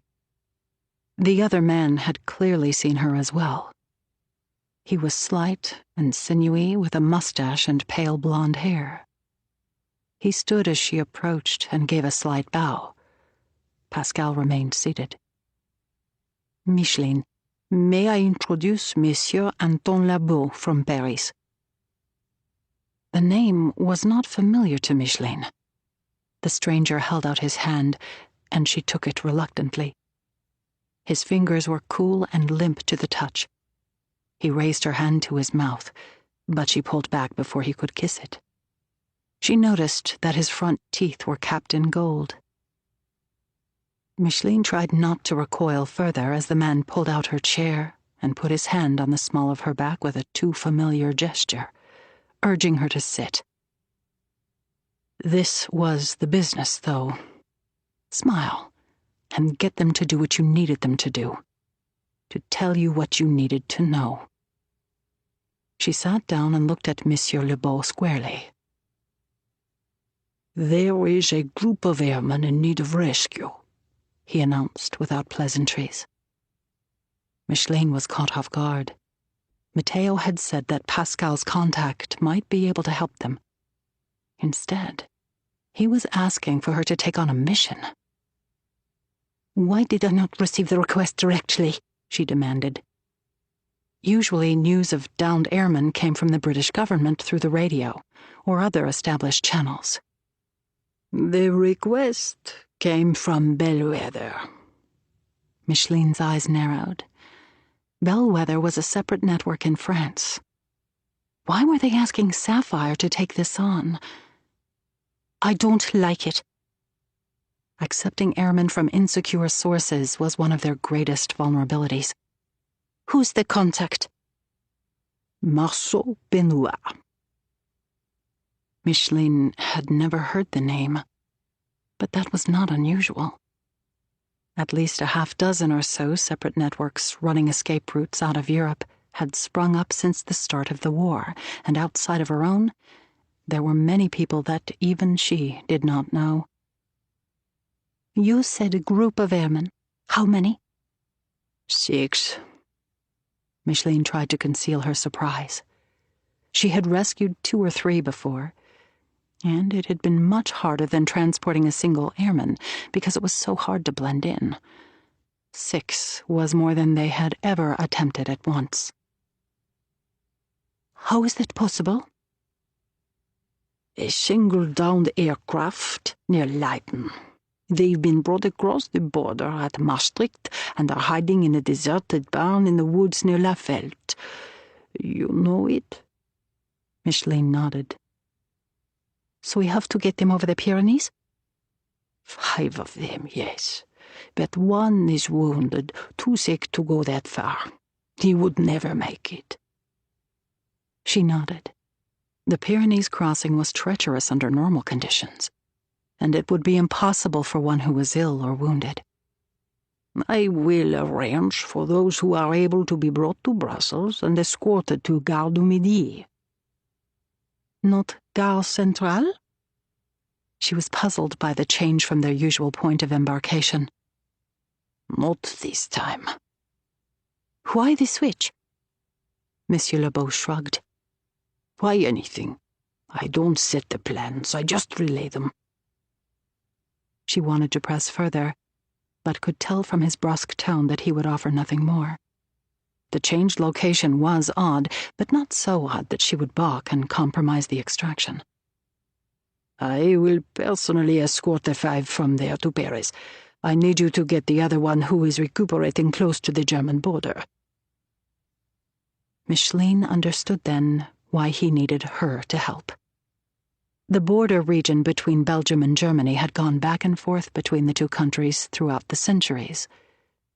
Though it was part of Belgium since after the Great War, it was home to a great many ethnic Germans, some of whom were sympathetic to the Reich.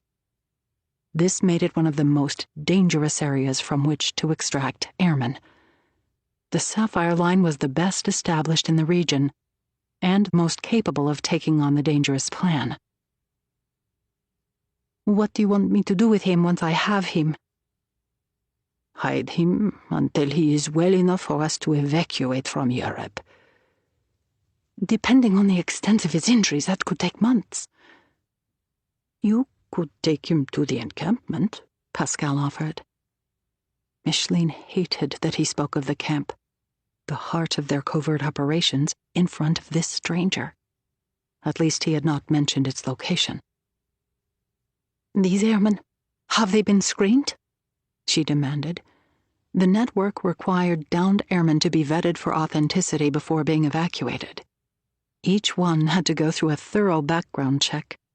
It was a cumbersome but necessary step to ensure that they were not spies pretending to be downed airmen in order to infiltrate the network and find its safe houses and helpers. Of course, Monsieur Lebeau said. She did not believe him, but had no way of proving otherwise. You will be well compensated, by the way. My contacts can pay 15,000 francs. So you'll do it? Yes. Micheline rescued airmen out of a sense of duty, but she was not too proud to accept the money much needed to run the line. Am I to go now? No, Pascal replied. The wounded airman isn't strong enough to walk. He needs a few days to recover where he is. I will send word when it is time to go. I have a new guide who can join you at the station and help take the others south, Micheline said, a plan forming as she spoke it aloud. She was going to try again to make good on her promise to find a way to get Hannah out of the country. Micheline had tried several times to arrange for Hannah's departure, without success. It was harder than she had imagined to move a Jewish civilian, much less a wanted woman, out of occupied Belgium. All of her most promising leads had fallen through. But she was hopeful that Pascal's contact, in addition to offering resources, might have a way to help Hannah leave. Micheline hated to lose Hannah now that she knew how good she was. But she would keep her word. Of course, she would not ask Monsieur Lebeau for help getting Hannah out directly. Instead, Micheline would make her part of the solution. And then? She swallowed. And then she will continue on to America. The answer had been there all along. So simple she had almost missed it. Hannah would escort the group of airmen to the border, only she wouldn't come back. She would keep going. This particular woman needs to get to America. She met his eyes squarely. You want me to extract a civilian? A woman? Micheline's anger flared. It was typical for a man like Lebeau to look down on a woman. He would never see Hannah, or any woman, for the strong, intelligent fighter that she was. It's important that she escape safely. Micheline wanted to tell him that she was not just a fugitive, but a woman wanted by the Reich for her political satire. But she did not dare say that in front of the newcomer. Now, Pascal intervened. This woman can serve as cover for the airmen. A group of men traveling together will raise suspicion. But if she escorts one of them to the train, less so. Micheline appreciated his support, but resented needing a man to reinforce her position. Why should the opinion of a junior aide carry more weight simply because he was a man? You need my help. This is the price, she insisted. This and the 15,000 francs. Monsieur Lebeau hesitated, and she was certain he would refuse. Finally, he let out a long breath, almost a whistle. Have her meet us at Gare du Midi, and we will get her out as well. If you'd like, I can help arrange papers onward for her in Spain, Monsieur Lebeau offered. For a moment, Micheline felt a flash of gratitude toward the newcomer. This was quickly replaced by doubt. No one helped without a reason.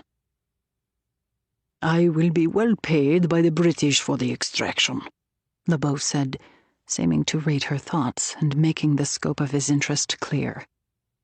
She hated mercenary people like this man, almost as much as those who stood aside and did nothing. But he could deliver what she needed, and she did not have the time to quibble over his values. They would work with him on this one mission, and if he was not worthy, they need not trifle with him again. Except there was no room for missteps or second chances in this work. She appraised him and decided he was just one of those bottom feeders who profited off the war and went to the highest bidder. He was theirs, at least for now. I will rescue the injured airman, Micheline said, and I will send the woman to the station to go with the others. Very well, then. Monsieur Lebeau waved his hand dismissively. Just make sure it all works. It will work, Micheline said icily. It always does with me. 14. Hannah. Hannah was working on the painting once more. She had stayed up late the previous night and had nearly finished it. She felt a note of genuine pride. It was a good painting, one that had taken her longer than she expected to complete. She remembered the German officer and his instruction that she deliver the piece to him. She hoped that it had just been a passing interest and that he would have forgotten by now. She put down her paintbrush reluctantly and went to the basin to freshen up and smooth her hair. Then she started out to the canteen. It was a cloudy spring day, the thick, moist air carrying the promise of a storm. Micheline had summoned her for another errand, she assumed. It was the first time she had heard from Micheline or Matteo in the nearly 2 weeks since they had brought the injured fighter to Lily's house. She had started to go with them when they took him to the safe house, but Matteo had shooed her away. It's too dangerous. You stay here. She had hoped that she might hear from him after that, but she had not. The nightly gatherings had ceased now, too, since things had become more dangerous. When she reached the canteen, Matteo was just leaving, coat buttoned high and a plaid scarf tucked beneath his chin. His hair, usually askew, was neatly combed. Seeing him, longing rose in her. She had hoped that the passion between them was real. But Matteo seemed distant, as if he regretted what had happened, or at least had no intention of letting it happen again. Now Matteo smiled as she approached. Hello? His greeting was friendly, nothing more. The gash on his forehead was almost healed, a faint red line marking the spot where it had been. Your sister summoned me, Hannah offered. Thomas, how is he doing? Healing slowly. A bit better every day. An awkward silence passed between them. Hannah, is that you? Micheline called from the back office. Yes, coming. Hannah walked to the office, still puzzled by Matteo's cool demeanor. I have a job for you, Micheline said brusquely from behind the desk, not bothering with greetings, as was her custom. Hannah hesitated. Her encounter with the German, followed by the resistance worker being shot, had made the danger seem all the more real, the stakes higher. Of course, she still could not refuse to help. What is it? I need you to meet a group of airmen at the rail station and escort them to France. Hannah's heartbeat quickened. Micheline was asking her for the first time to undertake the real work of the escape route. She had thought Micheline considered her too weak. Now, she was finally being given real responsibility. I'm picking up one of the other airmen from the group who was wounded and is too weak to travel, Micheline added. I'm taking him to the camp to hide. What am I to do once we reach the station? Get on the train and go south with the airmen across the border to Spain. Leave Belgium? Hannah scarcely believed the words as she spoke them. You mean for good? Micheline nodded. Just as I promised. It's all been arranged. Go to Gare du Midi today just before 5 o'clock. You will see a group of airmen dressed in plain clothes on platform 3. You are to join them, board the train, and accompany them over the border. Here. She thrust the papers at Hannah. You can use these to get across France and into Spain. A visa will be waiting for you at the British consulate, allowing you transit to America. After that, you're on your own. Micheline was handing her freedom, fulfilling her end of the bargain. Hannah stared at the papers, still not quite believing it. Really? Pack no more than you would for a short weekend trip. You will see a convoy of airmen changing trains. They won't be walking together, but spread out with a few meters between them. But you will be able to tell by their short hair that they are military. Join the very last soldier as if you are greeting him. Will he know? I doubt it. But if you say the word Sapphire, he will recognize that you are part of the network. Or at least he should. You are to board the train south with them. Do you understand? Hannah nodded. That is all. You're leaving. So go. Micheline turned away, her voice hardened. Hannah was perplexed. Micheline had arranged her safe passage and kept her part of the bargain. But she seemed angry at Hannah now for taking it. And if Hannah was to be perfectly honest, going did not feel quite right to her either. You know, I could stay if you wanted. Help a little longer. We need you, Micheline admitted, then shook her head. But this is what you wanted, what you were meant to do, and it is likely your only chance. Matteo, you'll tell him after? Hannah found the notion of leaving without saying goodbye unbearable. But she knew that if she saw him again, she might decide not to leave at all. Yes, I will take care of him. I swear it.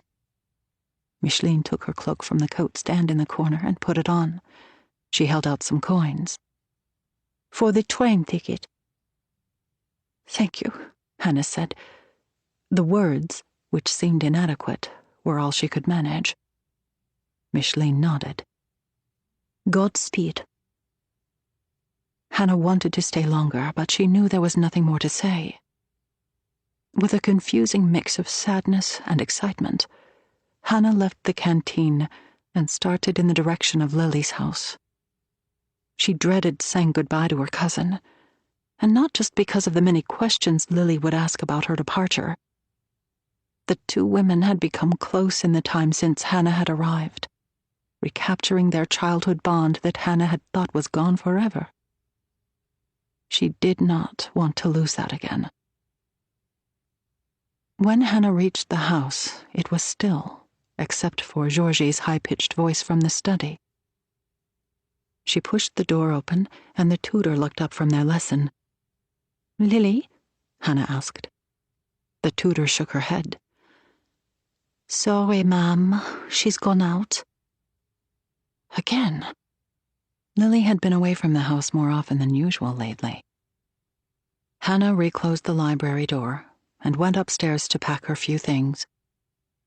As she passed Lily's bedroom, she paused uneasily, remembering Lily's identification card. The night that she and Matteo had gone on the errand and brought the wounded fighter to Nick for treatment. Later, she had gone to return Lily's identification card to her purse, as she always did after using it. But when she reached in the pocket of the skirt she had been wearing, the identification was gone. She had lost it somewhere that night, she realized, panicking. She searched her belongings for it in vain. She didn't know if she had dropped it in the woods or at the cabin. She worried that Lily would notice it missing, but so far she had not. Hannah packed a change of clothes and a few toiletries, looking back wistfully at the art supplies and other things she would need to leave behind. She went back downstairs, hopeful that Lily might have returned, but she had not. Hannah would have to leave now, without saying goodbye to her cousin. Part of her was relieved.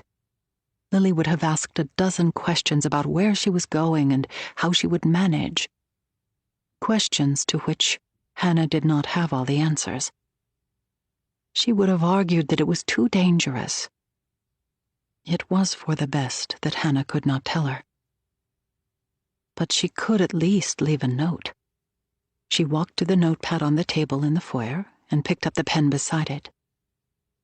"Dearest Lily, Micheline has found a way for me to leave, and I need to take it. I'm sorry not to say goodbye, but it came up without any notice. I am so grateful to you for letting me stay, and for all that you have done. I will send word once I reach America safely. All my love, Hannah." She imagined Lily's sadness and surprise at reading it and finding her gone. But at least she would not worry about what had happened to her. Hannah took her small bag of belongings and started to go.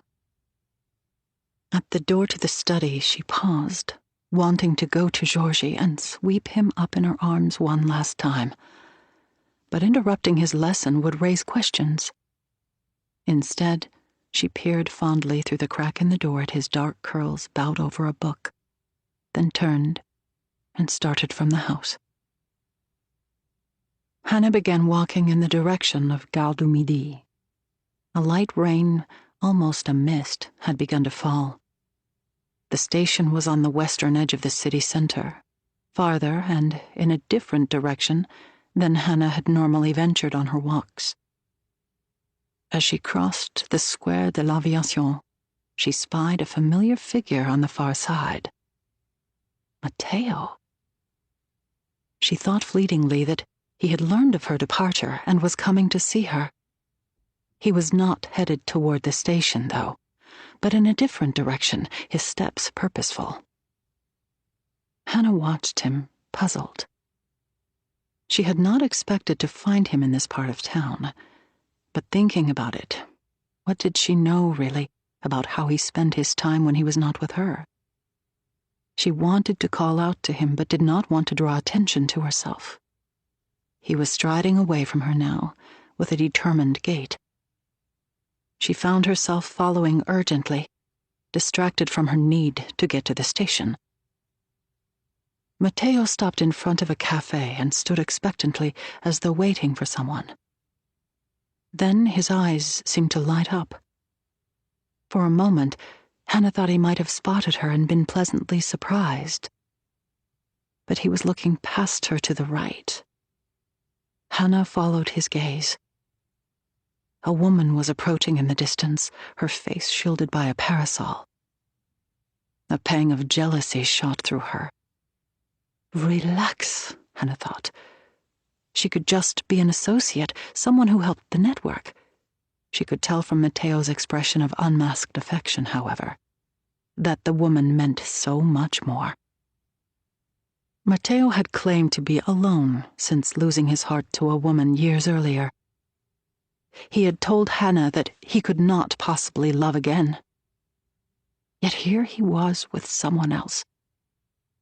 Hannah's anger grew. Then the woman lowered her parasol, and as her smiling face came into view, Hannah gasped aloud. The woman Matteo was about to meet was her own cousin, Lily. How was it possible? She recalled Lily's interest in Matteo when she had seen Hannah with him at the cafe, a vague mention of meeting him years earlier. That would have been just before Lily met Nick. The ground seemed to slide out from beneath Hannah as the final piece of the puzzle clicked into place. Lily was the woman who had broken Matteo's heart.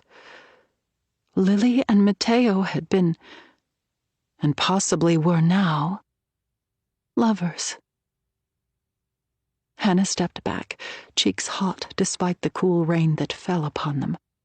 Her eyes stung. Lily and Matteo. Though she had not actually seen them together, the look of affection between them as Lily approached spoke volumes about the feelings she and Matteo shared. They were having a secret affair.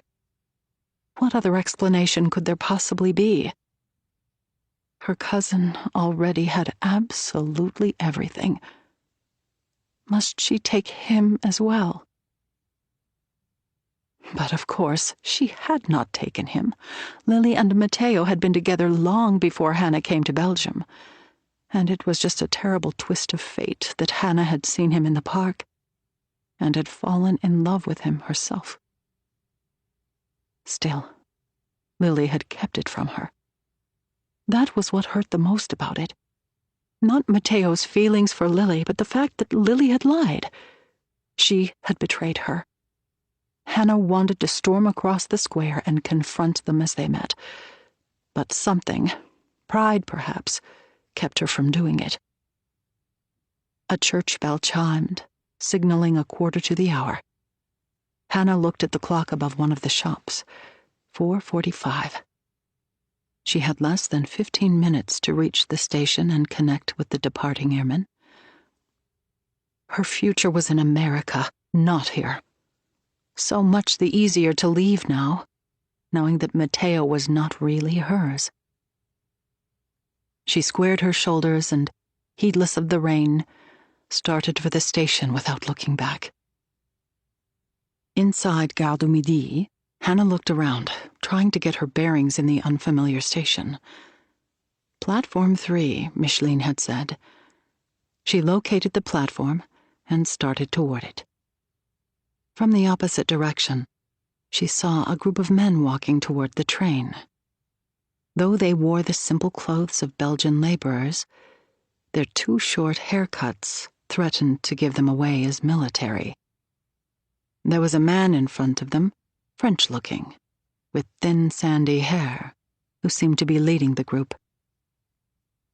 Hannah was certain those were the airmen she was supposed to meet. She started toward them, determined to leave Belgium and Europe and all of this pain behind forever. The airmen walked at a quicker gait than she, and Hannah sped up as much as she could to fall in beside them without attracting attention. She needed to reach them before they boarded. Another 10 meters, and she would be there. But as she neared the group, 2 policemen stepped out in front of her, cutting off her path. For a moment, Hannah thought she had been apprehended. Her heart stopped. How could they possibly know she was trying to flee? But the police were facing away from her, their stances turned in the direction of the airmen. "Halt!" one of them cried. "You are under arrest." The convoy had been detected. The sandy-haired man was talking to the police, seemingly trying to explain something.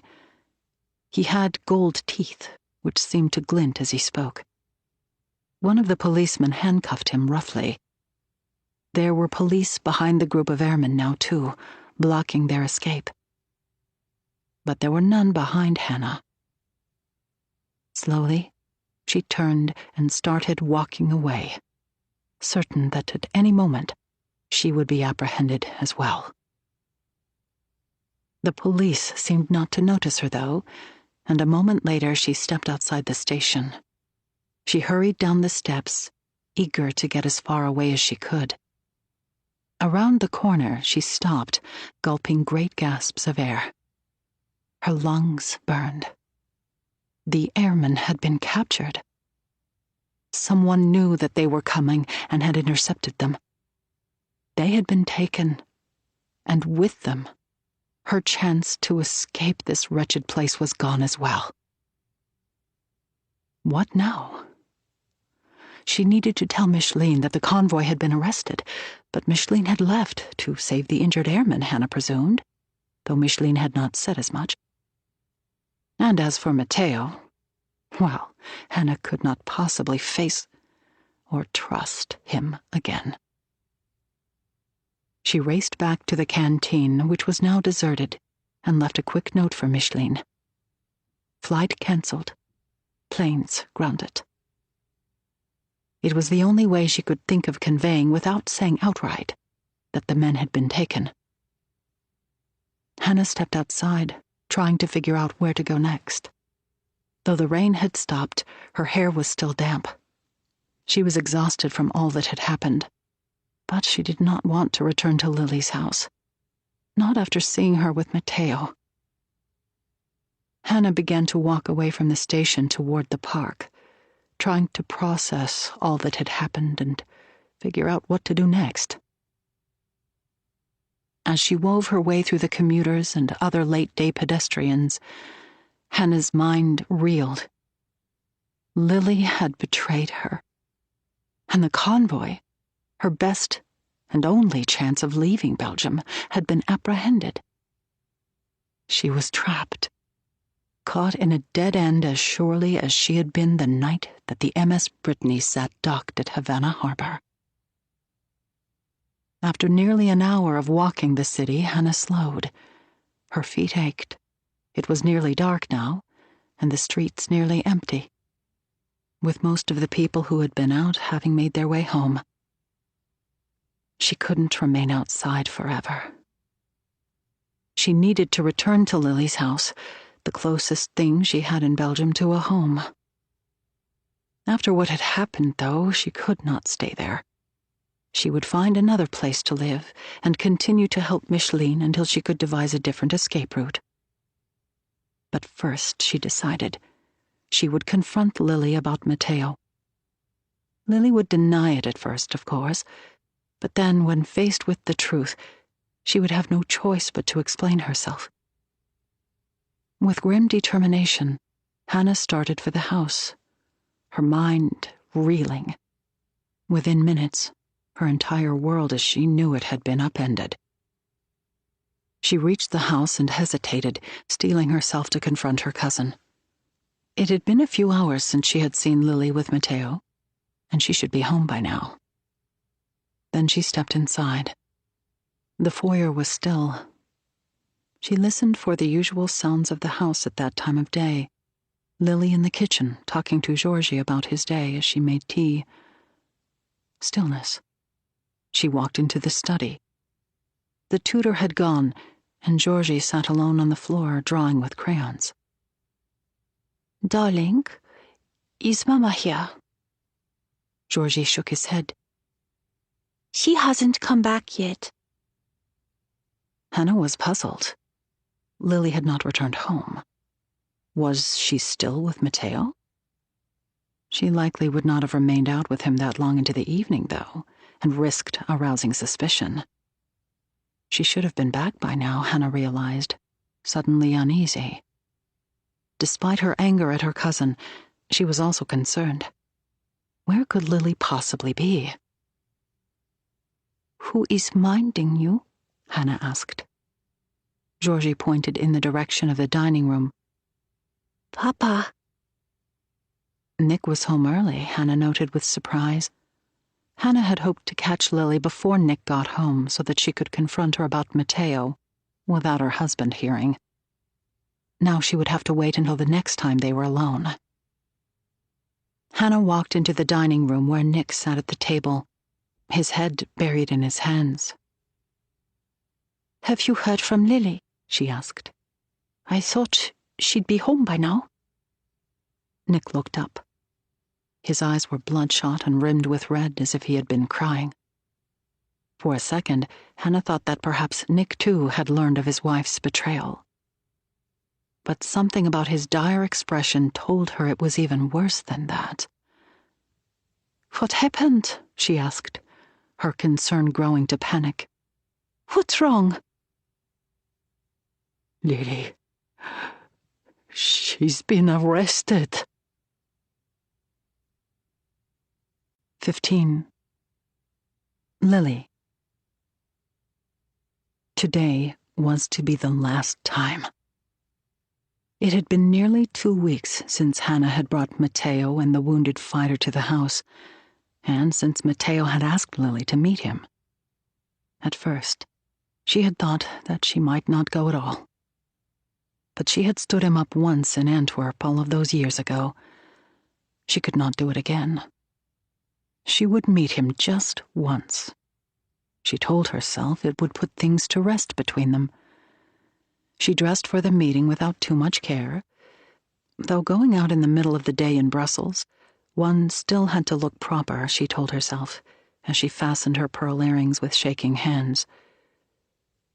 "I'm going shopping at the Old England," she'd announced, referring to the downtown department store. She feared that Hannah would notice her dress, with its trimmer-than-usual bodice, and ask or suspect something. But her cousin was preoccupied. "Please feed Georgie lunch," she said, hoping Hannah would not be too caught up in her work to remember. She had taken to painting more lately, and while it was good to see her getting back into her art, it often meant she was distracted to the point of unreliability. She had set out across the square nervously, taking the side streets to the cafe Matteo had chosen. As she neared, Matteo saw her, and his face broke into a wide smile. Their eyes locked. She knew in that moment that she never should have come. They walked in the park, strolling beneath the bowed oak trees. The years peeled away, and it was as if nothing had changed. Only when she noticed how low the sun had dipped behind the fountain did she realize how long she'd been gone from home. The deception got easier after that. They met again, and then a third time. Each time, Lily found an excuse to go out dressed a bit too nicely. Their meetings were innocent enough, always walks, usually through the Bois de la Cambre, but other days farther afield, like the Parc Renvert, with its panoramic view of the city. Sometimes they talked about life or politics, or their dreams that had not yet come true. Other times they strolled in silence, simply content to be in one another's company. Lily had thought that by seeing Matteo just once, she might ease the nagging feelings that had plagued her all these years, like scratching an itch, or at least she had tried to tell herself as much. Instead, the itch had grown worse, demanding attention. She needed the visits now, like air or water. She found herself foregoing other things to meet him and lying to Nick to get out. Nothing untoward had happened between them. A long look, a casual graze of the hand. But there was an unspoken intimacy between them. She was cheating with Matteo, as surely as if they had made love under the trees where they walked, a thought she had shamefully entertained more than once before hurriedly chasing it away. And by cheating with Matteo, she was betraying not just Nick, but Georgie as well. She came home from their walks feeling soiled and dirty. She felt certain that Nick or Hannah would be able to tell that she had done wrong, but no one seemed to notice, and so the secret festered within her. And with every visit, The connection between her and Matteo seemed to grow, taking them toward the inevitable. The other day, she nearly slipped on a wet patch of pavement, and he reached out for her so that she did not fall. She took his arm to steady herself, and she did not let go. Instead, she slipped her hand into his, and their fingers laced. His arm circled her waist, drawing her closer. With that one gesture, desire rose up and crashed down upon her like a wave. She saw then the full danger of what they were doing. She pulled away. It needed to stop. She had not gone to their last meeting because she did not want to do something she would regret. But that did not erase the thoughts or feelings. And it did not stop him. He had sent a note to the house, unsigned, with just a single word. Why? She would meet him one last time, she decided, to tell him that it was over. He deserved that much. Today would be the end of the charade. The rain began to pelt harder now as she approached, and she put up her umbrella to shield herself against it. She saw Matteo across the square, waiting at their arranged meeting place. His expression turned to joy when he saw her, as it always did. She was afraid that she would not be able to leave him, but remembering her resolve and her loyalty to her family, she steeled herself and started toward him.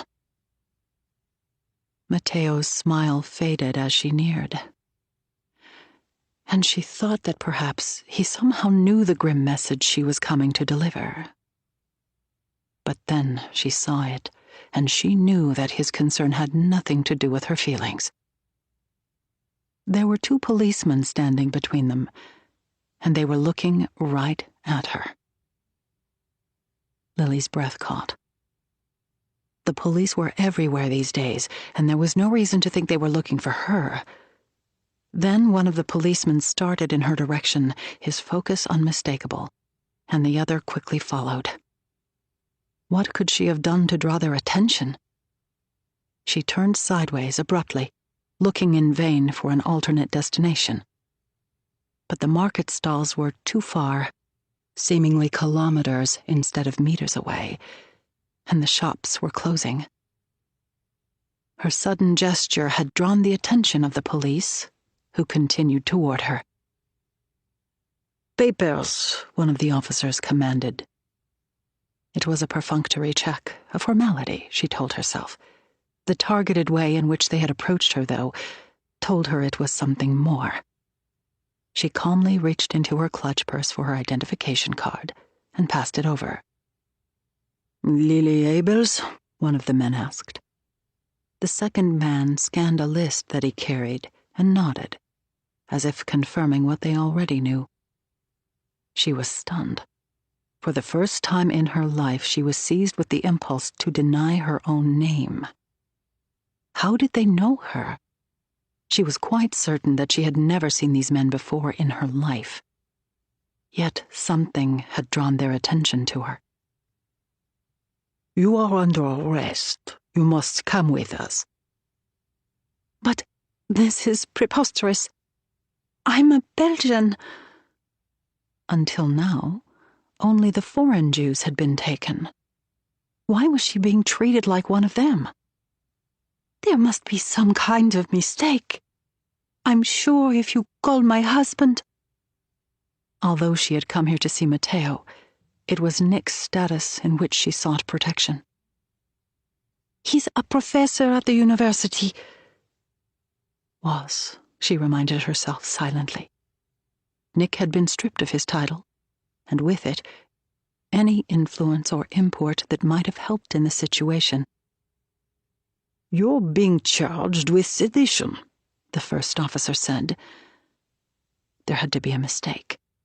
She tended to her son, went to the shops, worked as a nurse in Nick's clinic when she was able.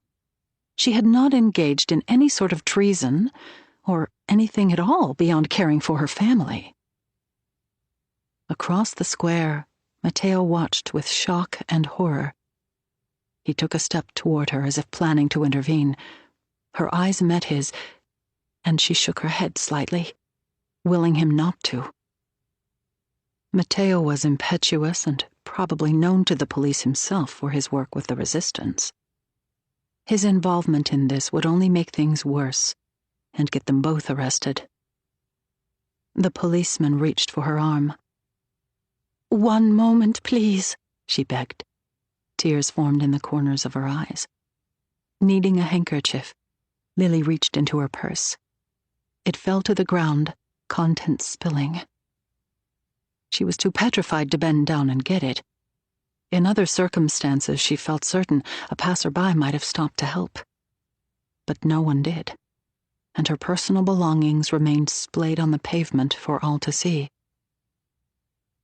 Beyond the terror of the arrest, what Lily felt most in that moment was shame. People usually looked away from the Germans, averting their eyes so as not to get caught up in the trouble. Now it seemed that everyone, all of the pedestrians and patrons at the cafes, were staring at her and the melee of which she was a part. What had this fine lady done to be arrested? Lily lowered her head. Suddenly she was nothing but a cast-off, someone to be avoided and shunned. Everything she had worked for her whole life, everything she had tried to be, disappeared. Of course, social propriety was not her real concern, and all thought of it faded instantly as the policeman grabbed her roughly by the arm and led her from the square. She was being taken from the street, might never be heard from again. She'd heard stories of it. Part of her wanted to believe that it was all a misunderstanding that would be cleared up. She would be home by nightfall and with an apology from the chief of police. But if she was not? Her mind did the gymnastics of a mother reshuffling her deck of responsibilities. Hannah would be home with Georgie now and would see to dinner and bedtime while Nick went searching for her. Only how would he know? He would think she was late, but then he would grow worried. Other practical concerns intruded as well, such as the bag she had packed in case of emergency, which sat uselessly beneath her bed at home. She had nothing with her that she would need if this took more than a few hours. They reached the edge of the square and a waiting police car. Seeing the open door, Lily's terror doubled. She had never been in a police car in her entire life, but there was no other choice. She shook off the policeman's grip, insisting upon the dignity of getting in the car herself, and ducking her head carefully so as not to hit it. "Lily! Lily!" She heard Matteo calling her name over and over now, his voice high-pitched and keening as she slid inside. She could not bear to look up. Then, as the door closed, the sound was gone. 16. Hannah. "Arrested?" Hannah repeated after Nick told her, shocked. How was that possible? Hannah had seen Lily with her own eyes just a short while earlier meeting Matteo. Though, of course, she could not say that to Nick. Except for Georgie playing in the study, the house was eerily still. Things seemed so ordinary and undisturbed that Hannah almost hoped that Nick was mistaken. "Yes." Nick's face was pale, his eyes wide with panic. "Not an hour ago." It must have happened just after she had seen Lily, Hannah realized. "Our neighbor, Madame Ziegler, saw the whole thing and ran to tell me. I have no idea where she is, whether she is all right." Before Hannah could respond, Georgie came into the room. "I'm hungry," he announced. "Come," Hannah said, holding out her hand. No good would come of him seeing his father so distraught. "I'll fix you a snack." He followed her into the kitchen. She took a plate from the cabinet with shaking hands, nearly dropping it. As she prepared a plate of salted nuts and cheese, she worried whether Lily, wherever she was, had food. And still the question nagged. Why had Lily been arrested? Lily was the most law-abiding citizen she knew. She did nothing more dangerous or controversial than trying a new brand of coffee at a cafe. Hannah felt with certainty that her own work had somehow gotten Lily into trouble, and she had been arrested at almost the exact same time as the convoy was intercepted by the police, which seemed too close to be a coincidence. "Where's Mama?" Georgie asked as he ate. "Mama's gone on a trip," she said. Georgie's brow furrowed as he tried to process this. Except for short errands, Lily had always been there. "When will she be back?" "Soon, I hope," Hannah offered, wanting to pacify him but not lie. Seemingly satisfied, Georgie finished eating and returned to his toys. She wished for her own distractions as well. Hannah walked back to the dining room to Nick. "Sweet Lily," he moaned. "Why would anyone want to arrest her?" Hannah could not bear to tell them her suspicion that it was her own reckless conduct which had resulted in Lily's arrest. "We have to do something," she said instead. "I phoned the police, but they had no information on where she had been taken." Or refused to give it, Hannah thought. The police worked so closely with the Germans these days that they were really one and the same. Nick looked up at her hopefully. "You have friends who are involved with political groups. Please ask them if there is anything they can do. We must find her." "Yes, of course. I was headed out to do just that." Leaving Georgie in his father's care, Hannah sped toward the canteen. Her mind raced as she tried to figure out the events that had led to Lily's arrest. Her identification card, Hannah realized suddenly. Her mind reeled back to the day the German had stopped her on the street and checked Hannah's papers.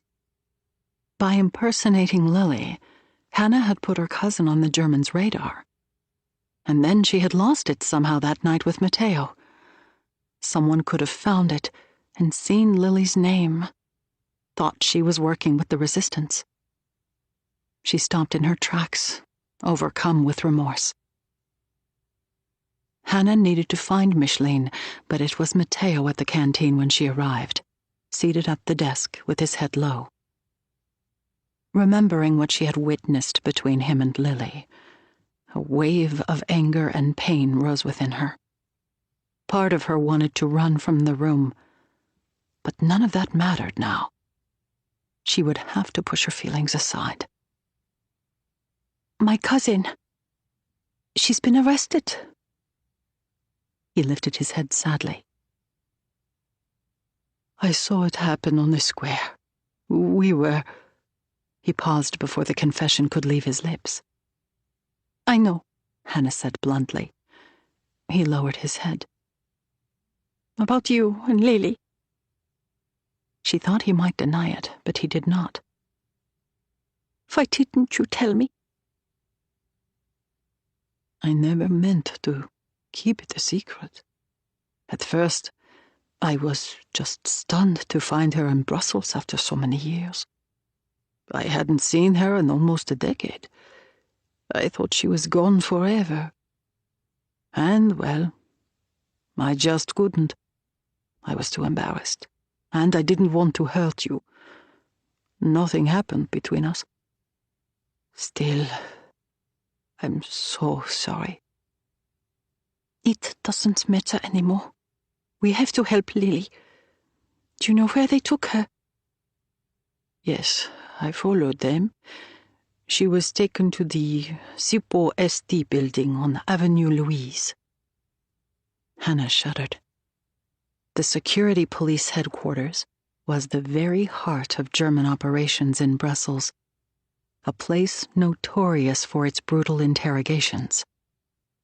Lily had not been arrested for some petty offense and would not be released easily.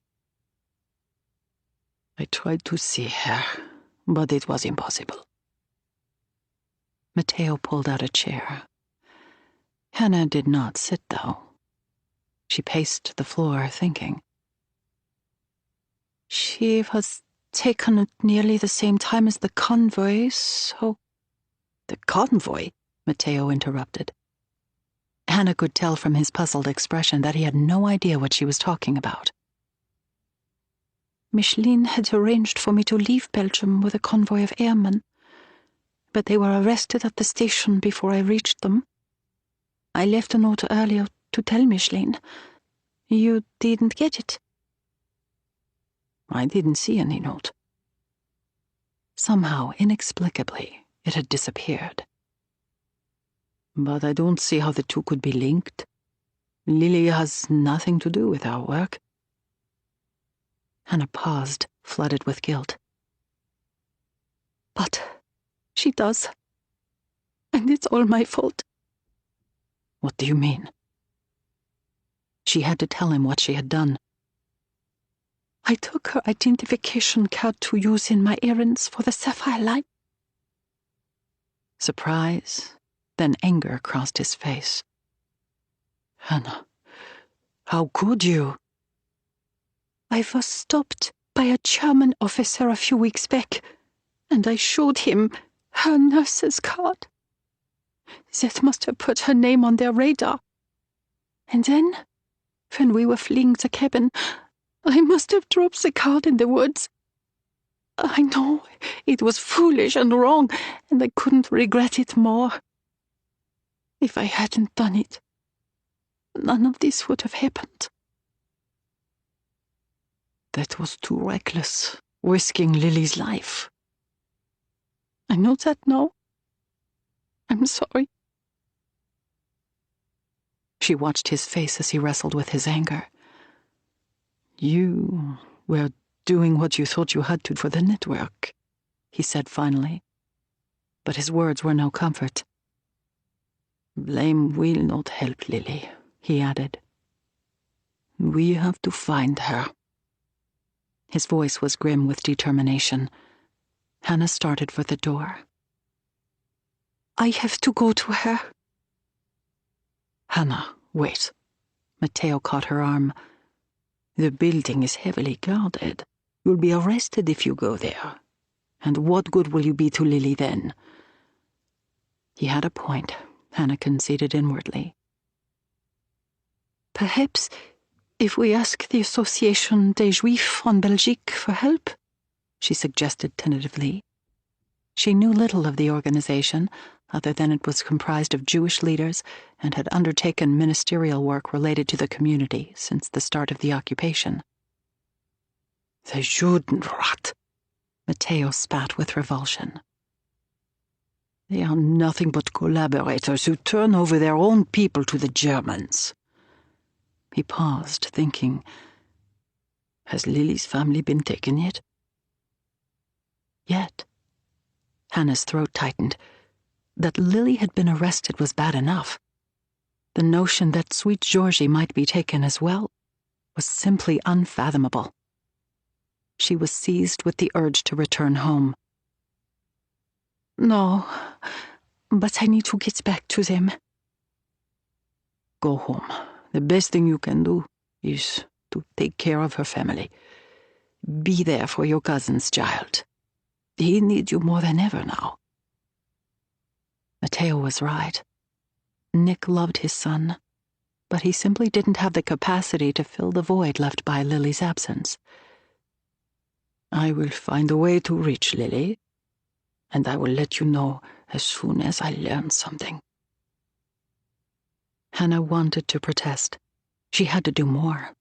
She could not bear to return to Lily's house without her, to look Nick in the eye and tell him she had failed, and to see Georgie pining for his mother. But there was nothing else she could do.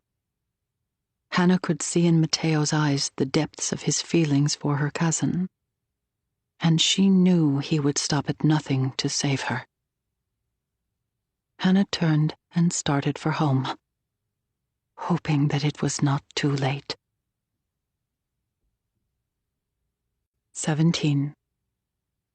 Lily. Sorte!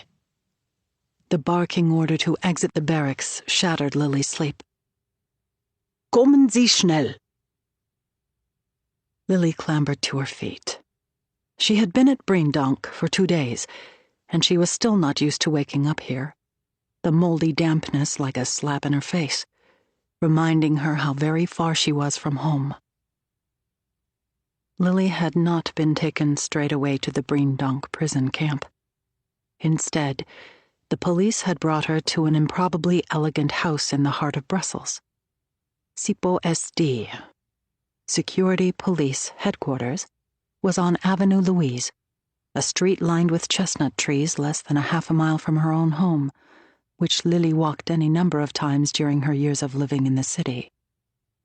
She had been kept for nearly 2 days in the basement prison without seeing another human, save for the set of hands that pushed a meal tray into her cell twice daily.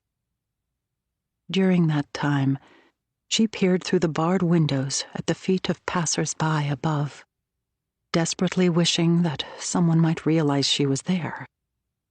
She could just make out the base of the bench across the street where she and Georgie had once stopped on a walk so that she might tie his shoe. Finally, she was brought from the basement, and for a fleeting second, she foolishly hoped she might be released. Instead, a guard took her to a study and tied her to a chair that was stained with what appeared to be blood. She was left alone with a man who did not wear a uniform like the others. You were seen delivering papers, the man said. No, she cried. They thought she was some sort of resistance member. Alarm rose in her. Political prisoners were treated even worse than the foreign Jews. The man raised his hand and she braced for the strike. But he lowered it again. Someone with your name and description was seen delivering a message. Hannah, she realized. Someone must have taken my identification card. I noticed it missing the day before I was apprehended. The man's eyes narrowed. Who? Lily hesitated. She should give Hannah up right then and put an end to the whole mess. Perhaps by doing so, she might be able to bargain freedom for her and her family, or at least better treatment. But she could not betray her cousin. Even if she could bring herself to do it, turning in Hannah would send the police to Lily's own house to apprehend her, and she could not risk Nick or Georgie. It must have been stolen, she finished weakly instead. The man was not convinced. He questioned her endlessly about places and things she had never heard of. I'm a housewife, she said. Once she had resented the term, but now she held it up like a shield. I go to the market, care for my family. She feared that they would beat her. The notion was a terrifying one. She had never been any good at withstanding physical pain. After a day of questioning, the interrogators seemed to believe her, that she knew nothing. They took her from the building and brought her to a truck just outside. A windowless cargo hold, fashioned with 2 crude wood benches. She started to protest. Surely they did not expect her to ride in there. But there was no one to hear her anymore. She climbed into the back, unwashed and aching. She leaned back wearily, looking outside through a fist-sized hole in one of the truck walls. As the Brussels skyline faded in the distance, her heart ripped with sadness and longing.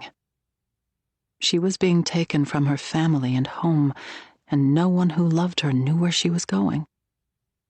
When the police arrested her, she had assumed she would be detained a few hours at most, then permitted to return home. Instead, she was being taken from the city, farther from everything she knew and everyone she loved. The chance of returning to them seemed smaller than ever. The truck traveled the motorway in the direction of Antwerp. They pulled off onto a side road, and barren hills rose on either side. Ahead stood a medieval stone fortress, with a broad front and two long wings fanning out behind it on either side to form a U-shape.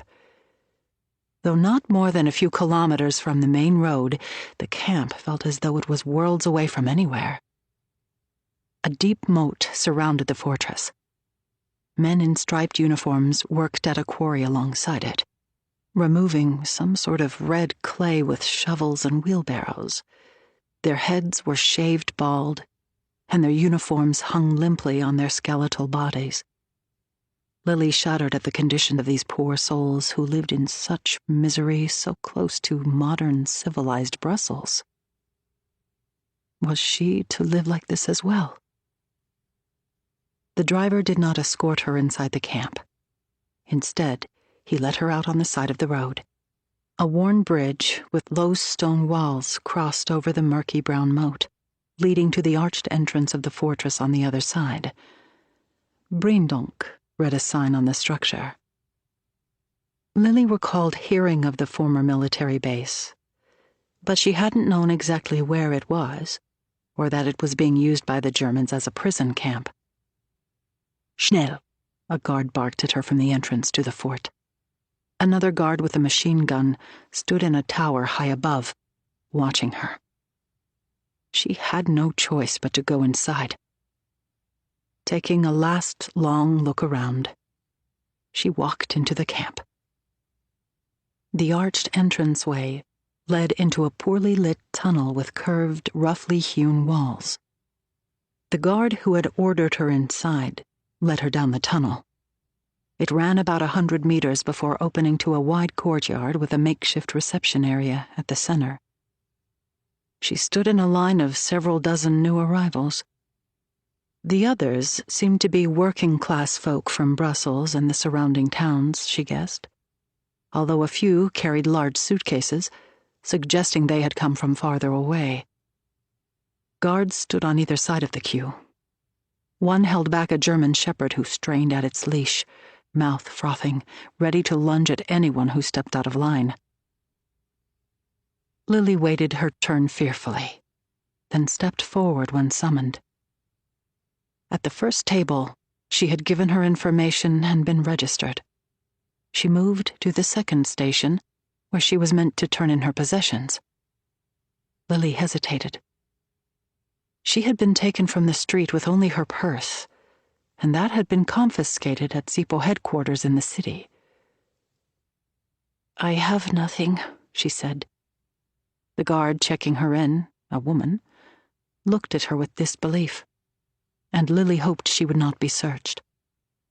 Finally, she was issued a blanket, a cracked plate, a cup, a spoon, and 2 crude burlap uniforms.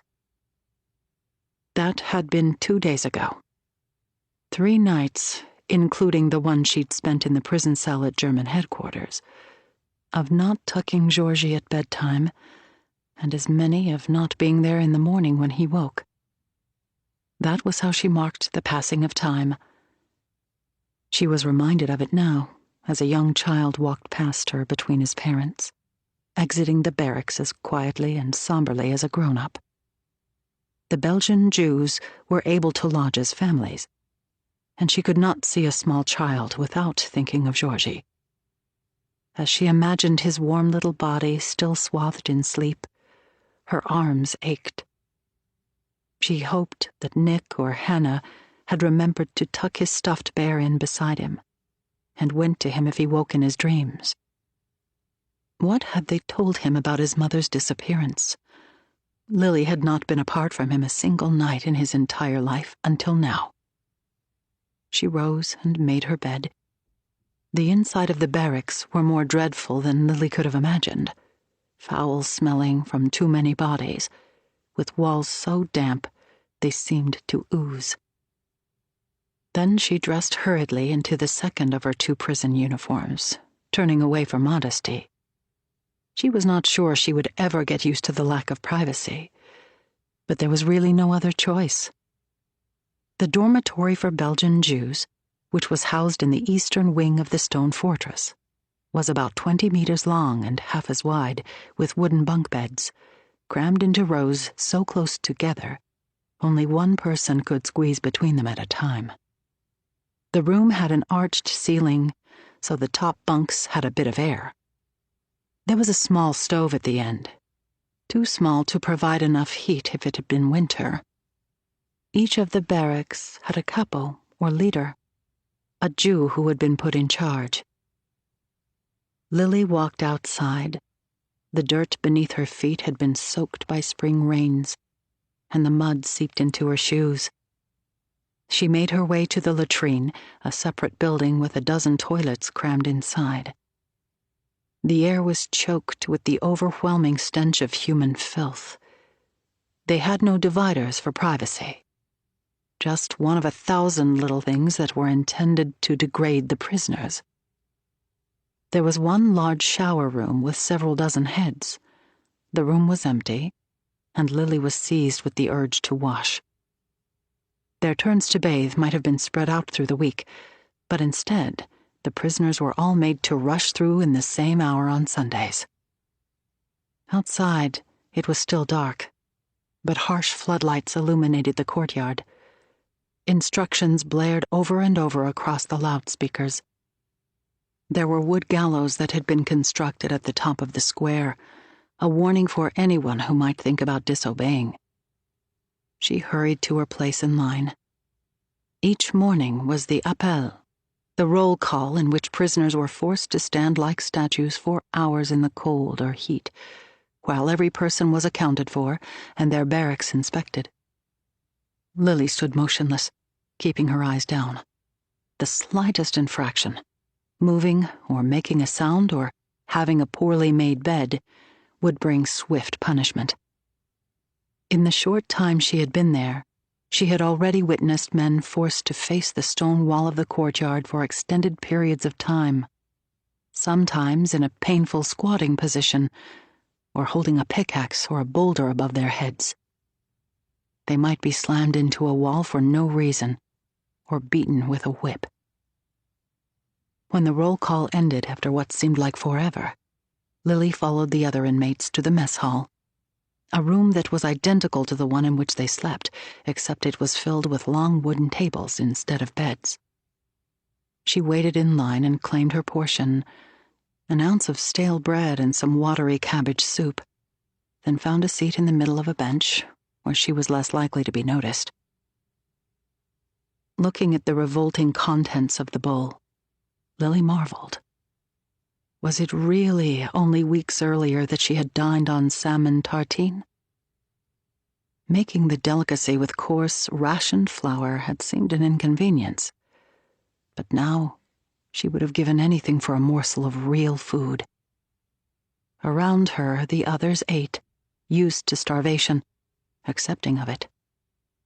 Hunger, once foreign to Lily, was now everywhere, and she found the deprivation and the ways people found to deal with it horrific. Some looked for scraps around the camp's pigsty or rabbit hutch. Others ate grass. Lily found that drinking water helped ease the pains in her empty stomach, although she did it sparingly because the water was brown and polluted and smelled foul and might bring on a case of dysentery at any moment. After just a few days of being underfed, her stomach ached constantly. She could not imagine what would happen after a week, a month, though surely she would not be here that long. Trying to forget about her hunger, Lily looked around the room, careful to keep her head low. The others here were mostly women, foreign Jews, and perhaps a few political prisoners like herself, arrested for some perceived transgression against the Reich. At the next table sat a woman with luminous olive skin and jet-black hair. A child about Georgie's age leaned against her. Lily had noticed her before, struck by her intensely dark eyes. In another place, Lily might have taken the woman for Indian or Middle Eastern, but the sign around her neck explained everything. Gypsy. Gypsies, or Romani as they were properly called, were people she had seen often in the streets of Brussels and Antwerp. They were nomads who did not keep a permanent house or job, instead playing music for a few coins. Lily found herself curious about the woman. The bell rang, signaling the end of breakfast. Lily picked up her bowl and started for the door, hoping she might have time to wash and stow it among her few things in the barracks, as they were required to do before going to work. Lily had been given a job in the garment shop, a low shed behind the fortress. There, she and a half-dozen other women washed, sorted, and mended used prisoner uniforms for new arrivals. She tried not to think about where the threadbare uniforms had come from, and what had happened to those who had once worn them. Though not as harsh as some of the jobs that involved outdoor manual labor, work in the garment shop was grueling. The coarse uniforms grew heavy when wet, and her bones ached from lifting them, as well as the long hours of standing on her feet. The strong chemicals used to clean them burned and cracked the skin of her hands. Lily started out for her job at the warehouse. As she passed the mess hall, she saw the Roma woman she had noticed earlier, protectively watching her son play from a distance. Lily should go to work, she knew. Being late would risk swift punishment for the infraction. But she found herself drawn to the woman, envious that she was with her child, and wishing that she could see Georgie. "Hello," she ventured, moving closer. The woman's eyes narrowed, and her face grew guarded. "I'm Lily." "Sophia."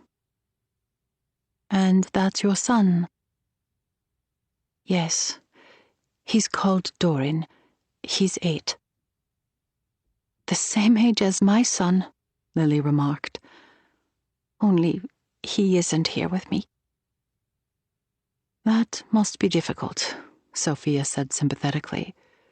She raised her hand to wave at Dorin, signaling that he should stay closer. Lily marveled at how Sophia's hands were perfectly soft and manicured. Her own nails were cracked, dirt lodged beneath the cuticles. Just a few days earlier, she would have been appalled to have her hands in such a state. "Coconut oil," Sophia said, noticing Lily's gaze. She reached into her pocket and pulled out a small vial. "Here." She sprinkled a few drops into Lily's palm, and the warm, soothing moisture felt like luxury. "You are Jewish?" "Yes," Lily replied. Though her tag denoted her as Jewish, it also bore a B for Belgian, an acknowledgement of her citizenship, which gave her a favored status. The other woman wore the dreaded F for foreigner, alongside her Roma designation that put her among the most vulnerable in the camp, subject to harsher treatment and punishment. "I'm from Brussels. Where are you from?" She worried that the question might have been a mistake, since Romani tended to move continually. "We were taken off the streets of Amsterdam. My husband, Felix, was caught working with the Dutch resistance and arrested first. He was sent east straight away, and we've had no word. Then the police came for us." "I'm so sorry." "You're here alone?" Sophia asked.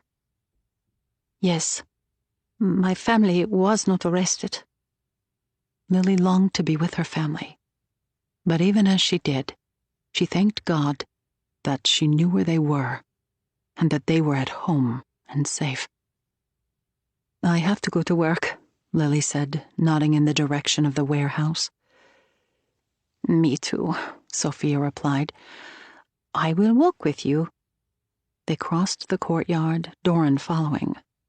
A new group of prisoners was coming in now, and Lily recognized the dazed look from her own just days earlier. Sophia gestured with her head in the direction of the camp overseer, a stout man who stood over a kneeling prisoner, brandishing a club. Be careful of that one. Lily was puzzled. She knew well enough to stay clear of the overseer, who had a reputation for cruelty even beyond the others. Just make sure you aren't alone with him, Sophia added finally. Lily understood then, horrified.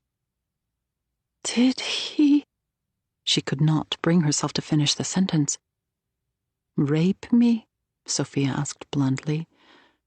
No, not yet anyway. Still, you must be careful until you go. Go? For a moment, Lily felt hopeful. Perhaps Sophia knew of some sort of planned prisoner release. Go where? You don't know, do you? Sophia sounded remorseful, as if sorry she had said anything. Know what? Lily demanded. Sophia did not answer right away, and the silence was deafening. You won't be staying here long. None of us will. I don't understand. This is a transit camp, temporary. Everyone goes east from here. Lily shuddered. She had imagined being here for a few weeks at most before her release. Surely, then she would be sent back to the only home she had ever known. You must be mistaken. They could never force Belgian citizens to leave the country. But even as she spoke the words, she knew that they were untrue. The protection of Belgian citizenship was a myth. It had failed her when she was arrested, and it would not save her from whatever fate lay ahead. She wrapped her arms tightly around herself and prayed that Matteo would be able to figure out some way to save her. 18.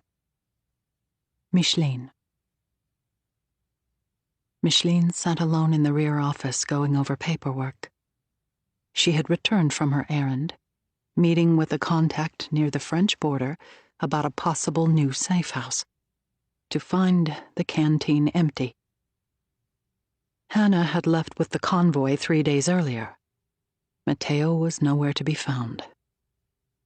There was a message waiting for her from Pascal that the wounded airman was almost well enough to travel, and she wanted to make sure that everything was in order here before she set off to rescue him. She looked up from her papers, her thoughts turning to Hannah. Micheline had pretended to leave first after their farewell, but in fact, she had watched Hannah go around the corner with a sense of remorse. She hadn't planned to like or trust Hannah. Use her for some clerical work, she'd thought, a few minor errands, an extra set of hands. But Hannah had proven to be good, better than many of the others. Micheline didn't want Hannah to leave. She needed her for the line. Even after she had found a way for Hannah to leave, she considered not telling her.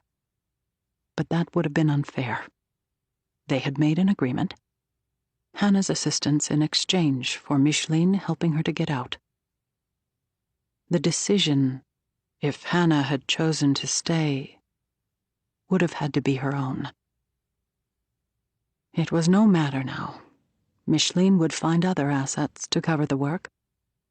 That was the thing about the line. It was made up of dozens of individuals. No one was irreplaceable. Micheline heard a sudden clattering outside the rear door. She stiffened, then leaped to her feet. She was not expecting anyone. When she opened the door, she was surprised to find Hannah. Hannah, what are you doing here? You were supposed to have left with the convoy. Didn't Matteo tell you? Micheline shook her head. I just got back. I haven't seen him. Tell me what? When I got to the station, the police had just stopped the airmen. They were arrested. They're gone. Micheline let the information sink in. Bile rose up in her throat. She swallowed, forcing it down. This was the business. They got as many out as they could, but sometimes it didn't work. Still, the airmen placed their lives in her hands, trusted her to deliver them safely. She had failed.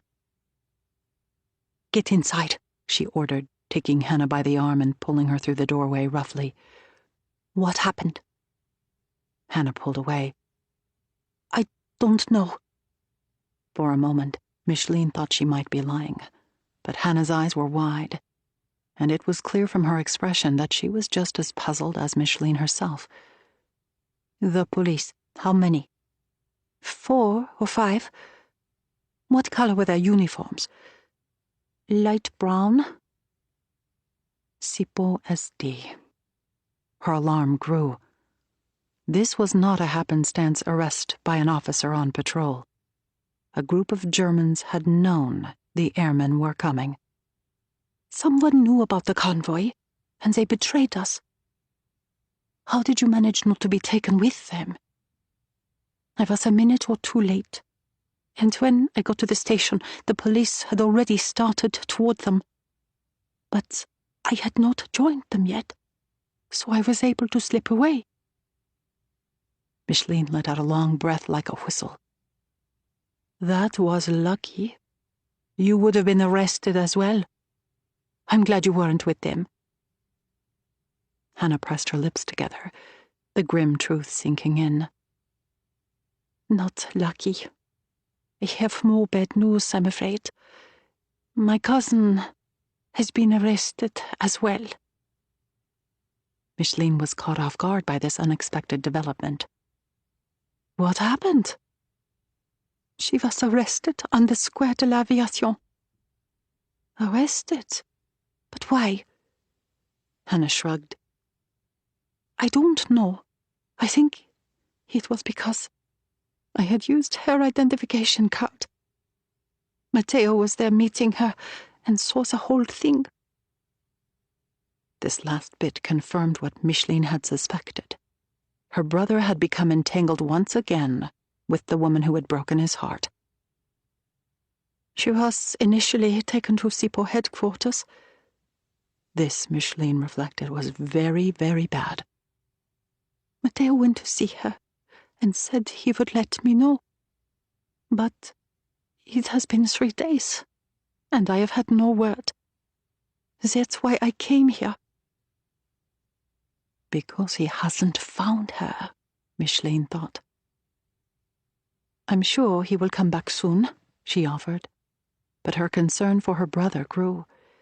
If he had not returned, it was because he was trying to do something, anything, to find and help Lily. Matteo was headstrong at the best of times. That, combined with his passion for Lily, would surely spell disaster. Micheline's mind whirled. 2 arrests. It can't be a coincidence. You think the 2 are related? I don't know. Even if the arrests were somehow coordinated, the network was segmented, each person only knowing just enough. The traitor did not, could not, know everything. But Micheline's uneasiness grew as she contemplated the extent of the possible breach. Micheline, we have to help Lily. Hannah's voice was pleading and pinched. It is my fault that she has been arrested. She has a young child. Micheline straightened. Lily's arrest, while alarming, was the least of her worries. I will make inquiries. Inquiries? That's all? What else would you have me do? I want to help her get out. Out? If she is still at SD headquarters, that's impossible. And if she isn't, she's been sent to one of the camps. The Germans had created a few internment camps outside of the city, where they held people who were to be transported east. But those were political prisoners and foreign Jews, not native Belgians like Hannah's cousin. Still, Hannah did not back down. Lily was arrested as a direct consequence of our work. With all of your connections, surely someone can help get her out. Hannah softened her voice. You help people escape. That's what you do. Micheline searched for the words to make Hannah understand. We rescue downed airmen. Freeing a prisoner is something else altogether. There's no way to get anyone out of SD headquarters or the camps. And even if we could, the line only evacuates soldiers. Can't you see? If we opened this up to refugees, there would be a flood. The whole line would be overwhelmed and shut down. War forces hard choices about who to save, Hannah acknowledged. No one knows this better than me. But how can you not save a woman who had been captured as a direct result of our work? Your cousin is Belgian, Micheline pointed out, avoiding the question. They aren't deporting Belgian citizens. She will be all right. You don't know that, Hannah shot back. They were not supposed to be arresting native Belgians either. Plus, if they think she is me and charge her with sedition, they might kill her. Seeing the anguish in Hannah's eyes, Micheline softened. I wish I could help. My advice to you is to leave Belgium and secure your cousin's freedom from abroad. Hannah's eyes widened with surprise. You can still go. The transit documents I gave you are valid. We can find another route out for you. She was giving Hannah another chance at freedom. Never. I have to stay here and help Lily, even if you won't. Can't, Micheline corrected. You know you might be giving up your one and only chance to leave. I don't have to tell you the favors I called in to get those papers. Hannah looked down. No. And I'm forever grateful. But my cousin's arrest, it's my fault. I need to stay here and try to get her out. I told you, there is nothing to be done. Micheline wished she could offer some words of comfort or reassurance to Hannah. But there was nothing reassuring about war. Micheline hardened. Matteo walked in then, his face grave. Hannah ran to him. Have you found her? She's been transported to the prison camp at Brindonk. There's no way to see her, but I was able to check on her through a contact. She is all right, at least for now. Over Hannah's shoulder, Micheline exchanged uneasy glances with her brother. That Lily had been sent onward from German headquarters at Avenue Louise was an ominous sign. The Germans had no intentions of freeing her. No, Hannah cried. The conditions are meant to be wretched there. Lily will not survive. And your sister refuses to help. Hannah spat bitterly. I've explained to her that there is nothing to be done, Micheline said. Micheline is right, Matteo said gently. We can't simply storm the gates and free her. I would do anything to help your cousin. But this is beyond all of us. There was a pleading note in Matteo's voice, asking Hannah to understand. I will keep trying. He would not make promises he could not keep or raise false hope in her. You must be patient, Micheline interjected. These things take time. Time! Hannah spun to her angrily. Time is not something my cousin has. I risked everything for you, including Lily's life. And now because of this, she is in a prison camp, taken from her family. And you won't help. Hannah started from the room. If you won't help her, then I will. Hannah, wait, Micheline implored. What did Hannah possibly think she could do? But she was already gone. 19. Lily. After breakfast one morning, Lily spied Sophia talking to an older prisoner she didn't recognize, a broad-shouldered man who towered over her. Who was that? She asked when Sophia finished her conversation and walked over with Doran in tow. His name is Francois. He worked with my husband Felix in the Resistance, and they were together when they were caught smuggling explosives. Felix was deported east, but Francois was sent here. He looks out for me and Doran and checks in on us from time to time. The women started back to the barracks to get ready for work. A group of arrivals, Sophia observed, nodding her head in the direction of the Appellplatz, where there were new prisoners who had been brought from the nearby station by truck. Lily was curious about who these people were and what they had done to warrant arrest.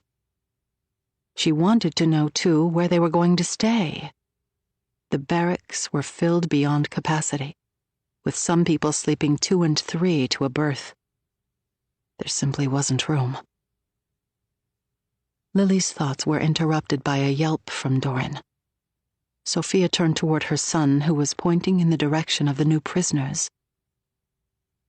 Mama, look! A boy my own age! Lily turned in the direction he was pointing, and her heart filled with dread. The boy whom Doran was pointing at was her very own son. Nick and Georgie had been brought to the prison. Lily stood motionless. At first, she was certain that seeing Nick and Georgie was a bad dream or a mirage. She closed her eyes, praying that when she opened them again, her husband and son would be gone, safe at home. She yearned to run to them and devour her son, swallow him whole, not only to hold him close to her once more, but also to protect him from this place. But she did not want to do anything to draw attention and risk harm to him or Nick. Mama! Georgie cried as he spotted her. He ran heedlessly toward her and crashed into her with a cry, nearly knocking her over. Touching her child once more, Lily was flooded with joy. She wrapped her arms around him and inhaled him, sweet-smelling and real. Then, as she took him in, worry eclipsed her happiness. He looked like a different child. His head was shaved, and there was a cut in his pale scalp from the razor. Her heart broke at seeing the oversized uniform he now wore, so large that it seemed to swallow his tiny body. His cheeks were already dirty and stained with dried tears that she had not been there to wipe away. They took us, Mama. His excitement at seeing her subsided as he took in the strange and terrible sight of the prison camp. Over the top of Georgie's head, her eyes met Nick's. She felt a surge of warmth and terror at seeing him. How on earth had he and Georgie come to be here? Nick held her gaze for several seconds, as if unable to look away.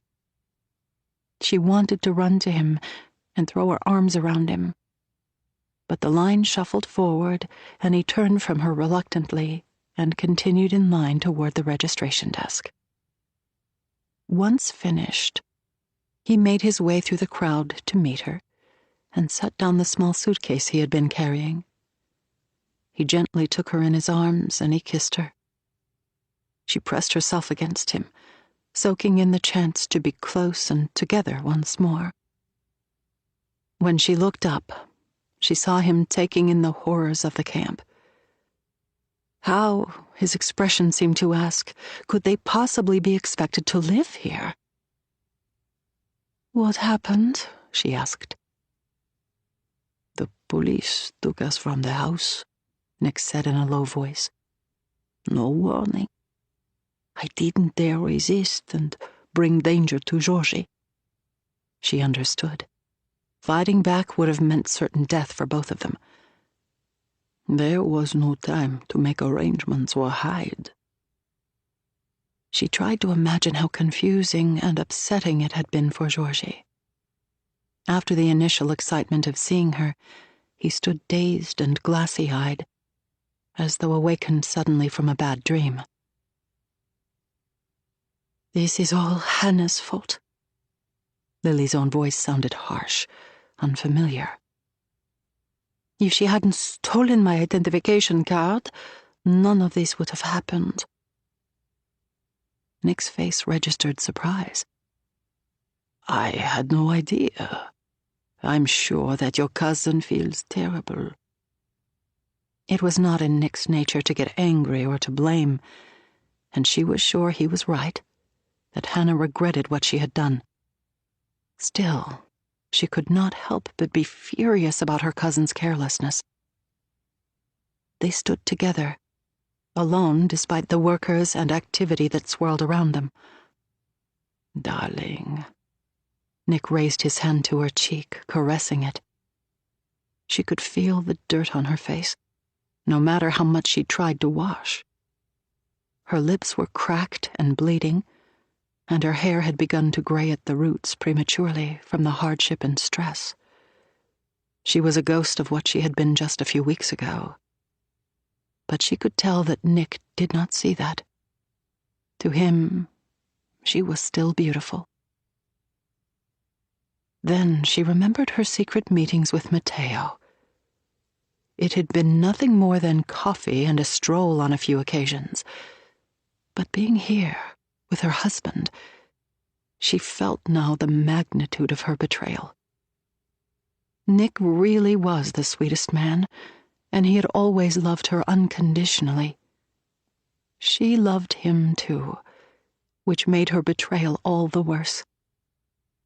She leaned against him and closed her eyes, allowing him to wrap his arms around her, wanting to forget all that had happened since the war had started, how drastically their lives had changed, and all that had been stolen from them. A sharp whistle blew, pulling them apart. "Come," she said, gesturing for Nick and Georgie to follow her. "We mustn't loiter or else." She tried to silently convey the dangers of the camp to Nick without alarming Georgie. Thankfully, they were assigned to her barracks. She took one of their hands in each of her own and led them across the camp. "After we get you settled in the barracks, you'll have to report for a work assignment," she told Nick.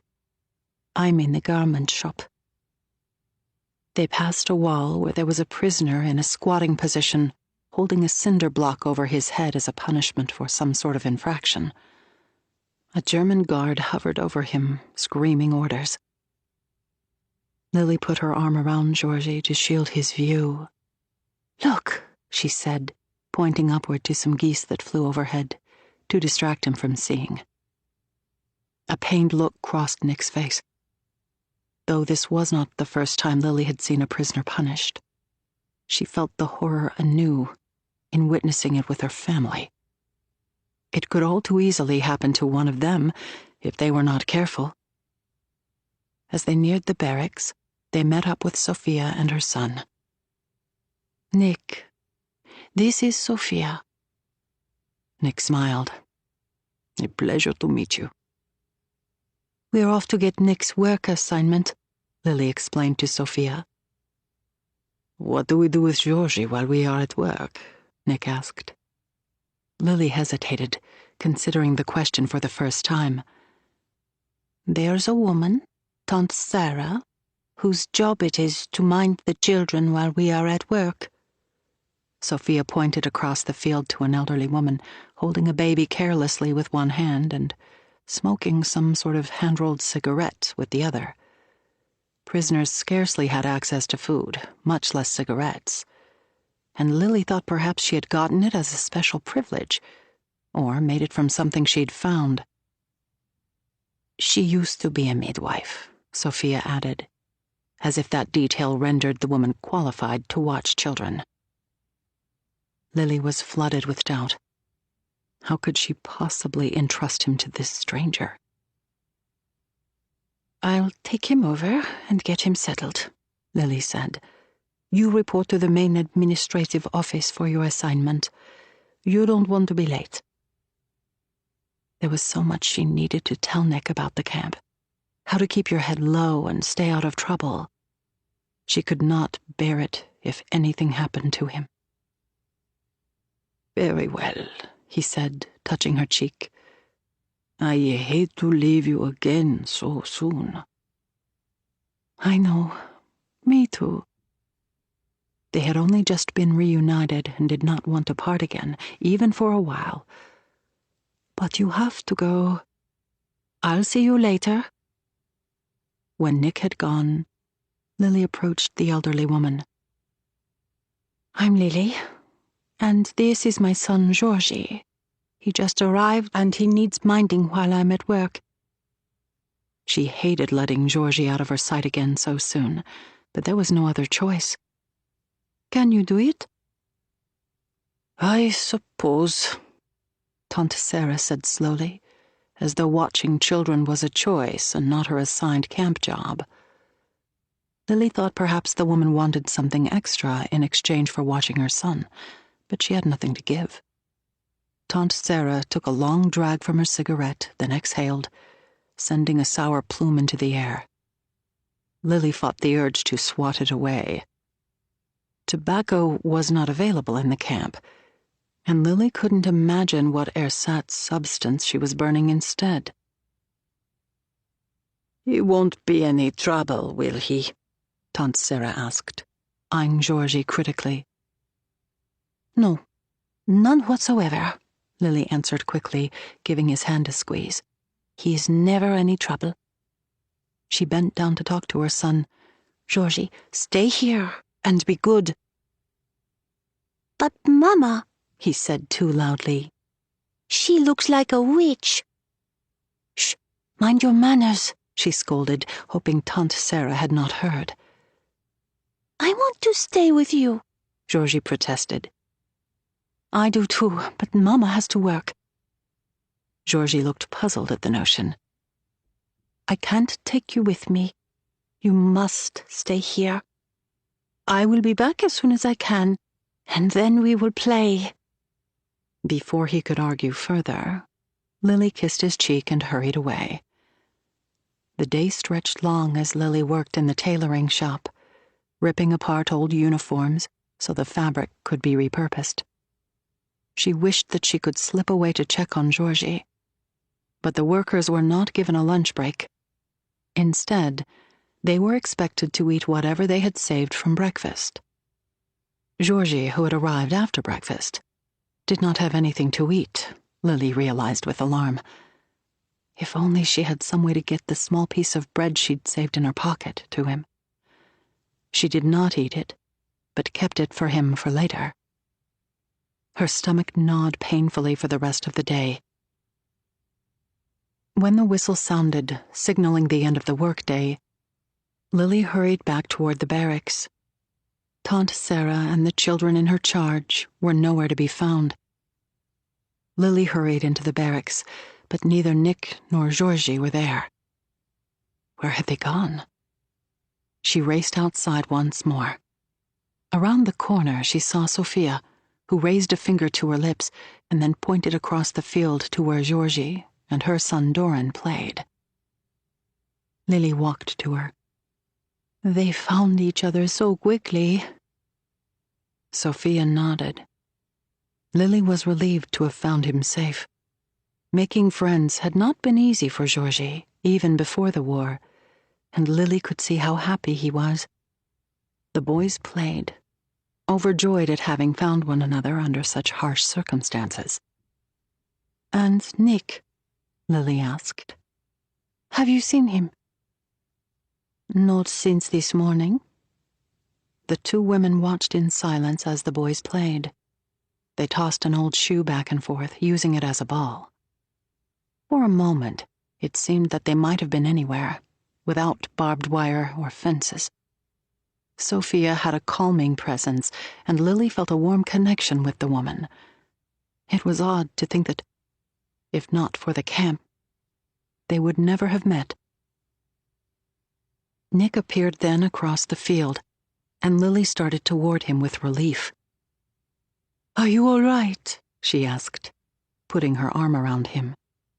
He leaned in close, and they walked arm in arm over to where Sophia stood. He nodded, but she could see that he was drained. I've been given a job in the WWII.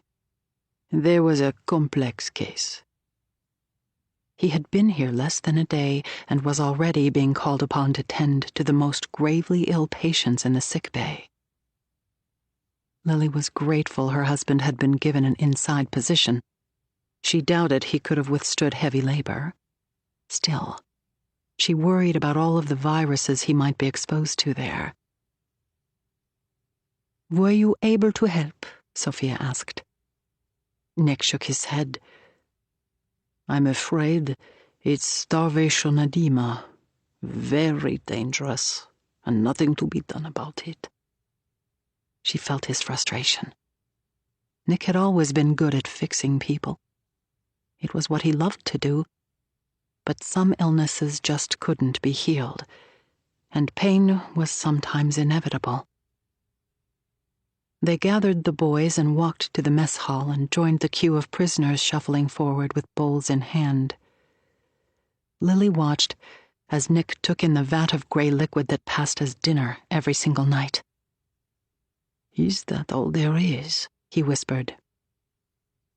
I'm afraid so. This was their life now, and there was nothing she could do to ease the blow. When it was their turn, Lily held up her metal bowl, and the newly issued one for Georgie for a ladle of watery potato soup. She led them to a table and found a tiny spot for them to sit among the hordes of others. Georgie stared at the bowl of gray liquid warily. Potatoes were one of the many things he did not eat. He pushed the bowl away. Georgie, please. That's all there is. If you don't eat it, there will be nothing else today. Lily watched as he processed the concept of not having food when he had always had enough. Even after Nick had lost his job and the food shortages had taken hold in Brussels, they had always had the basic foodstuffs to keep their stomachs filled. Now, for the first time, she could not shield her son from the hard reality of deprivation. Eat, she urged again, her voice rising with frustration.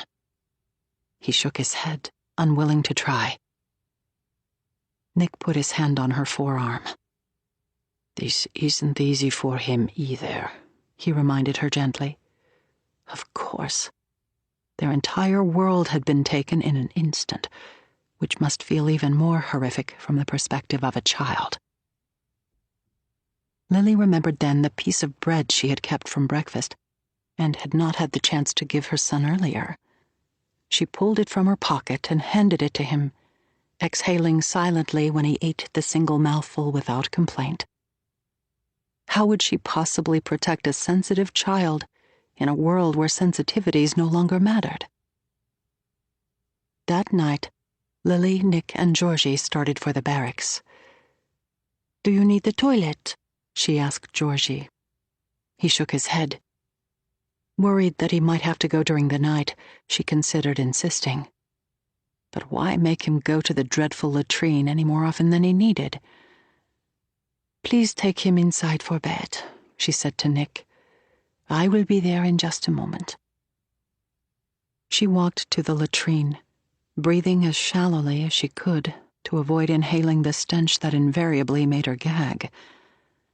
When she finished, she started back. The horn had blared, signaling that everyone was to be in their barracks, and the area outside was deserted. No one wanted to be caught out after curfew and risk the swift and severe punishment. As she neared the barracks, there came a shuffling sound from around the side. Out of the corner of her eye, she recognized Bowden, the very guard Sophia had warned her about. The hair on the back of her neck stood on end. Had he been waiting for her? She tried to run quickly into the barracks, but it was too late. Bowden moved closer, blocking her path and leering at her with yellow tobacco-stained teeth. Frau Abels, he said with mock civility. He took a step toward her, moving too close. A rock formed in Lily's throat. She wanted to step back, but there was simply nowhere to go. Instead, she slid sideways. He followed, and his hands reached for her low around the waist. She stifled the urge to scream. Causing a scene would only bring danger to her family. She looked around, questioning how far he would carry the assault in the open, lit space. Bowden began to pull her from the barracks toward a gardening shed a few meters away. She dug her feet into the ground, resisting. Sir, I have dysentery. Claiming illness to ward him off was a calculated risk. Sick people were sent to the WWII, which was meant to be a medical clinic, but so few people ever recovered and returned, it was considered more of a death sentence. Bowden paused, and she hoped he would be deterred by the prospect of catching a stomach virus himself. But he lunged at her once more. Lily braced for the inevitable. Just then, she saw a pile of bricks leaning against the wall of the barracks. She considered reaching for one. They would execute her for assaulting an overseer, but at least she would die with honor. Then she remembered her husband and son. Surely there would be reprisals against them as well. She had no choice but to give in. A noise came from the doorway of the barracks then. Mama? Georgie had come looking for her. At the sound of the child's voice, Bowden hesitated. Go back, she said sternly. She prayed her son would not come out and risk the guard's wrath. But Georgie lingered there. Mama, what are you doing? I'll see you again, Bowden said menacingly through clenched teeth. He held her just a second longer, then released her and slunk off into the darkness. Lily breathed with relief. She wanted to run to the showers and wash the filth of the guard's touch off her, but that was impossible. She walked to the doorway and took Georgie's hand. You are not to come outside at night, she admonished, leading him inside. But when I didn't see you, I was scared. I was just going to the bathroom. You must stay. I will always come for you, she reassured as they climbed onto the hard wooden bunk. Lily and Nick settled into the narrow berth with Georgie pressed protectively between them, their fingers laced to form a kind of protective shield. For a second, as she slipped into the safety of Nick's arms once more, it was as if the incident with Bowden had never happened. But of course it had. She trembled, suddenly ice cold, pressing closer to her husband and son for warmth. The dangers of the camp were more real to her than ever now, the risks greater with every passing day. Unable to sleep, Lily peered over Georgie in the semi-darkness at her husband. Nick, exhausted from the ordeal of his first day, had fallen asleep quickly. Lily took comfort in his familiar, shallow breaths. She had missed him. She thought of poor Sophia, whose husband was gone, possibly forever. Lily hated that her own family had to live like this, but at least the three of them were together. Georgie tossed in his sleep, and Lily wrapped herself around his thin frame to soothe him. His body was sweaty now, clothes damp. She reached for Georgie's forehead, checking him instinctively for a fever, and was relieved to find him cool. He had been born weeks early, and his lungs had always been weak and susceptible to infection. She shuddered to think what the conditions here would do to him. Lily clung to her family tightly. She would do what she must to somehow get them out. 20. Micheline. Micheline walked into the darkened movie theater. A mottled black and white film played across the screen as she carefully chose a seat. The theater was empty except for a few German soldiers on leave and a young couple looking for privacy in the last row. The smell of stale popcorn and beer took her back to the trips to the cinema she had made with Matteo as a child. How she wished now she might linger in the cool, dark space and forget for a while. But there was no time. A man she did not recognize came down the aisle to her row. He used a crutch and moved with a slow, awkward gait. He slid into the row and sat down next to her, reeking of alcohol. He pressed a piece of paper into her hand. Just as quickly and without a word, he left again, leaving her alone. She exited the cinema and stepped onto the Frère Orban Square. Making sure that there was no one standing close, she uncurled the slip of paper and read it under a pool of yellow light cast by the street lamp. 13 Bonderstraat, Dienstag, the message said, signaling the location closest to the barn in La Veld where the airman was meant to be hiding, and that she was to retrieve him on Tuesday, tomorrow. Micheline was more apprehensive than usual, now that the convoy of other airmen had been arrested. Whoever had betrayed them might have revealed the whereabouts of the wounded man as well. Part of her considered not going. But she couldn't refuse. She had made a promise to rescue the airman in exchange for Hannah's exit. Though the first part of that plan had fallen apart, there was still a downed flyer out there, and she couldn't renege now and leave him stranded. She would take her own precautions, however, by going a day earlier than expected. She would leave tonight. Micheline lingered on the street corner, waiting now for lights to go out in the tower of St. Joseph's Church, a signal that it was late and dark enough to depart safety. Nightfall, and the cover it provided, was essential. When the church lights went dark, Micheline started from the square toward the alley where her motorbike was parked, walking it with the engine off until she was far enough away from the crowded neighborhood where the sound might attract attention. Micheline reached the outskirts of the city, taking the side roads to avoid the police checkpoints. She drove faster now, the icy wind sharp across her cheeks. La Veld was just under 40 kilometers from the city, and she wished that she could make the whole trip by motorbike, but it was not ideal for transporting the airmen. Instead, she drove to the rail station in Kortenberg, a suburb east of the city, and parked her bike behind it. There was an old Citroën in the station lot, which the network kept for errands such as this one. She found the key in the tire well and started the engine. Nearly an hour later, she reached La Veld, a town not far from the German border. She stopped the car in a wooded clearing several hundred meters from the rescue site. She stepped from the vehicle and looked around to get her bearings. The address she had been given was a farmhouse on the far side of the road, across an open field. She peered in both directions to make sure she was alone.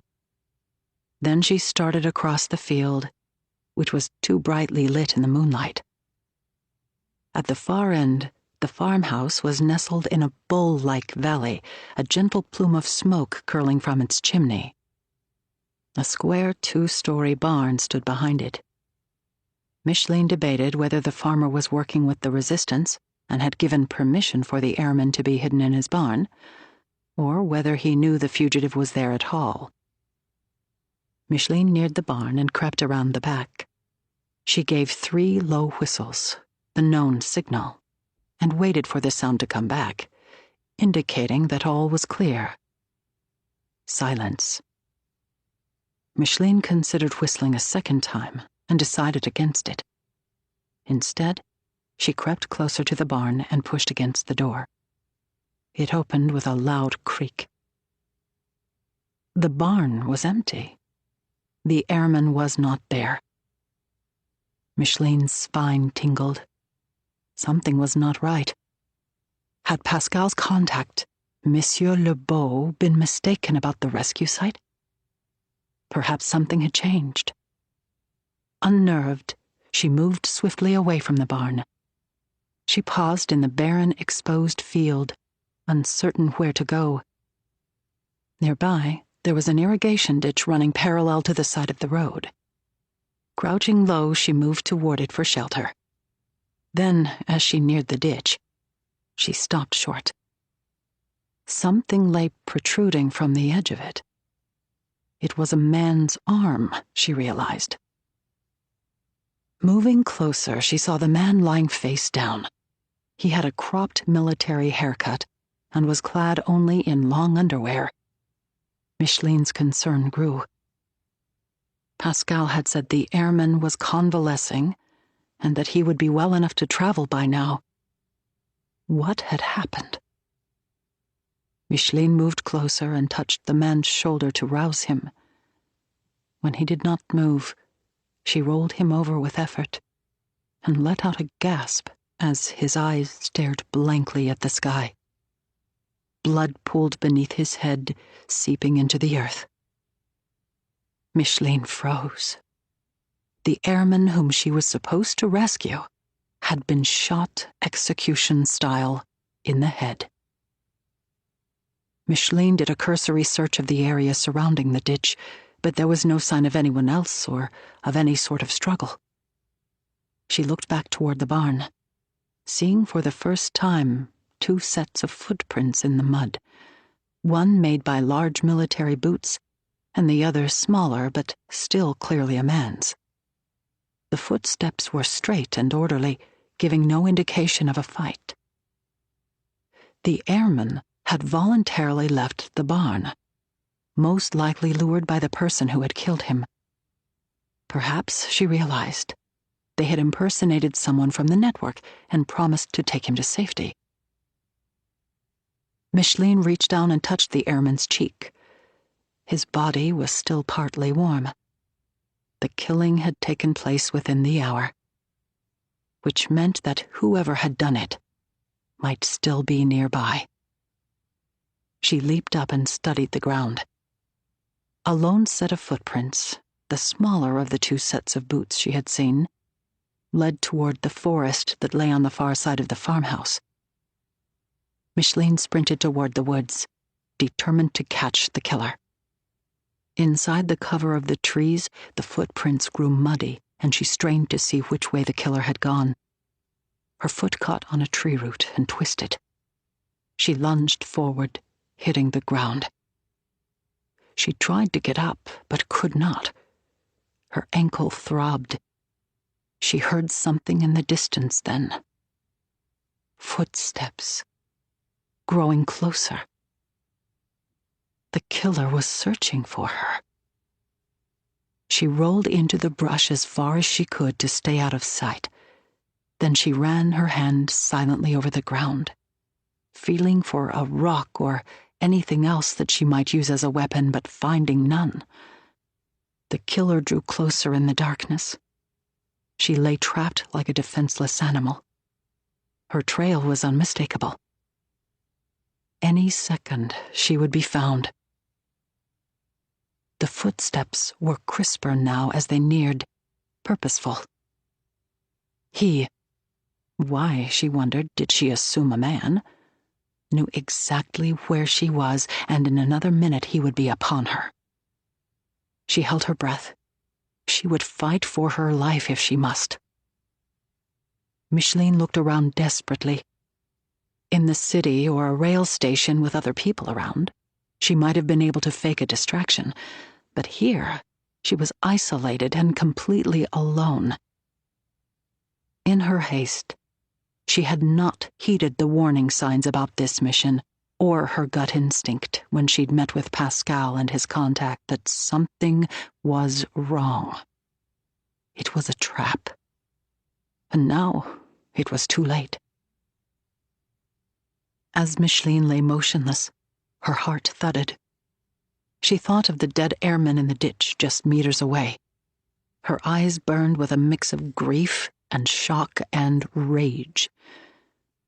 He was not the first flyer she had lost. One had drowned trying to cross the river. Another had simply